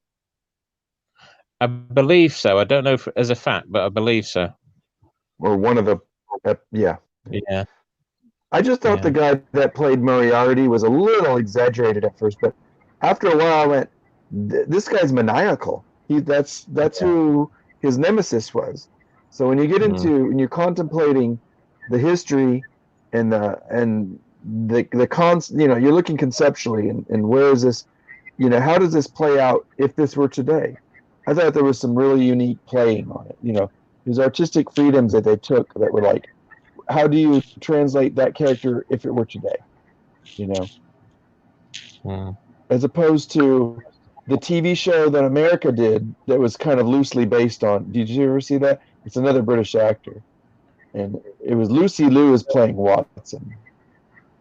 Don't think so. I think she's a Korean American actress, and it was just a very unique contemporary version. It was like trying to remember the actor that played that too. I think one of the very you would have threw a brick at the TV. Was Mork and Mindy. No. You know, I was just thinking about, and I didn't realize it's been almost 7 years since Robin Williams has passed, and I read more and more about him from time to time. I'll read articles, I'll hear his daughter talk about him, and I realize all these movies I watched with him, and he had such a body of work that, you know, his mental, if you want to go there and say it's mental illness, I have people that say yes it was, and I'm like, I don't know the whole history of him. But regardless, you know, it's just, to me, that was a tragedy in terms of like Hollywood goes. They lost an incredible actor because I think he had so much work in him to do that he could have crossed any. I couldn't even start to think of what he could have done, you know. Yeah. I was for those who probably follow my Facebook page. You know, I'm a huge Robin Williams fan, to be honest, and it's, you know, 6 years has gone pretty quickly, you know, and I was, you know, I'm not a celebrity follower by any stretch of the imagination, you know. Celebrities come and go and all the rest of it, but when there were genuine people like that have given to the industry and given to society, I absolutely, you know, really liked, you know, Robin Williams and still do, you know.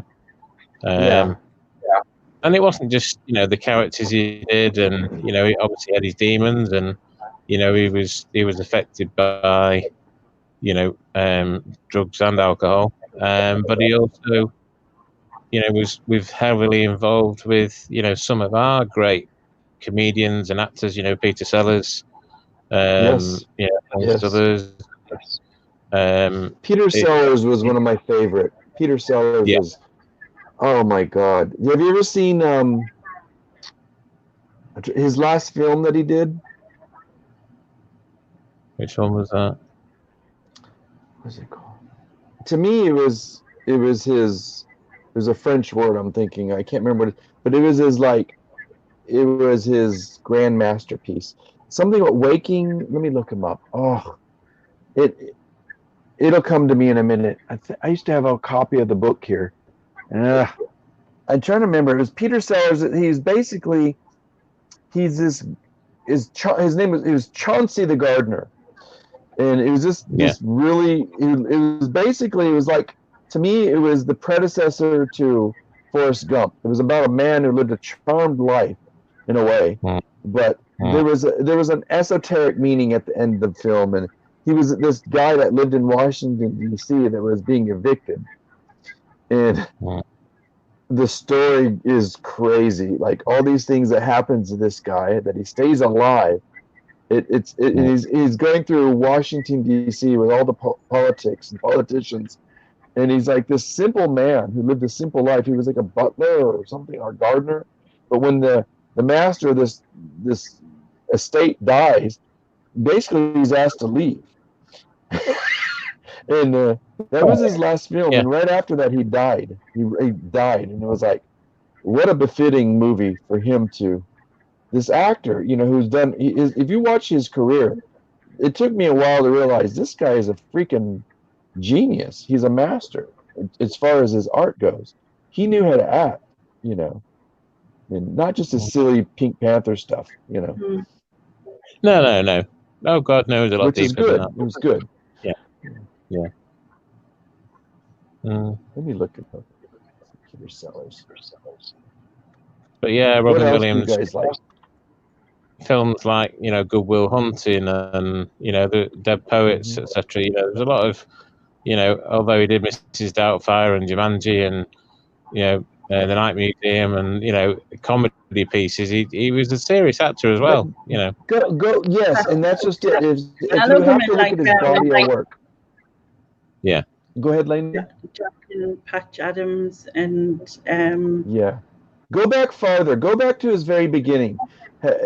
He had his first 2-3 films were really on cue.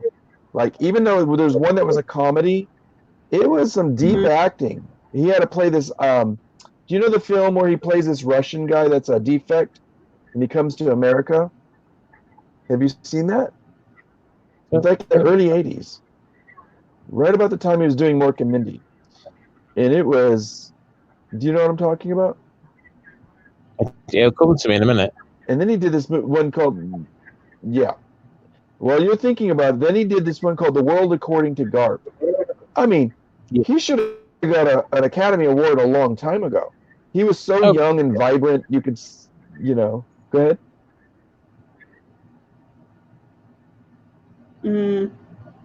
I'm trying to think. Like, I was just Googling. Not coming? I'm losing his movies. Wow, So Peter Sellers was acting back in the... What's that? Survivors. Seize the Deer. I'm looking at all the... Are you looking... Robin Williams films. Of Robin Williams, right? Yeah. The Survivors, Look Seize before... the Deer, Club Paradise, The Best of Times. These are all 80s ones. What was it called? It was a bizarre film, but there was, he has, and then if you look at towards the end of his life, what's that? The World According to Garp. That's the one I was mentioning. But there's this other one. He was a Russian. He plays this Russian actor or something like that. Moscow on the Hudson. That's Moscow. it. That's it. Moscow on the Hudson. Yeah, it's one of those I had to revisit because I was sort of young when it came out, and I would watch clips of it. And then one day I sat through it, and I went, "This is kind of hard to watch at first." It's really a serious role, but it's silly, and he's being chased by like these Russian guys that want him back, but he defects, and it's just like, for him when he's here, you expect him here he's Mork. That's Mork. No, it's not. He's an actor that's so diverse that when he does, Moscow on the Hudson, and he does The World According to Garp, which is really an esoteric, deep philosophical film, and there's a lot of hidden layers in that. You really start to see this is a guy that's going to blow up, and he did. And then like his last few films, like he played these 3 dark films that were about really disturbing guys. They were dark, like he was evil. There was one that was called The Dark Room or something like. I can't remember what it's called. 1 hour something. 1 hour photo. Something like that. And he's like developing film or something, and then he goes and he stalks somebody. Yeah, it was a stalker. Then he did one with Al Pacino. That may be the one. I don't remember, but there were so many. Is that the one where they were all given medication to sort of zonk them out, and he sort of helped them? He was a doctor or something, wasn't he? And was he the doctor? Yeah. And then it was Awakenings, I think. And he took them out on trips and stuff. And then they were just zombifying them by giving them a drug to keep them from like. This is Robin Williams? Yeah. It was it was with Al Pacino, wasn't it? Was Al Pacino in it as well? Maybe that was it. Maybe you're right. You're right. I probably just don't remember the premise. I don't. Yeah. There was. Did you see his very, very last film? Look at the very last one, just about before he died. Like it may be the last 3. It was Robert De Niro who was in it. That's the one where Robert De Niro's in a coma. Yeah, Awakenings. Well, I didn't think it was. Waking Life. Waking Life. I thought it was. Am I confusing films here? Because I thought it was like an asylum or something, like, and then they were just drugged to keep them sort of. No, that's one where there's two. Yeah, there's one where he's a doctor and he discovers this medication and. Yeah. Mm. Did you know that him and Robert De Niro, I think they did more than one film, but did you know they were best friends? No, I didn't know that. But they were very close friends. He actually had a couple best friends, but did you know him and Robert De Niro were sniffing cocaine in the house that John Belushi died in at the time that John Belushi died? Yeah. When John Belushi, there was this big party going on, and him and Robert De Niro it was confirmed, and different reports came up, and because they had asked, "Where were you? Did you kill him?" They're like, "No, we were sniffing coke in this room." And apparently, John Belushi overdosed at that time. Robin Williams was there. He was like, "Yeah." Is it Robin Williams that said cocaine is God's way of telling you got too much money? I think so. Yeah. Yeah, and he would say it really fast, and then he'd move on to the next joke. Watch his last movie. I can't remember what it was called, but that was a very interesting movie. I thought, is this telling about him? And then he died. He played this really interesting character that was married to this lady, and slowly throughout the movie, he goes and he's picking up young men to sleep with them. Have you seen this? It's his last film. Yeah. And I thought, what the hell is he doing? What's going on? And it's crazy because at one point I think he tries to commit suicide in the film. This character. And I thought, what? This is Robin Williams? It was like unlike anything you've ever seen Robin Williams play. And it was a very dark character. It made you emotionally just kind of... Say again?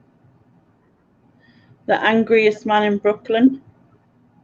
Yeah, I think that's it. Yeah. What year did it come out? It's 2014. That's about when he died, I think. Yeah. Yeah. August 7th he died. It's one of those movies I didn't want to watch, but I was like, this has Robin Williams. I'm going to watch it. And I came out of it. I was just like, what did I just watch? He was so deep in that character, and I thought, this is unlike anything. What's that? I don't think this is it. Reading the synopsis, it says that Henry Altman is always angry and happy when he learns that he may die in 90 minutes. Oh no, I know which one that is. I'm sorry. What's the one before that? Do they have a lineup? No. Well, that was a disturbing one too. The Angriest Man in Brooklyn. That was like, he played negative in that. He was like, that was. And now I remember it now. It's coming back. It's coming back.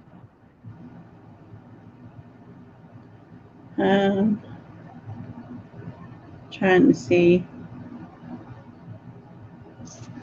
The museum was 2014, but obviously it's not that. Absolutely Anything. Is that one of the last ones? Maybe it wasn't his very last one. It might be that. I can't remember. What's the synopsis on it say? Just trying to look for the big wedding. Ernie. Boulevard, is that it? What's it called?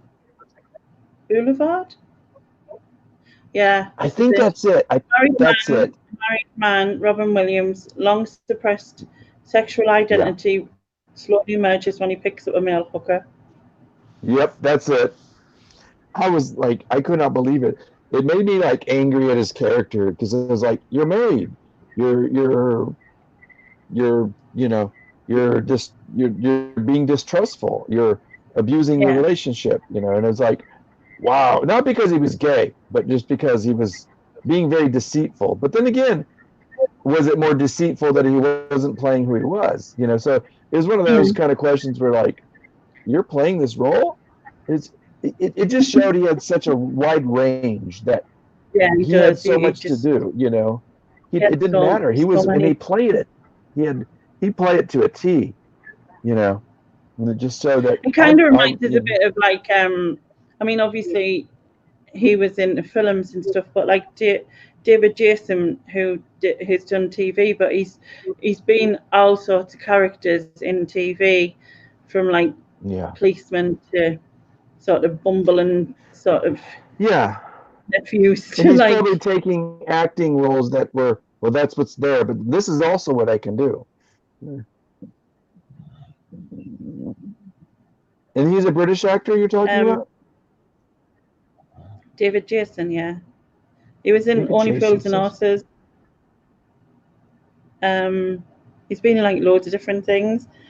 Okay. Frost, Only Fools and Horses, Open All Hours. Trying to think of other stuff, but he's always played very different characters. Yeah. When you think really he did Only Fools and Horses and then he did Frost, it was so different. Yeah, completely. Yeah. Completely. Isn't that exciting to watch an actor do something that's, I know a lot of people that don't, I don't like that because they want Robin Williams to be Mork or whatever. And I was like, no, to me, it's phenomenal, but I don't know. Porridge, the Darling Buds of Me he's been in. I think he was a voice in, was he the voice of Danger Mouse? Yes. Oh, wow. No, he was the voice of Danger Mouse? I don't know if he was the voice of Danger Mouse or if he was one of the other characters. Might have been Penfold. Was he Penfold? I know he did Count Duckula, didn't he? Yeah, he did Count Duckula. He was in Wind of the Willows. Wind of the Willows. Pinky in the Brain. Is this from like the 70s? Or 80s? No, 80s, wasn't it? Danger Mouse? Okay. That's what it sounds like. Can I interject? It says he was Danger Mouse on I just googled it and he was Danger Mouse. Or was in Danger Mouse. Yeah, Terry Scott was Penfold apparently. David Jason was Danger Mouse. Yeah. But yeah, he's been in loads of different things. Diamond Geezer. Death by Glamour says cocaine plus heroin equals speedball. Is that so? Oh, never heard of that. Oh, I gotta recap on something. You guys were talking about Peter Sellers. His final movie was called Being There. If you have a chance, rent it. Find out how to get a hold of it. If you can watch it. Being There, it was in 1979, and after that he had passed away. But he got nominated for the British Academy Film Award for that. Voice of Danger Mouse, Duckula, and the BFG, the Big Friendly Giant. Oh, I love that. Big Friendly Giant. Wow. That's I mean, it's like you've been looking at the Darling Buds of Me, which, you know, Catherine Zeta-Jones kind of started in, didn't she? And they used to say, perfect. Was it perfect? Perfect. Lady, he hasn't done anything. You know you like little poems and verses. Then I like what, sorry? Poems and verses. Yeah. I'm going to send you one through now. I've already sent you a cover of the book. All right. Right. I've just sent you a picture of the cover of the book, but I'm going to send you one of the poems from it. Just bear with me a second. Please hold.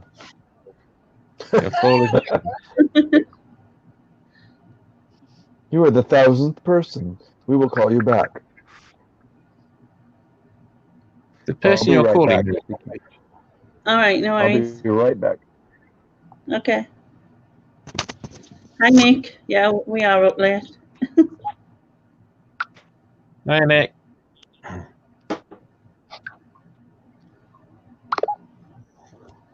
This is a genuine.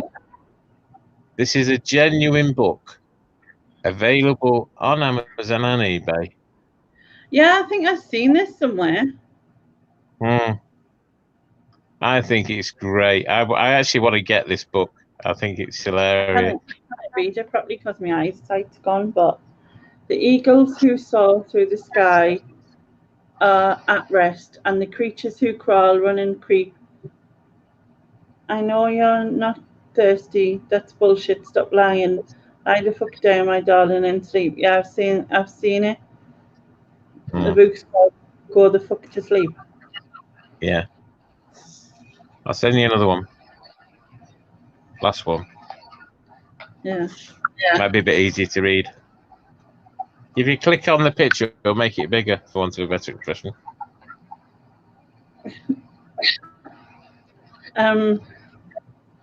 The tiger reclines in the simmering jungle. The sparrow hides silenced her chirp, whatever. Fuck your stuff, bear. I'm not getting you shit. Close your eyes, cut the crap, sleep. Yeah. It's just like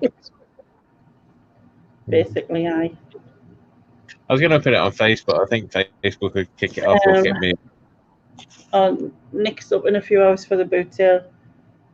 Good night, Nick. And he just disappeared.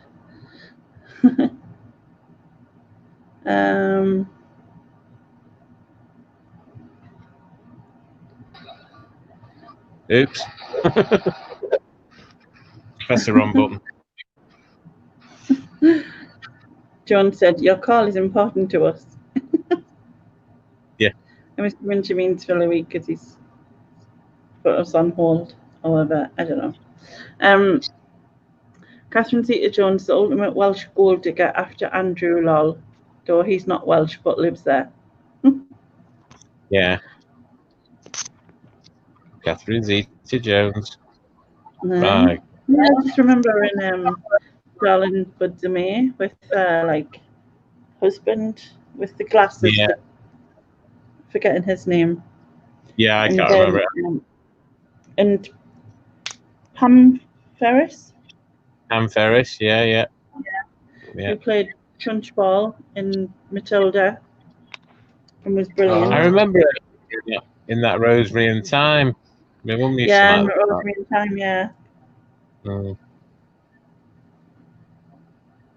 She's been in a few things, hasn't she? Yeah. You can see my shiny bald head. You went and shaved your head? I went to shave my head. Oh. Is it because you want to show your shiny helmet? I want to be like shiny like his helmet. All these shiny helmets, I didn't know. Tiny. Yeah, well, we better leave that there, really. You know, you've been on for 7 hours. What's going on in the chat? Hi, Rebecca. I don't know if I said hi to you. Wait, what? Been on for 7 hours? Is this like Louie hours?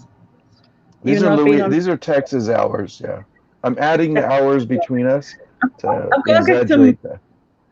I've got to get some. I was going to say I've got to get some stamina together for this time when I do an all nighter. But yeah, 12-hour one. I mean, you get influenced with all these helmets. That's the problem, I think. Yeah. That's it, totally. Yeah. And Patricia said, "Oh, the glare."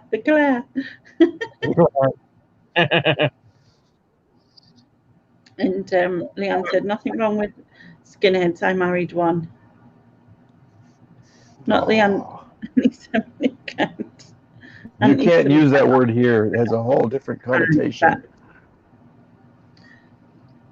What, a skinhead? Okay. You just. Are we going back? I mean. Are we going back to helmets?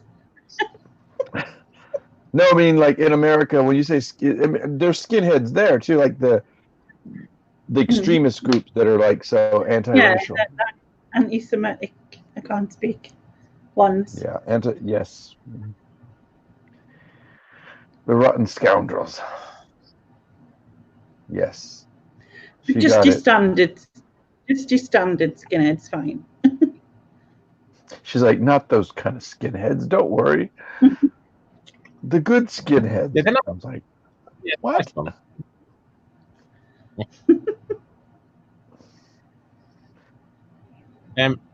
This is a 5-minute warning. As it's 5 to 2, I might duck out at 2 o'clock. I did say duck out at 2 o'clock. Good night. I should bow Yeah, out duck out too. at Otherwise, 2 Lainey o'clock. is never going to go to bed. No. Well, it No, was brilliant talking to everybody. You know, just staying up for years, like. I beg your pardon? Are you saying I'm just staying up for years, like? Oh. Are you saying what? Sorry, I can't. You keep cutting out every time you say something. Are you saying I'm just I think I should staying give up you guys the room to yourself. I'm going to back out. On that note, I'm going to watch Line of Duty. Line of Duty? Yeah, Like, watch Lenny, Line I of can't Duty. remember. It's good? Yeah, it's good. Really. I don't know Very why I good. like that actor. He's interesting. He's not in it instantly, but you like the actors who are anyway. Okay. Yeah. All right. Get some sleep, Lainey. Go to bed. I will soon. Take some melatonin. Blood. All right. The two of you, buenas noches. Good to see Good you, night. mate. Thank you. Bye. It's good talking to you. Take care. See you later. Bye, everybody in the Bye. chat. Bye, Lainey. What? It Yippee. didn't do it. It's like it Go says eat leave. that. I can't. Yeah. Yippee. This freaking camera. Yay, fucking camera. So, you know, at the beginning of this chat, when we were sort of 35 minutes in, and you said to me, I'm not staying on for long, you know, and we're now at 4 hours and 22 minutes. That isn't long. It's not long, is it? No. I mean, we know you got to build at your stamina ready for your all-nighter, aren't we? Yeah. It's even not all nighter. It's like 12 hours. It's like I'm cutting corners or something. But yeah, I need to build up something for that. You know what I mean? Because I'll end up like achy. Oh well, I'm going to be aching anyway, I think. Yeah. Night, Louie. Night, who? No, I'm not back tomorrow, Neil. Unless I randomly come on drunk like late, which is a possibility with me. But like partly not necessarily. Not that I'm not actually meant to be drinking, because it says my daughter's got like, well, you can get a drink. And I was like, nah, because obviously I'm trying to stick to the healthier lifestyle. If I drink, that takes a lot of the calories, do you know what I mean? Blah blah. But yeah, Lainey and training that's it. But I'll be more flapping then, because I've got to I haven't got that much time in between everybody. Have you disappeared again, Ian? No, I'm here. I'm just listening to you. I don't think so, Louie, thanks. What's that? He said I have to rub your helmet to sleep.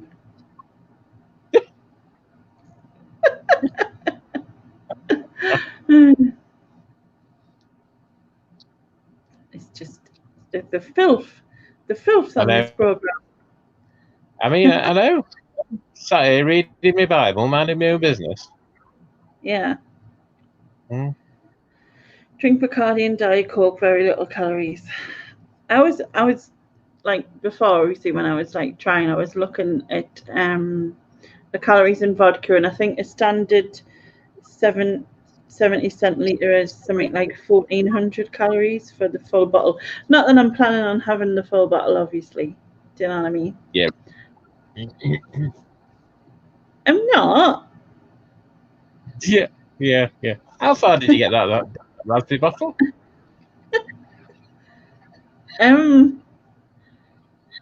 Well, Yeah, well, anyway, let's move on, shall we? I already drank some. Yeah. That much. Yeah.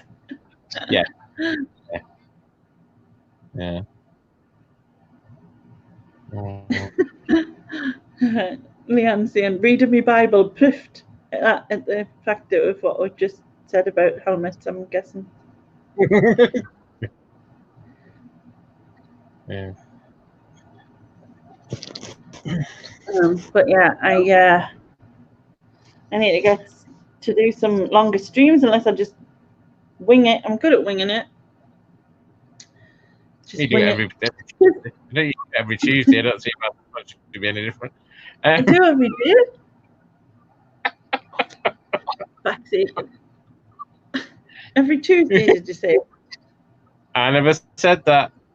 You did. I did it last Tuesday. Once. I've done it once. I normally come in prepared and everything. Not that I'm prepared yet, which I should be, but I'm not prepared yet. It's time you asked me to do the questions for you every Tuesday lunchtime. You ring me and say, I've not done the questions yet, will you do them for me? And I end up doing them. And you sit there with a spliff, put your feet up and chill, and I do. Don't you? Come on. It's time to confess. In a spliff. Oh, is this how it is now? Yeah. Right. Yeah. It's about time the chat knew how it was. You know what I mean? Big girls really do cry. Do not condone the use of any intoxicating or herbal substances that may affect your performance. Your performances, yes. Yeah. The chat right now are talking about given how many calories are in hand wash, white spirits. Lamb paraffin apparently has the none. Yeah.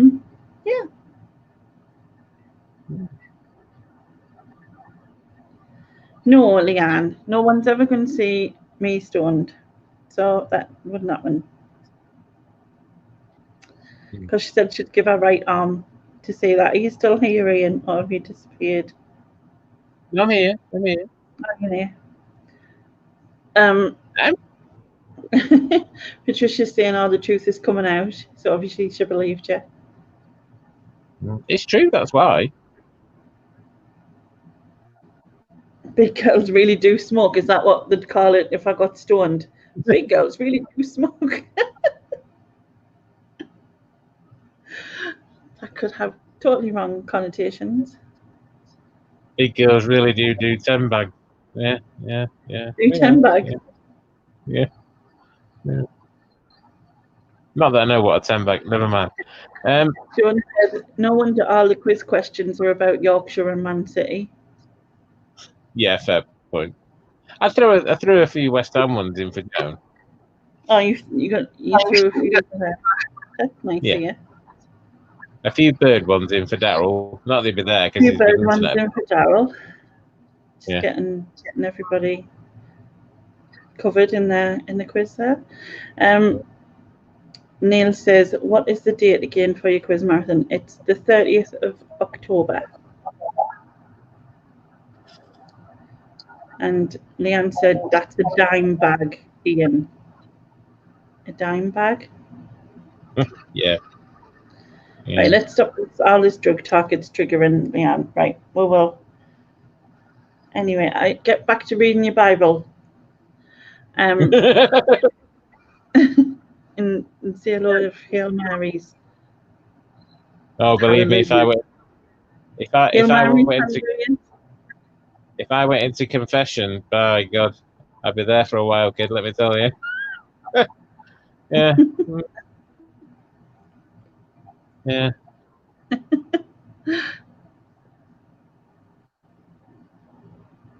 If I walked into a church, there'd be a big bolt of lightning. I'll tell you.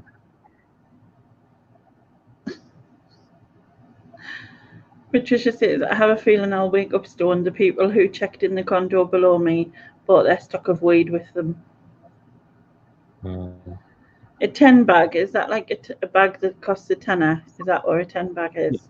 Yeah. Sharon's asking. Yeah.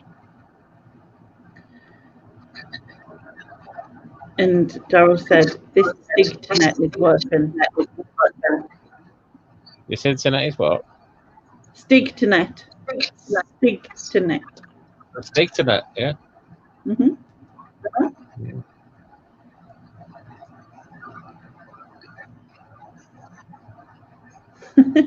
Patricia said if she went to confession, the priest would pass out.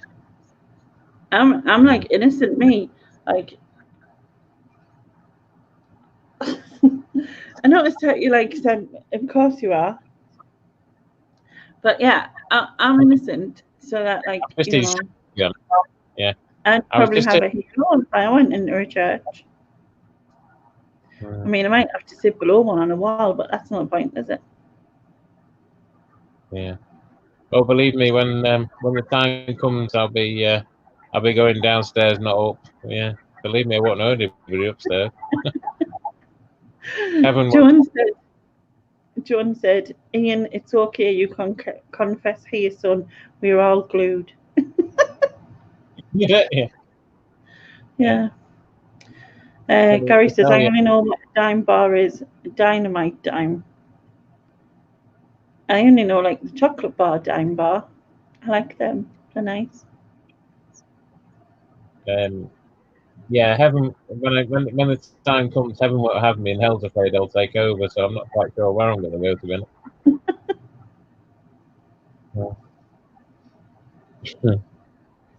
Now, when I went to the church I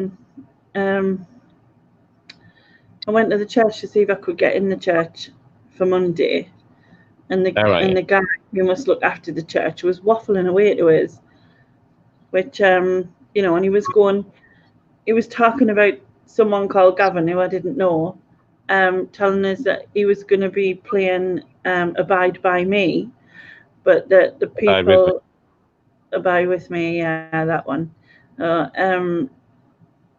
whatever the Abide, I don't know. Anyway, he was saying that the guy Gavin, whoever he was, who I didn't actually know, was what's it called? Was going to play the orchestral version, or there was a vicarage version, but the people wanted Susan Boyle's version. So he seemed highly disgusted at that. And I was just like, all right. And then he knew exactly what funeral I was going to. And then he even mentioned when my uncle died, which was 24 years ago, and the funeral was in the same place. And I was like, I'm going now. And he was like, do you want to come and join the service? I was like, no, thanks.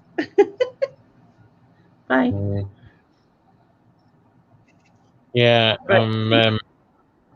The only time I go to church really is my mum would have said it's for hatch, match, and dispatch. Really. Yeah.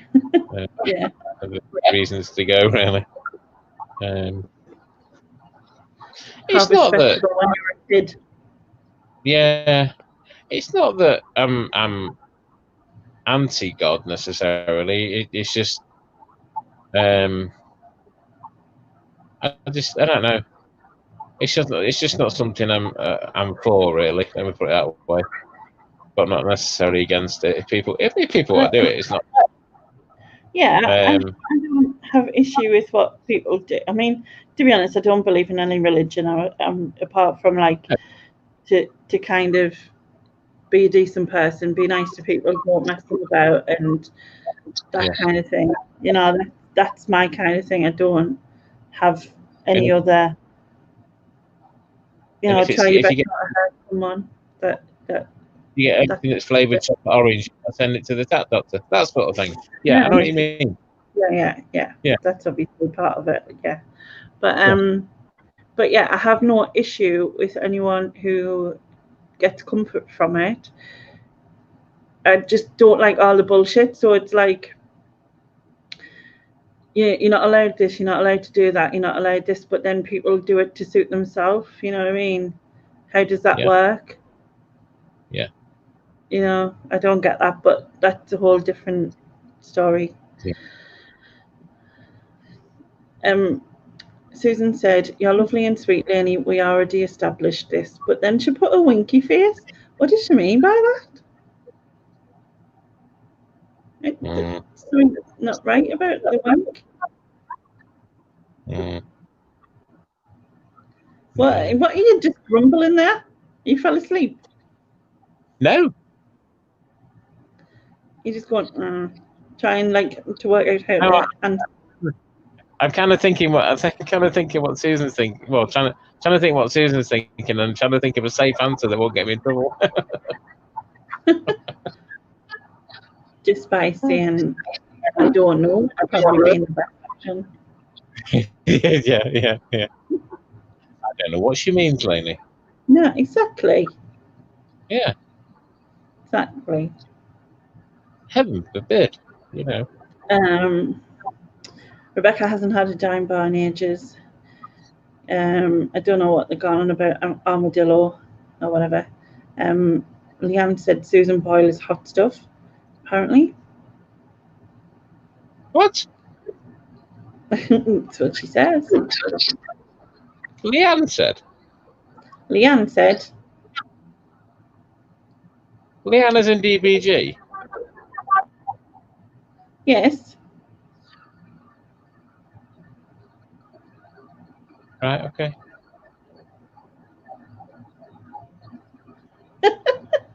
Joan said, yes, DBG, but someone stole her eyebrows. And her eyes. This is like very... The only way Susan Boyle... Sorry. Leanne said, tell you a funny story, only in Ireland. Okay. Tell us. Patricia said, I don't believe in organised religion, but I am a believer. And that's entirely, up to you.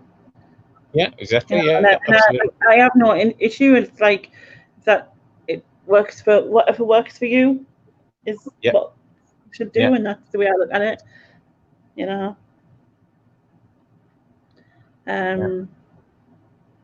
I think it's just I don't think I necessarily was, and let's just say there are certain things in my life that have happened that make me question it more. Let me put it that way. Yeah. But that's my own personal feeling that I'm not saying that everybody else has to be the same, and everything in life.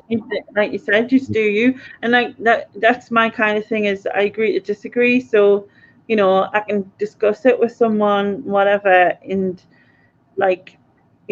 and then just have a different, and just say, well, we agree to disagree, because that's, being a grown up. Apparently, don't know what one of them is. Oh God, I don't. Oh, that's okay, Susan. The winky face was just a typo. Of course it was. Know what I mean? Of course it was. Yeah, we believe you, love. Yeah. I do. Yeah. I believe her. Yeah.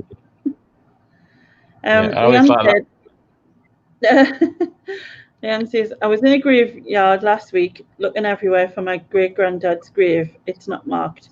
Walked by this old man and asked him, oh, let's just jump. Did he happen to know where it was? He said, I'll take you to it now. And I said, oh, really? Do you know where it is? And he said, of course I know where it is.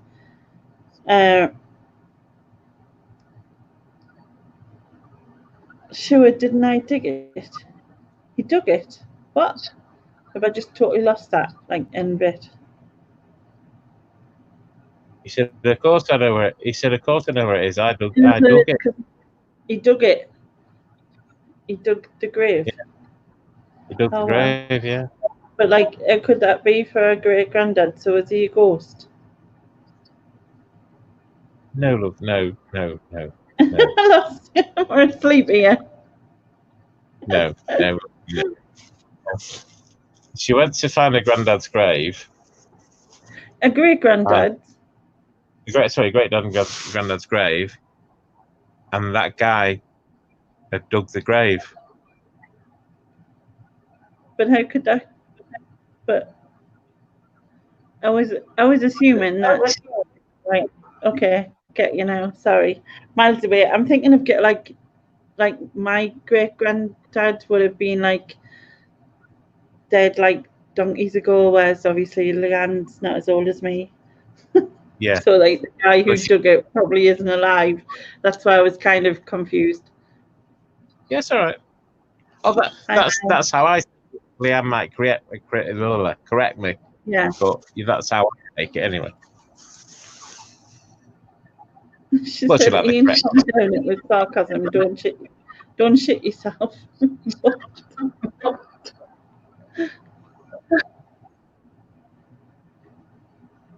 I'm confused. Doesn't take me.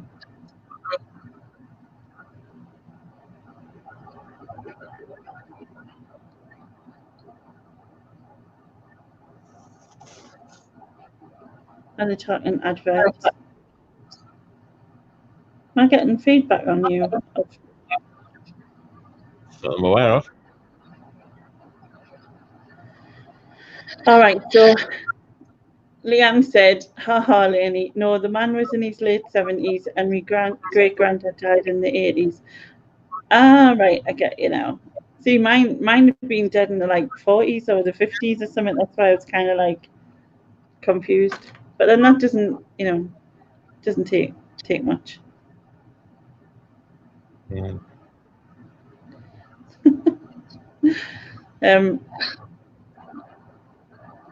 Yeah, if we all thought the same, it would be definitely a boring world. Patricia, you're right. And Gary says, I don't discuss it. I'm right, you're wrong, and you can't stay wrong as I don't care and I'm not interested in changing your mind. That's how I roll. I was thinking at the beginning of is it Matilda? When he goes, I'm right, you're wrong, I'm big, you're small, blah blah. It's just his opinion, Sharon. Do you want to know a creepy story? Creepy true story? A creepy true story. Okay. Yeah. My granddad on my dad's side, died when I was probably less than a year old, I think. Yeah. Certainly no more than 18 months anyway, right? Mm. And then the house was sold because my granddad already died on that side. And I never went there again. And yet,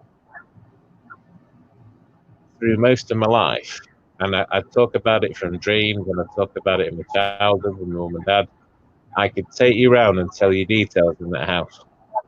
Yeah. To postcards on the fireplace, to a certain clock that was on the wall, and to a picture that was behind a plate in the kitchen. It was like a plate on the wall, an ornamental plate, and there's a picture tucked behind it, and silly things like that. And it used to creep my mum out. Absolutely, that's fascinating. But it used to creep my mum out. And as I say, I'd have been no more than sort of 1, maybe 18 months at the very most. And yet I could close my eyes now and take you around the house. And yet I couldn't tell you what I did with the keys half an hour ago. Didn't it? Spooky. I found it. Fucking awesome, Ian. But it interests me, that sort of stuff. I do have this is probably a little bit too much of a confession for the internet, really. But I do have an interest in the spirit world as it is. But that does sort of set my nerves tingling when I think about the house. But, yeah. Anyway, there we go. Leanne said that she found his grave and she was disgusted that the family had never marked his grave with a headstone, so she's now saving up for a headstone for a man she's never met. Yeah, me and my sister were talking about that because I think it was my great nana Yeah, it was my great nana on my I don't know if it's on my dad's side. Anyway, one of them, they don't have one. So me and like my sister were talking about it the other day. We're like that. It's just like doesn't, they had to go and mark the where she's buried with an X, like a red X, so we could find it. But yeah, might be worth looking into in the future because it just seems really sad to not have any kind of marking whatsoever. But I suppose it just depends on the situation at the time, I guess. I mean, to be honest, I'm not sure. I mean, obviously, what happens when I go, I'm not going to know about. But when I go, I'm not sure I want a headstone, to be honest. In fact, I'm not sure. I think I will be cremated. And well, but I just realised what subject we've come on to. I know. Should we change the subject? Took us in a wheelbarrow and took us on the tip somewhere. It would be daft. Yeah.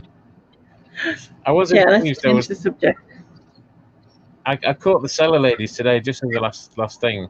I caught the cellar ladies today, and they were talking about this sort of thing.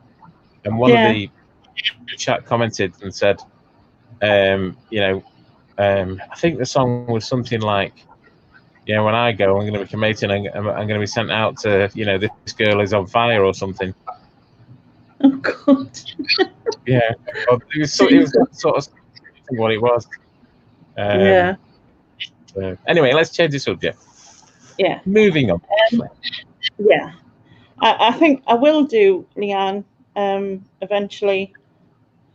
But I will do it just something because I think that there's I mean one's marked but it's like small and that's fine, but then the other one isn't at all. So yeah, I will do in the future.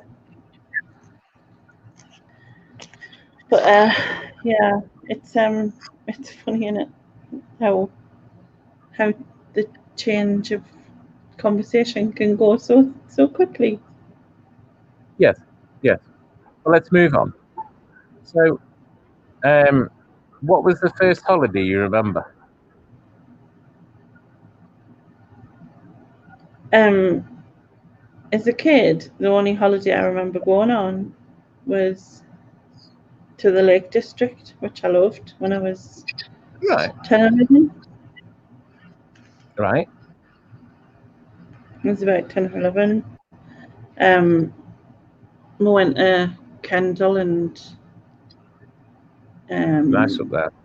Windermere, and I'd love to go back. It's see, these are like things I'd love to be able to go back and do, but situation is as it is and isn't possible right now. But yeah.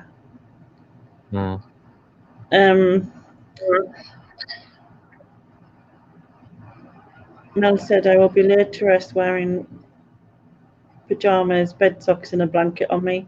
Weirdly, that's actually what's happening with my auntie, to be honest. She was always in her pajamas, so that's what they've done. That's what she wanted. But moving on again. Leanne says I've got to go to bed and try and catch up on a week of sleep. My head is tormented. Night, everyone. Sleep well, DVD. I hope sleep well, Leanne. I just call you DVD. Anyway, I hope you manage to get to sleep and you catch up on some much needed, and yeah, you get the rest you needed. Anyway, everyone's saying good night to her. So the Lake District. I remember being in a caravan. It was just my uncle's. It was just little. We had a Morris Minor car. Yeah. Or Marina, Marina. Yeah, Marina was 4-door. I'm gonna look. Might have been a Marina then. I'm gonna Google. It was like this. No, mine are in the 4-door as well. Let's have a look. Yeah, I'll have a look. Did you say because that looks like Beetle-ish.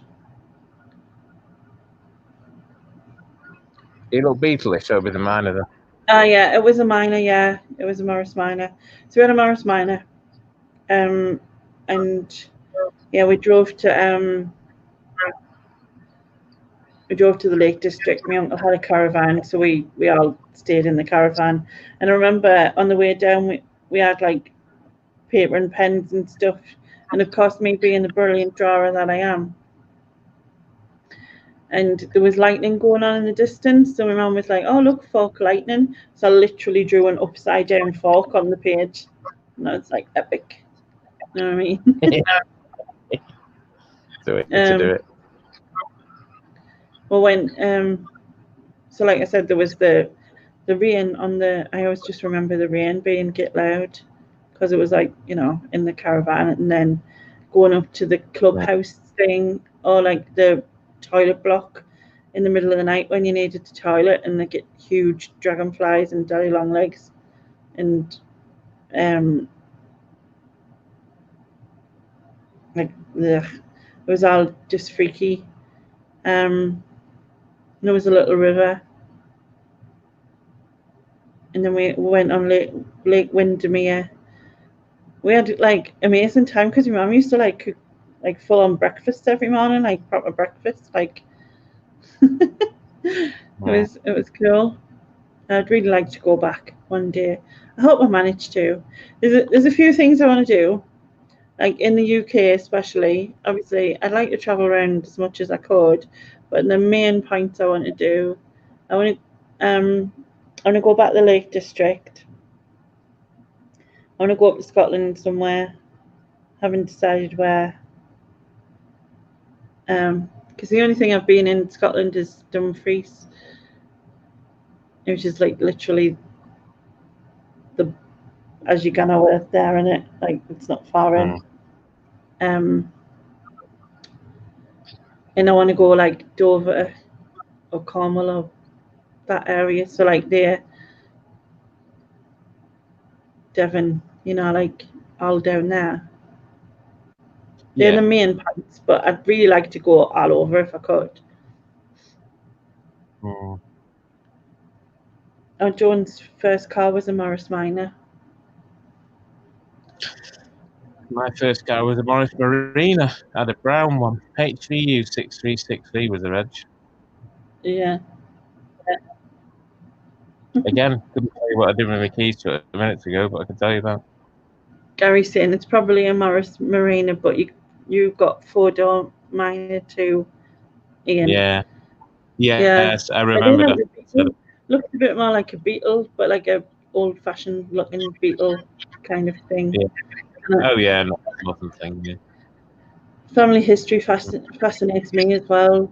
Neil, I've done like the whole DNA thing and all sorts. Really fascinates us. Neil also went to Caton Beer, and there was dog shit in the children's playhouse. First holiday memories.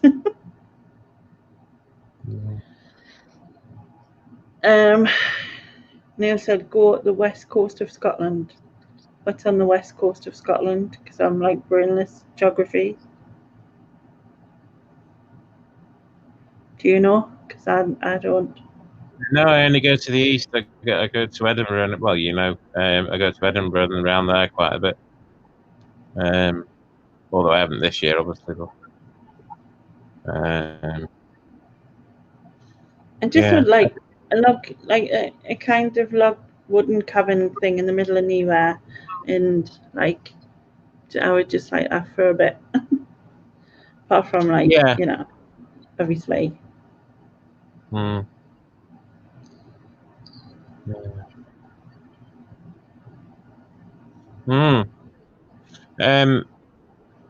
So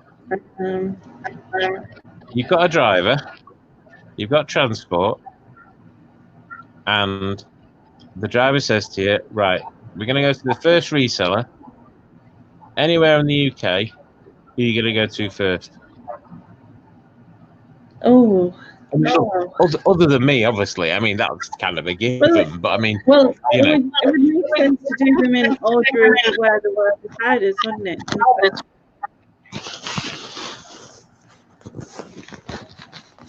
Or am I only allowed to go to one? No. You've just got to go to one. Only allowed to go to one? I tell you what, you can go to 3. You can go to 3. How about that?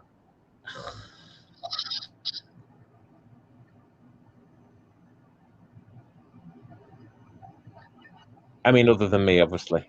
You know.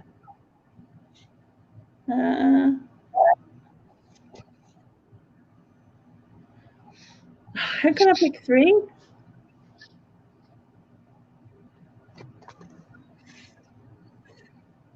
Seems like obviously you and it's too many. Yeah, no, but excluding me. Excluding you.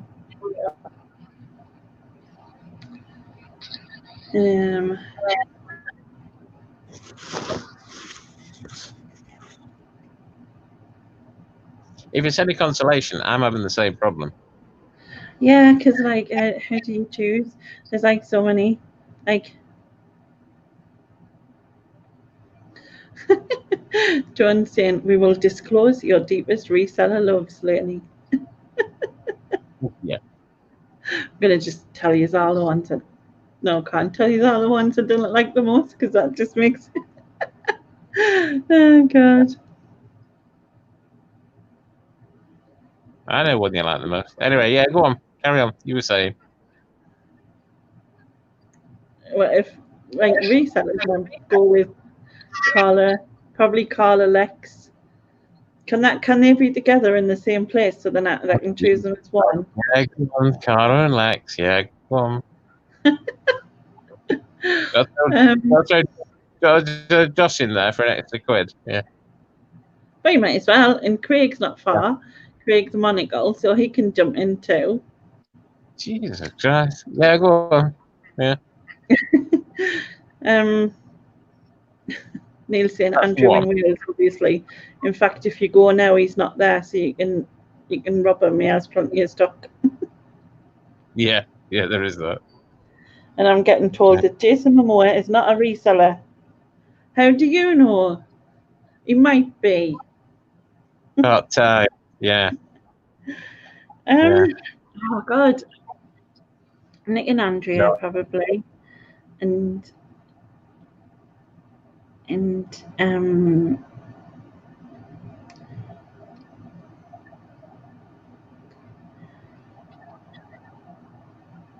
see, I would choose Ashley, but Ashley's not actually a reseller, is she? She's exporter, she says. So it'd have to be Leanne, DBG. Well, that's quite interesting because we actually match on 2 of the 3. And that's obviously Nick and Andrea. In DBG. DBG I would go and see. Go see everybody. How can you choose? And then I've no disrespect to Carla and Lex, but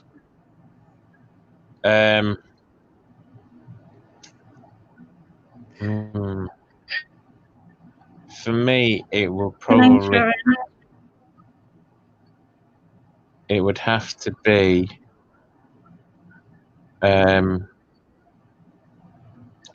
Z and Beck. So there's like so many. Like we could just do mini ones in different areas because like sort of go around that area. You know what I mean?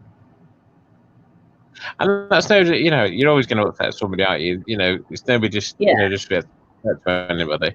I think it was only meant to be in the UK. Neil, he's saying we should have said Mel and Louie because we could have gone to America and Australia. Yeah. But I think the rules were it was in the UK, wasn't it? Yeah. Oh yeah. I'd like to go and see Mel and everybody over there. You know, in the same way that I'd like to go see Louie and probably Lonnie if I could. You know. Yeah. And it's hard to choose, like, because like I said, if I was able and if like, you know, it was a possibility, then I would love to like sort of travel around, which is one of the things I was thinking of doing if I didn't have a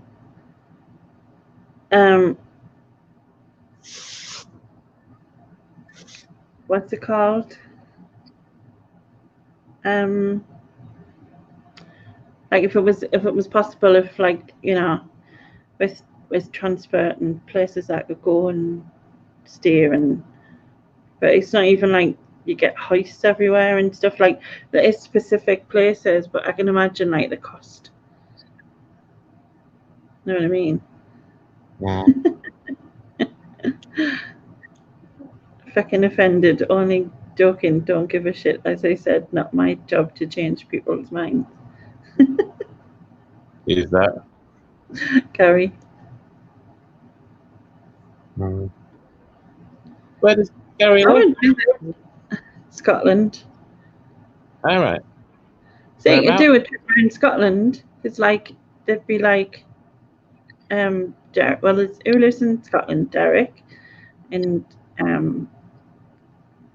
who else? I mean, Ashley. Mm-hmm. Derek Ashley. Oh, Lee. Oh, is it Lee Matthews? Lee. I don't really know him. I think he's up there. I think that's about it. Yeah. Gary and Joan's going to visit each other, so they're all right. All right. Okay. Right.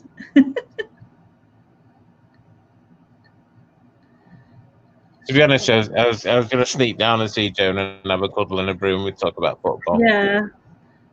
I mean proper football. I don't mean that. There's loads because Bad Wolf, Susan, and Joan, and obviously. After what you said about today, yesterday. Shh. Oh. All right, people in the chat, who would you choose if you could only go and visit 3 people? Who would you choose? Now you can offend us back now, Gary. Giving you the opportunity. Not that actually I'm not a reseller, so I don't count. You don't have to, nobody has to pick me. I'm not included. So I think Gary should come down and see you. Some sunny Scotland. What have I been saying about you, Lenny? I haven't been saying anything. That's just lies. Everyone can come see me. That sounds wrong, doesn't it? Not everyone can come and see me, but people can come and see me. Yeah.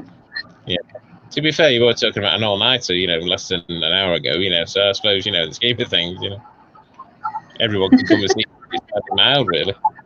Thanks, Patricia. Patricia would pick me, and even though I'm not a reseller, she'd pick me, so that's cool. But maybe she just wants to come to the UK, but she can. Yeah.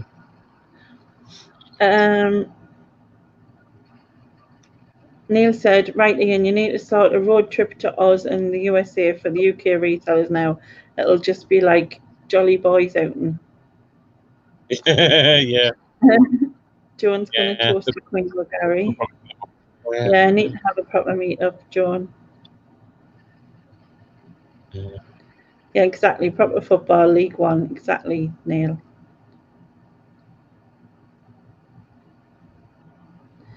I'm 40 miles north of where Ian said. Gary's 40 miles north of where you said. Where did you say? Don't know why you said.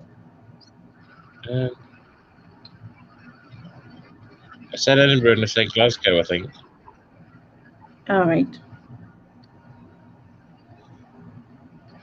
I go to a place called Selkirk, which is about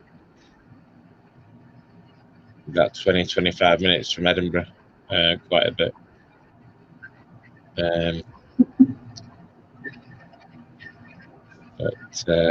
it's as far as. I mean, I've been to Glasgow before and I've been to Arbroath, but Not in recent years.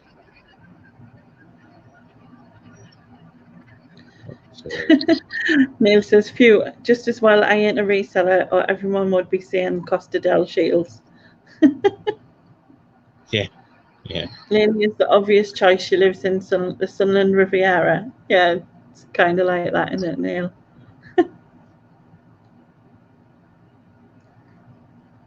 It's not that hotel. Sorry, it's not that stadium now. You got to build a hotel there. You what? Say it again. It's not that stadium down that you've got to build a hotel. Make it a holiday resort. You might as well get some money in from that at least. What do you mean about? What are you talking about our stadium? Just mind your business. Mind your business. You know, I'm only joking.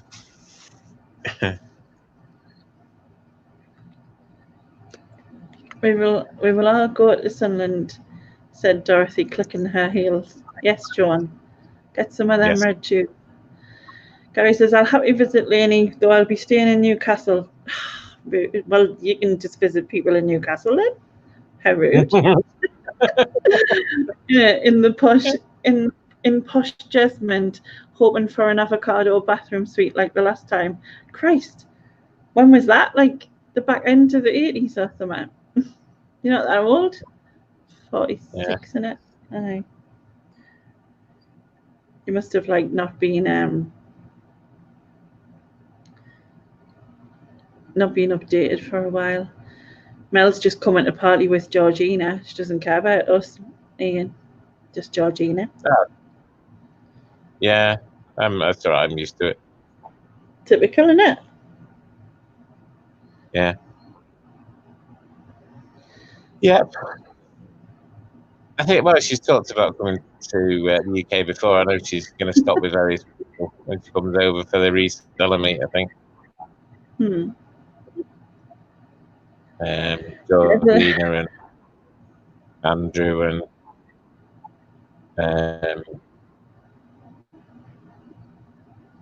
others. So, yeah. Yeah, endless. Neil said, there's a lovely hotel next to the stadium at the moment. Never gets used. The Hilton Inn. Yeah. They're building another hotel on the seafront next to that stackyard place. I want to go there because like I'll be able to get in because it's got like thingy tables inside. So I want to go before the kind of our summer ends. But I'm not going to go. It opens on the 28th, but I don't want to go like too quick because it'll be like a nightmare. Yeah, exactly. Too late, Mel. Too late. So we didn't come up first because it's just saying there's a long list of people to visit in the UK. Yeah, I'm somewhere between the cat and the dog, I think. From memory. The cat and the dog. Yeah. Who's cat and dog? Everybody's really, I think. Yeah. Yeah, you got a book, Neil. I remember seeing it. You've got a book, and then it tells you all about, if people are in your bubble, you can have this many people, and if they're not in your bubble, you can have only, I don't know, whatever it is. But I can't remember. But I did read that you need to book it, and I just kind of thought it's going to be manic, especially if it's hot the bank holiday weekend. That it'll be easier if I just like wait, because it looks like from the outside that I'll be, because I've been down recently, I'll be able to get in, and it looks really cool. It's like shipping containers stacked on top of each other. And I did show it in one of my videos that you might not have seen, Ian. Ow!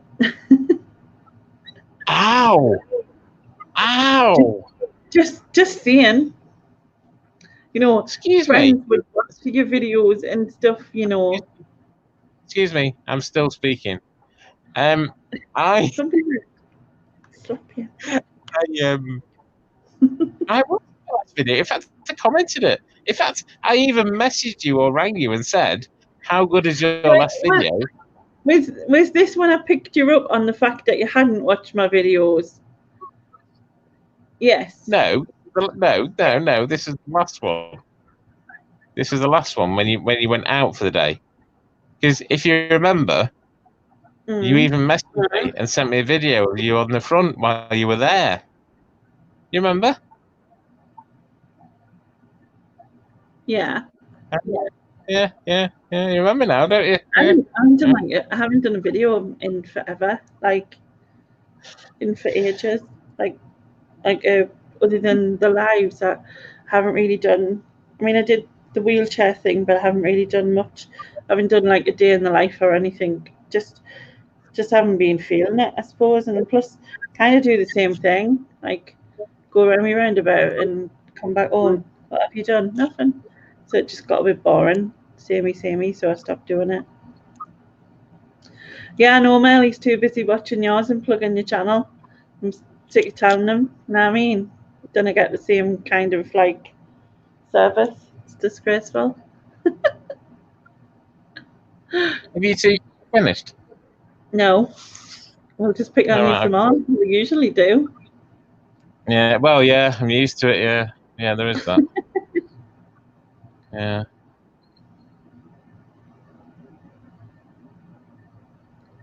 You and Melinda from Hitchin. Mel said, "There's nowhere to stay at yours, Ian's, until you sell your habitat." I won't be here by then. I think the balcony's clear now. I'll be long gone by then. You kick him out on there, then you sorted. Yeah. Yeah, he's planning on being long gone by then. Moved. Yep.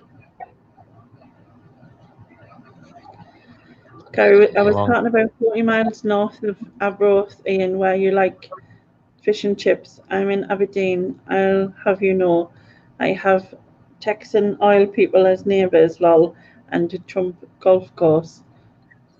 None of us wanted half a mile away. Yeah. Yeah.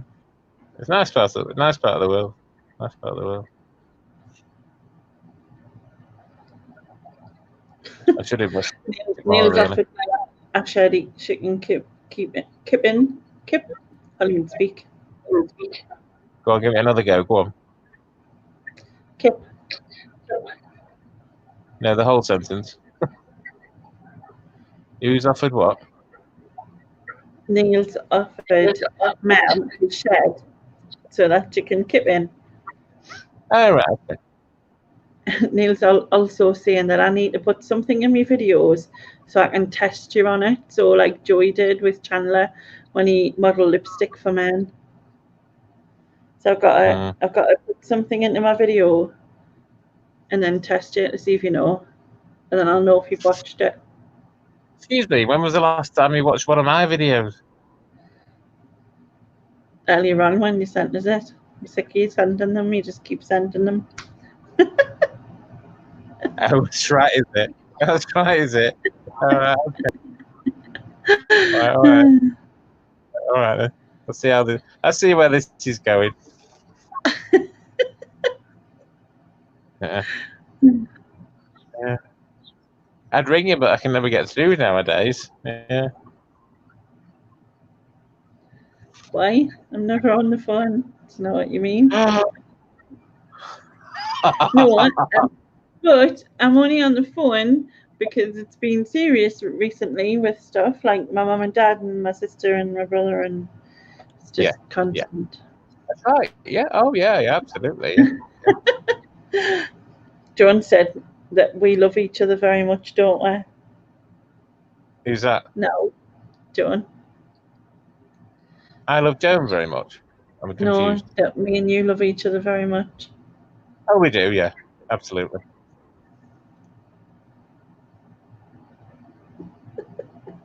Yeah.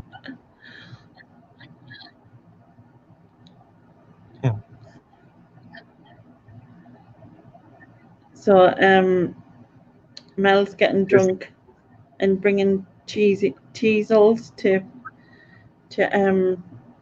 Neil's shed and he's going to cook us some spring rolls. Oh, that's nice.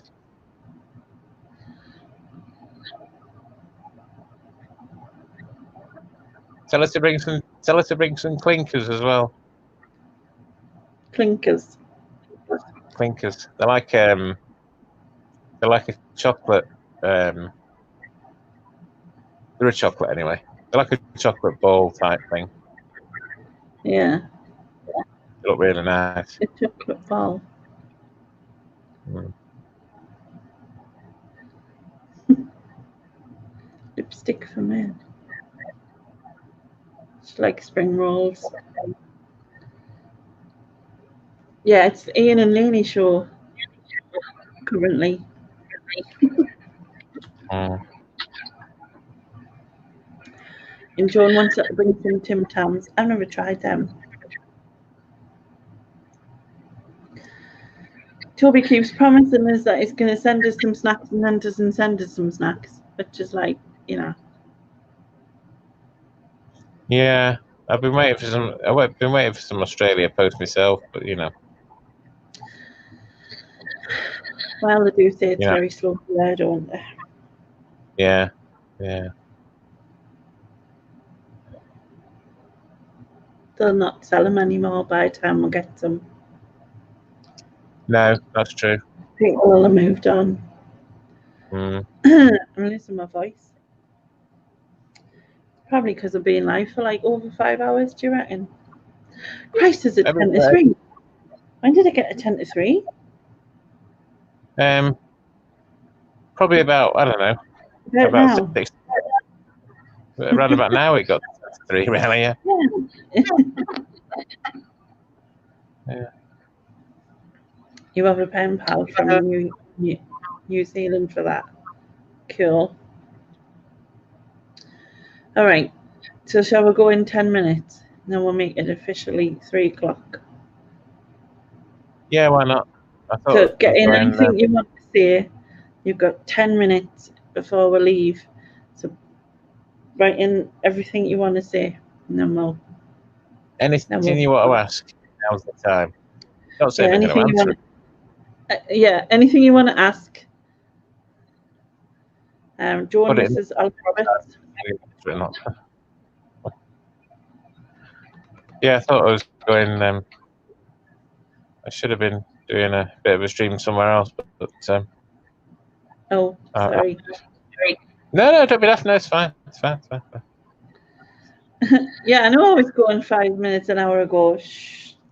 I wasn't even planning on staying on this long. I was coming on for like an hour or two. And here I the funny thing, I said to you before Louie went, I'm staying till 2 o'clock, and I'm going. Yeah, works, doesn't it? Yeah. Man, it's like waiting for a reply from some people's messages, to be honest. But yeah. Who's that like? Oh, I can't possibly say. You know.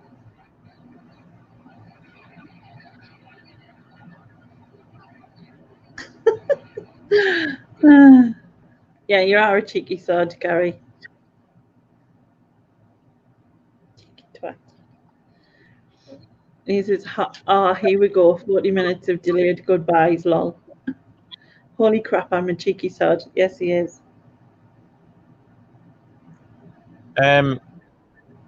Is Gary on FaceTube? My book or whatever it's called. FaceTime, whatever. Why? Why do women answer a question with a question? Is he on it or not? Is he on it or not? Yeah. Okay, I'm just asking. I was just going to suggest if you wanted to, Matt, you could add me if you wanted to. I'm just putting it out there. Okay. All right. He can add you.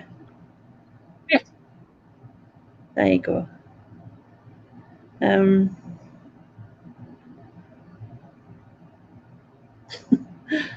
Daryl says he missed the first 4 hours because of the internet, so thanks, Tech Doctor. Yeah, it was my turn the internet tonight, Daryl. Probably be your turn on Tuesday when I need it for the quiz.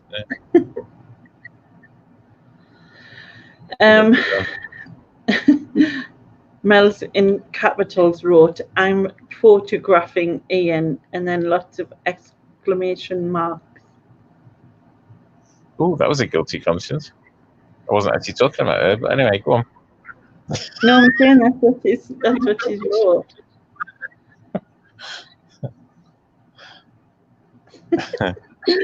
Gary said, "Mr. Cheeky Sod to you, Lenny." Yeah, absolutely. Yeah. What's it called? Pick on Lenny now.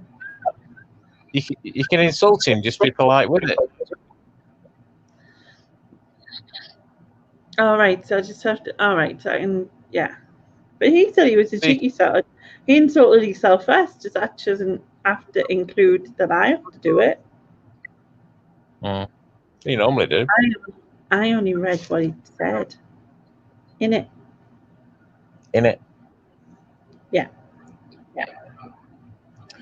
So I'll tell you back to my original conversation.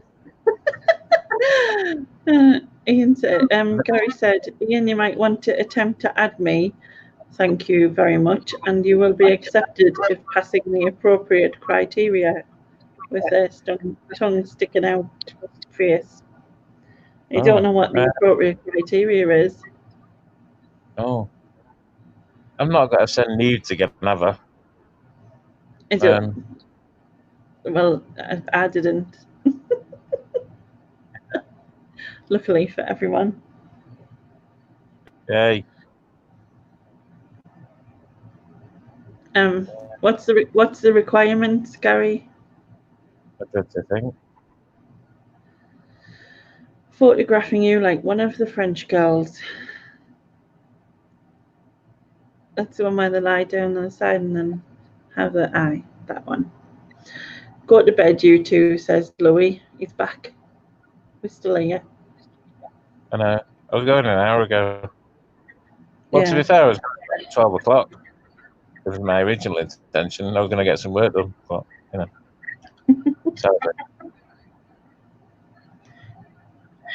We need to get loads done tomorrow because that annoying bird's not live, so, you know. I know, but I need to do a lot of stuff tomorrow morning, really.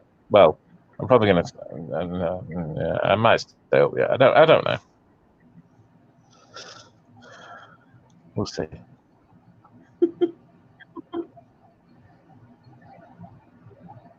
I'm still waiting to find out what this criteria is.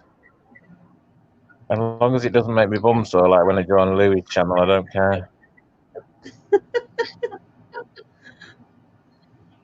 Did I say that out loud? Yeah. No.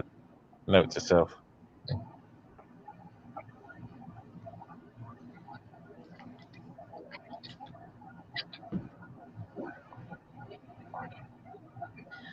But yeah, one said, "Hand in your cloak, room ticket, and get your coats." Right.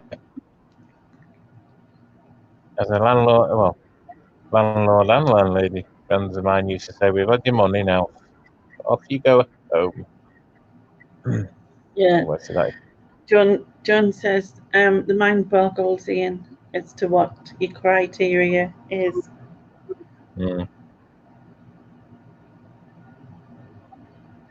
I think Jones already joined my club. But I must have, mustn't I? What's that? Sorry. I must have passed, but I don't know what it was that I passed. Do you remember rubber gloves at any stage? Do I remember what? Rubber gloves.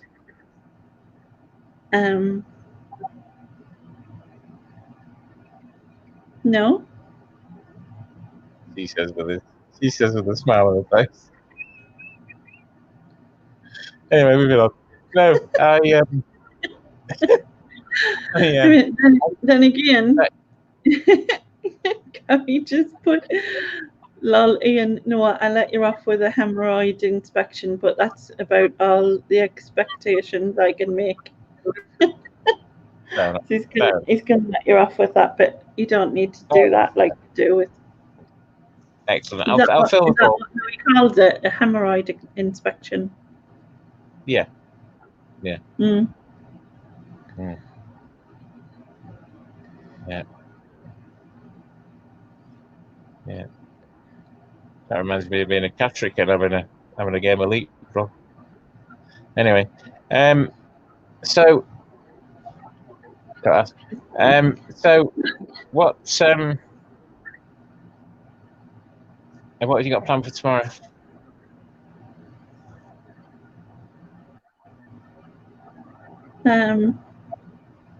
What day is Really? tomorrow? Saturday. So yeah, I'm gonna go to them places and see if I can get in. Like, which seems a bit daft early. Like, excuse me, can I just see if I can get in? And then I'm going. I just go in and come back out again. But yeah, I'm gonna. So, do you want like specifics, like going into the shower and blah blah? So I said that. Let's see. Have you disappeared again? Because you keep going silent. I'm just listening to you. I'm listening to your every word. I haven't spoken to Lady in 12 months. But I don't how it's worded edgeways. Yeah, go on. What? Sorry. I was just reading Neil, but he once lost his court ticket for Bazaars, or as we knew it, Pistaz. Yeah, the nightclub. Luckily, I know the courtroom girl, but still had to wait till the end. Ah, bless you.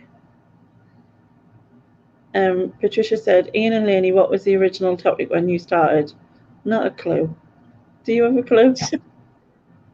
I don't know what my name is right now. I'm minding it now. Gary said, right, the big lights are on and the music is off. Get those drinks down here and put your glasses on the bar. And Rebecca said, we're on our 1 minute warning. Well, I'm going to go anyway because I need to. She starts too much. Neil said, Ian, keep heavy breathing so she knows you're there. No, because she moaned when I did that on the phone the other day. It wasn't my fault. It was having an accident. Yeah. Oh, God. Didn't ring 999 for me, did she?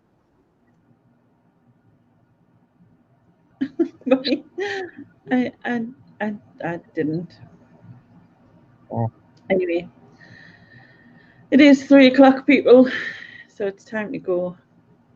We've just gone up, like, and now it's gone up to 13 and it went down to 11. So, yeah. Well, thank you everybody for coming. Yeah. Thank you for going.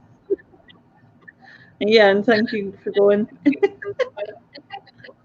been echoing, is it? Yeah. Yeah. All right then. See you all later. I remember I'll not be here tomorrow, but I will be on Tuesday, and unless I get really drunk. She will be here tomorrow. She'll be pissed. Don't listen to her. She'll be pissed. She'll be here tomorrow. Don't listen to her. I'm not. The plan's not to get drunk. I need to save calories. So yeah. Honestly, I believe you. I do. Honest. Yeah. So I'm trying to be good. I'm going for a wee. You can do what you like. Goodbye, everybody. Bye, everyone. Good night.